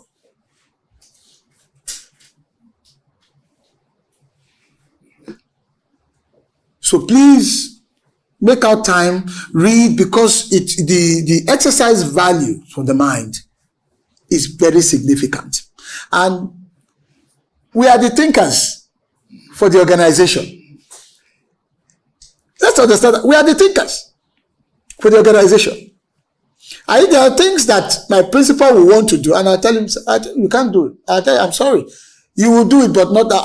That was the way I work. And maybe because I had enough of that latitude, because I was practically railroaded, and we were very close. And I'll tell him, I said, because I'm not ready to spend the next 1 week trying to beat back or manage the fallout. And it's going to distract you. You still have this and that and the other.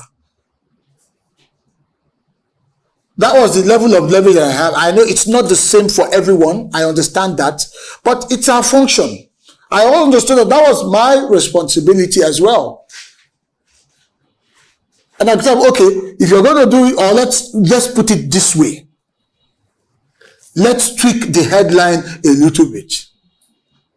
Just to let us lead it before it happens. That's what that strategic ability gives you before it happens. Number 3, your writing skills. It's so important. Listen, please, like what the second one you're talking about, Yes. reading. Yes. You see, there is, in our school of journalism, they will always tell you, for you to be a very good journalist, you must go and read other disciplines. Yeah. Because you may see a lawyer and you have not read anything about law. You don't know much about law. You can't ask him a question. And if you ask him a basic question, he will now navigate and go to a higher pedestal that you will not even be understanding what he's saying. That is why the emphasis is that you go on, read the trade laws. The trade laws are, you read international shipping laws. All these things will help you so that at any point in time, there's a crisis, you will know how to navigate and you know how to respond immediately. Absolutely. Thank you very much. And that is so profound. In fact, it should be taken for granted that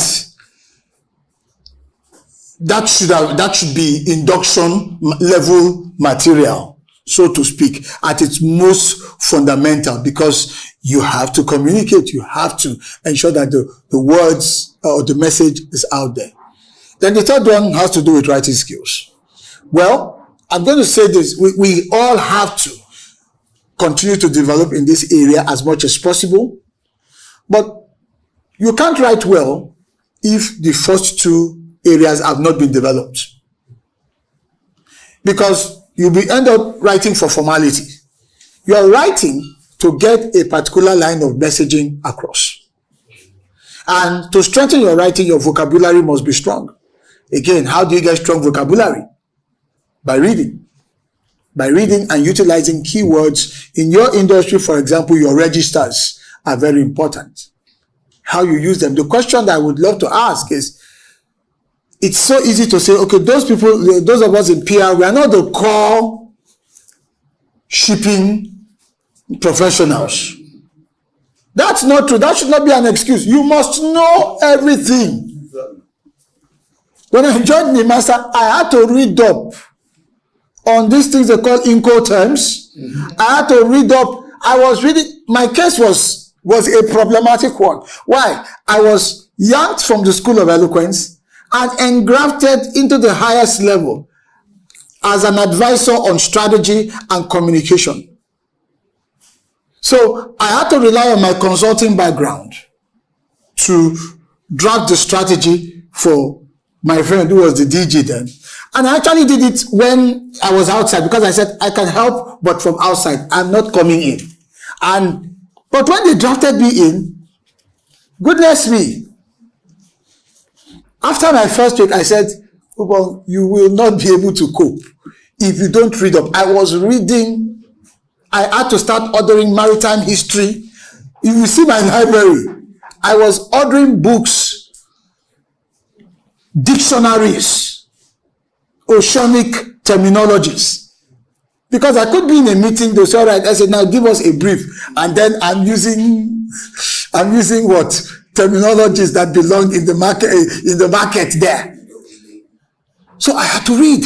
And not only was I reading, I was making sure the guys, I had designated staff in the Marine Environment Management Department, in shipping development. I will summon them, I will invite them. All right, talk to me.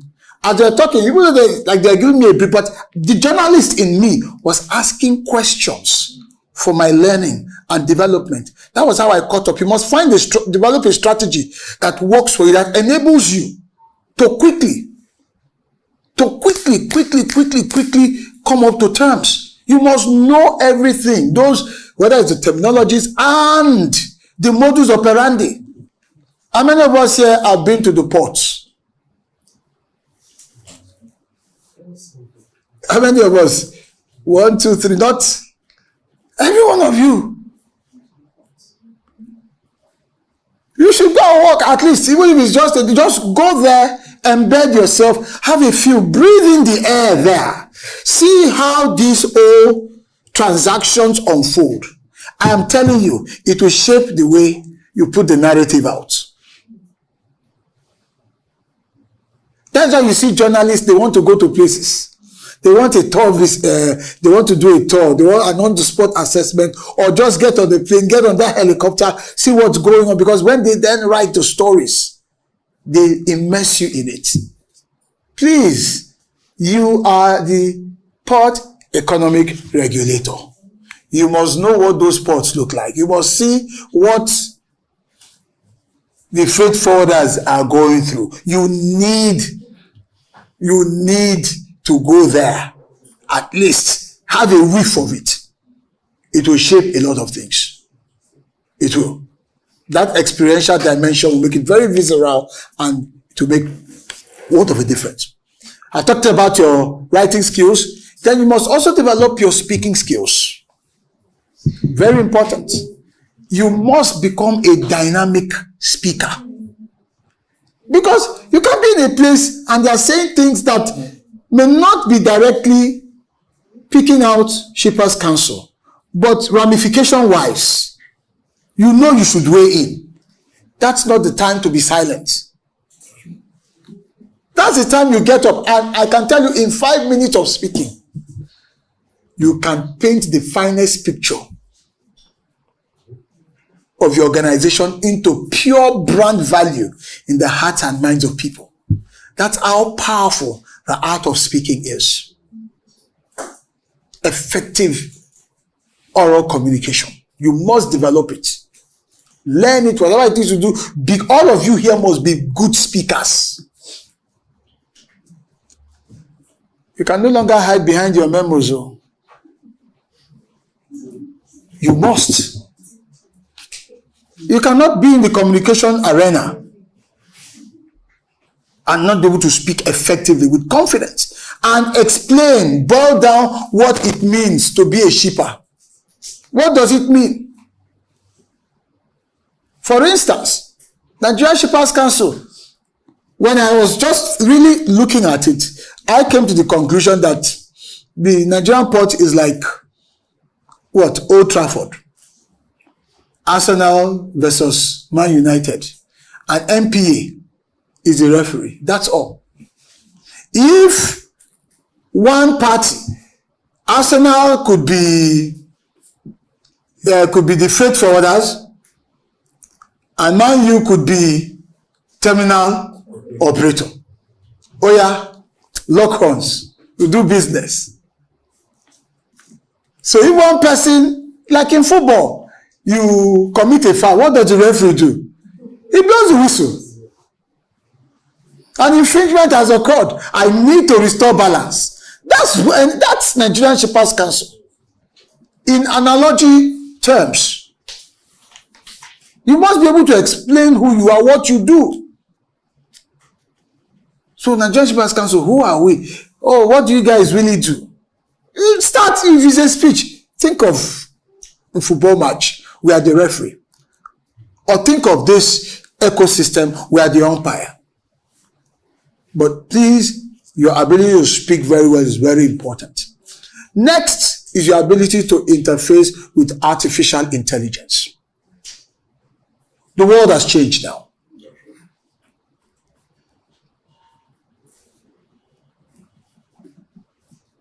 Your ability to interface with artificial intelligence. Now, let me be clear about this. There are people who talk about AI taking our jobs. I like what a young lady said recently online. She said, no, AI will not take anybody's job. It is people that know how to use AI that will take other people's jobs. I was very impressed with that statement. Please, when you are online, don't get too carried away with all the social noises and all the crazy content. Somebody wake up in the morning and because, the way they went to bed, they just begin to post themselves. And before you know it, before noon, it will have over 10,000 views and all that. Scan through all of those. You're going to meet, especially on LinkedIn, where people are really making meaningful contributions, adding meaningful value. You're going to see a lot of that. So, your ability to interface with AI. And the principle behind artificial intelligence is very simple. We, the humans, are the originators. AI is the generator. So, the original ideas coming from us and using AI to generate any additional. We do not abandon our responsibility to AI. Recently, of course, I teach public speaking and I coach quite a number of people, quite a lot of top people, even in the maritime sector. Even after I left, I went back to the school of eloquence. And so there was this day, one of my students, very senior person in one of the agencies, was preparing for a speech. He had to represent his principal. And so they sent me the speech. It was written by the PR unit. Don't worry, it was not NSC. It was written by the PR unit. And I took the speech. As we were practicing and tried to help him prepare, I said, hold on. I then assessed the speech for AI. I realized that 70% of it was written using AI. Now that's an abuse. So practically, there was no input. So AI was no longer being used as a tool. AI was being used or being abused as the staff, as the speechwriter. I kid you not. So that's laziness. And there's no way you'll be able to respond to this larger crisis when we get to communication crisis. If, as a communications person, you're not developing your capacity. If your principal, I believe you write speeches for your, does this department do you do some speech writing as well? This unit, do you do some speech writing? Or sometimes, okay, if they want, okay, PR can do the speech. So part of what you want to do is sit down with the party involved, let them articulate in very clear terms and help them refine from a communication standpoint. Because it's not everything that should be said in the way it is said openly. And that is your duty as gatekeeper, which is one of the functions of media, of communication, of journalism. You're the gatekeepers. People think gatekeeping is only about what we should prevent from coming in. Part of gatekeeping is also what we prevent from getting out. So you can guide. And there are steps, there are procedures for guiding principals or parties, lead parties who are giving speeches. So you can use AI to support the original intent. Understand the principle. We humans are originative. AI is generative. Do not reverse the role. Do not see the original responsibility to AI. It's just maybe you go to ChatGPT or Gemini and say, give me a speech. You can imagine if I had gone to use AI, I would have just been reading from, and then we'll be reading, okay, I have my paper. I would have given you paper now up to 20 pages from AI. But we are still the originals to make the conversations meaningful, productive, and impactful. So AI should be used intentionally towards clearly set goals, used as a tool. So you can't run away from it. There are people who are trying to avoid the use of artificial intelligence. It has come to stay. The same way when Google showed up and we were worried, you mean you just do a search and everything will come out, and we got used to it. I am sure within the next 1 or 2 years, we'll all be using these tools to provide us the necessary support. We as communicators must be leading the charge on the cutting edge of the use of these tools. Then the next skill that we must develop has got to be our interpersonal skills. Interpersonal skills will serve our ability to cut across departments and understand what is going on rather than always waiting. Interpersonal skills is purely relational capability. Why? Because you constantly need information, you constantly need perspective, you constantly need intelligence to guide how you prepare materials and to give you a good head start. Please, PR unit, do not operate in your own echo chamber.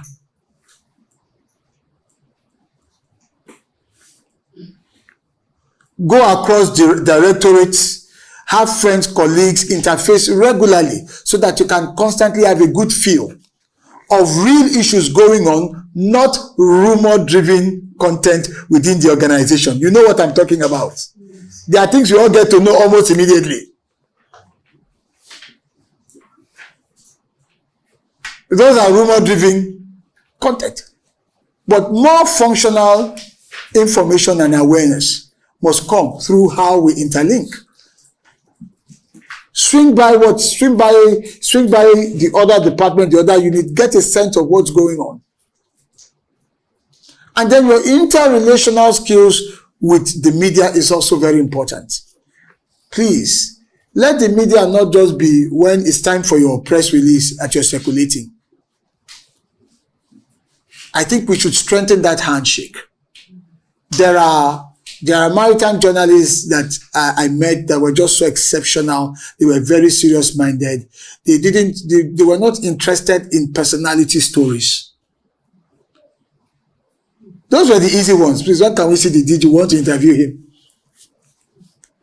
And you're asking the DG the questions that the answers are readily available. You answered 3 days ago. That the PR unit or the marine environment unit could have provided you. But I met a few journalists who said, look, I want to do a special report on this aspect of pollution and what NIMASA is doing. That was just so I met journalists like that, but there were few. And you also must orchestrate. You can orchestrate and encourage 1 or 2 journalists that have the depth to explore this. Exactly. You can orchestrate. And then they do it, and that forms part of what you feed into the ecosystem. In fact, you can have the journalists help you with some research-related work that gives you the content that you can use.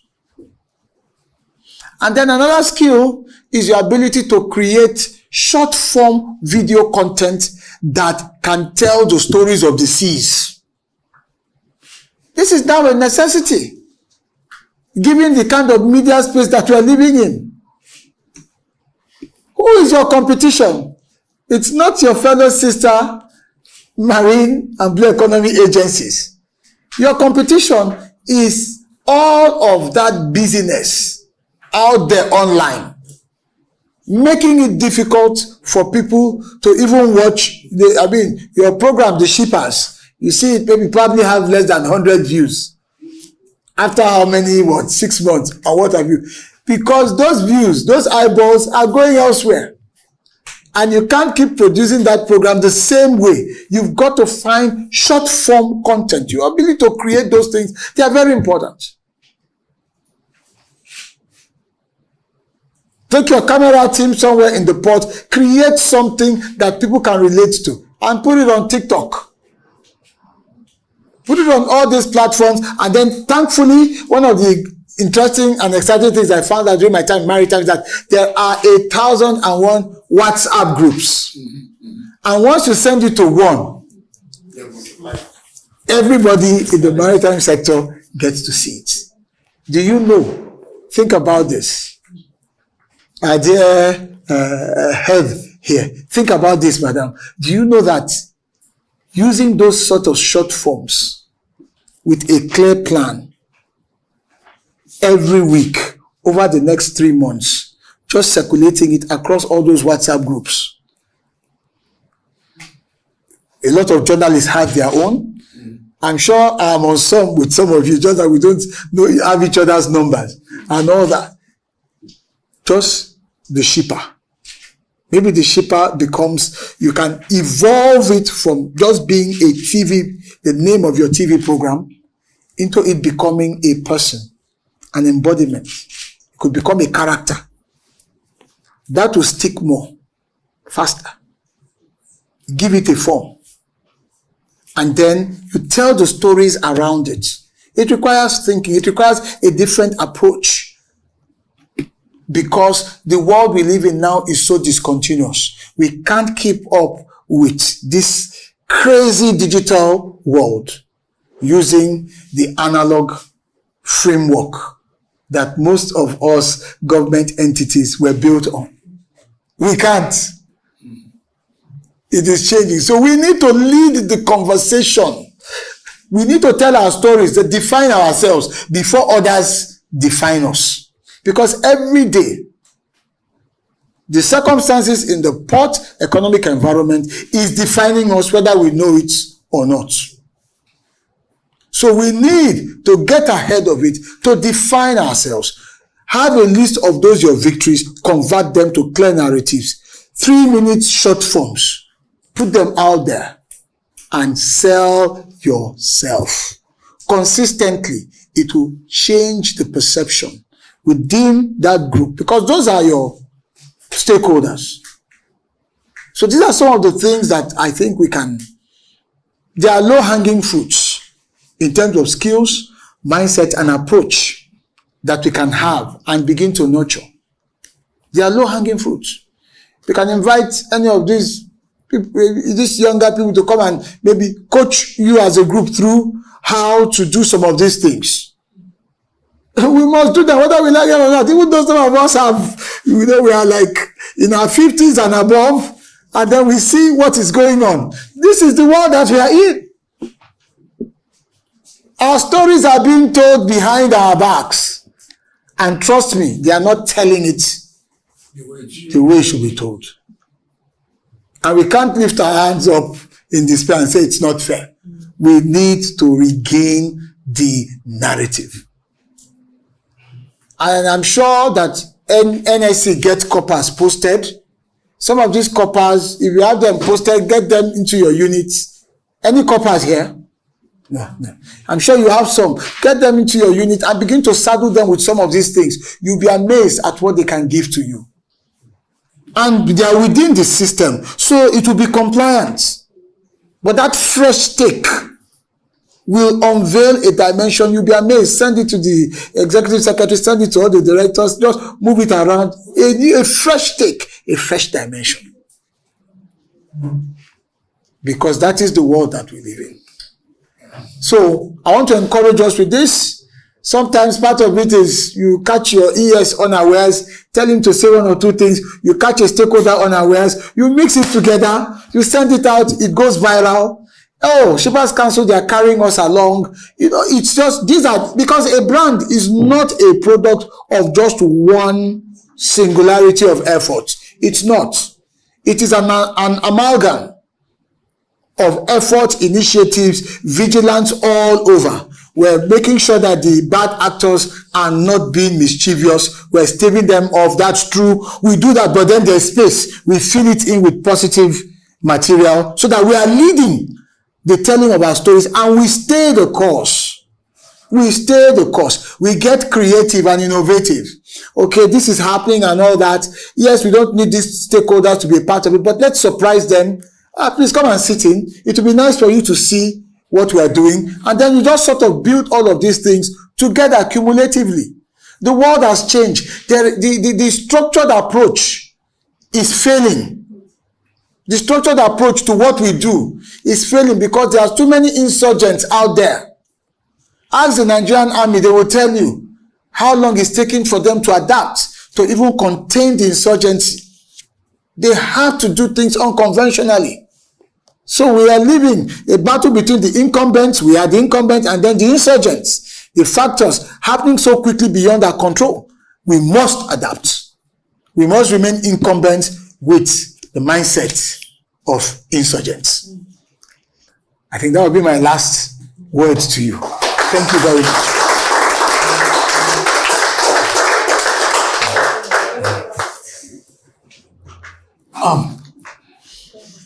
Please, can we give another sound?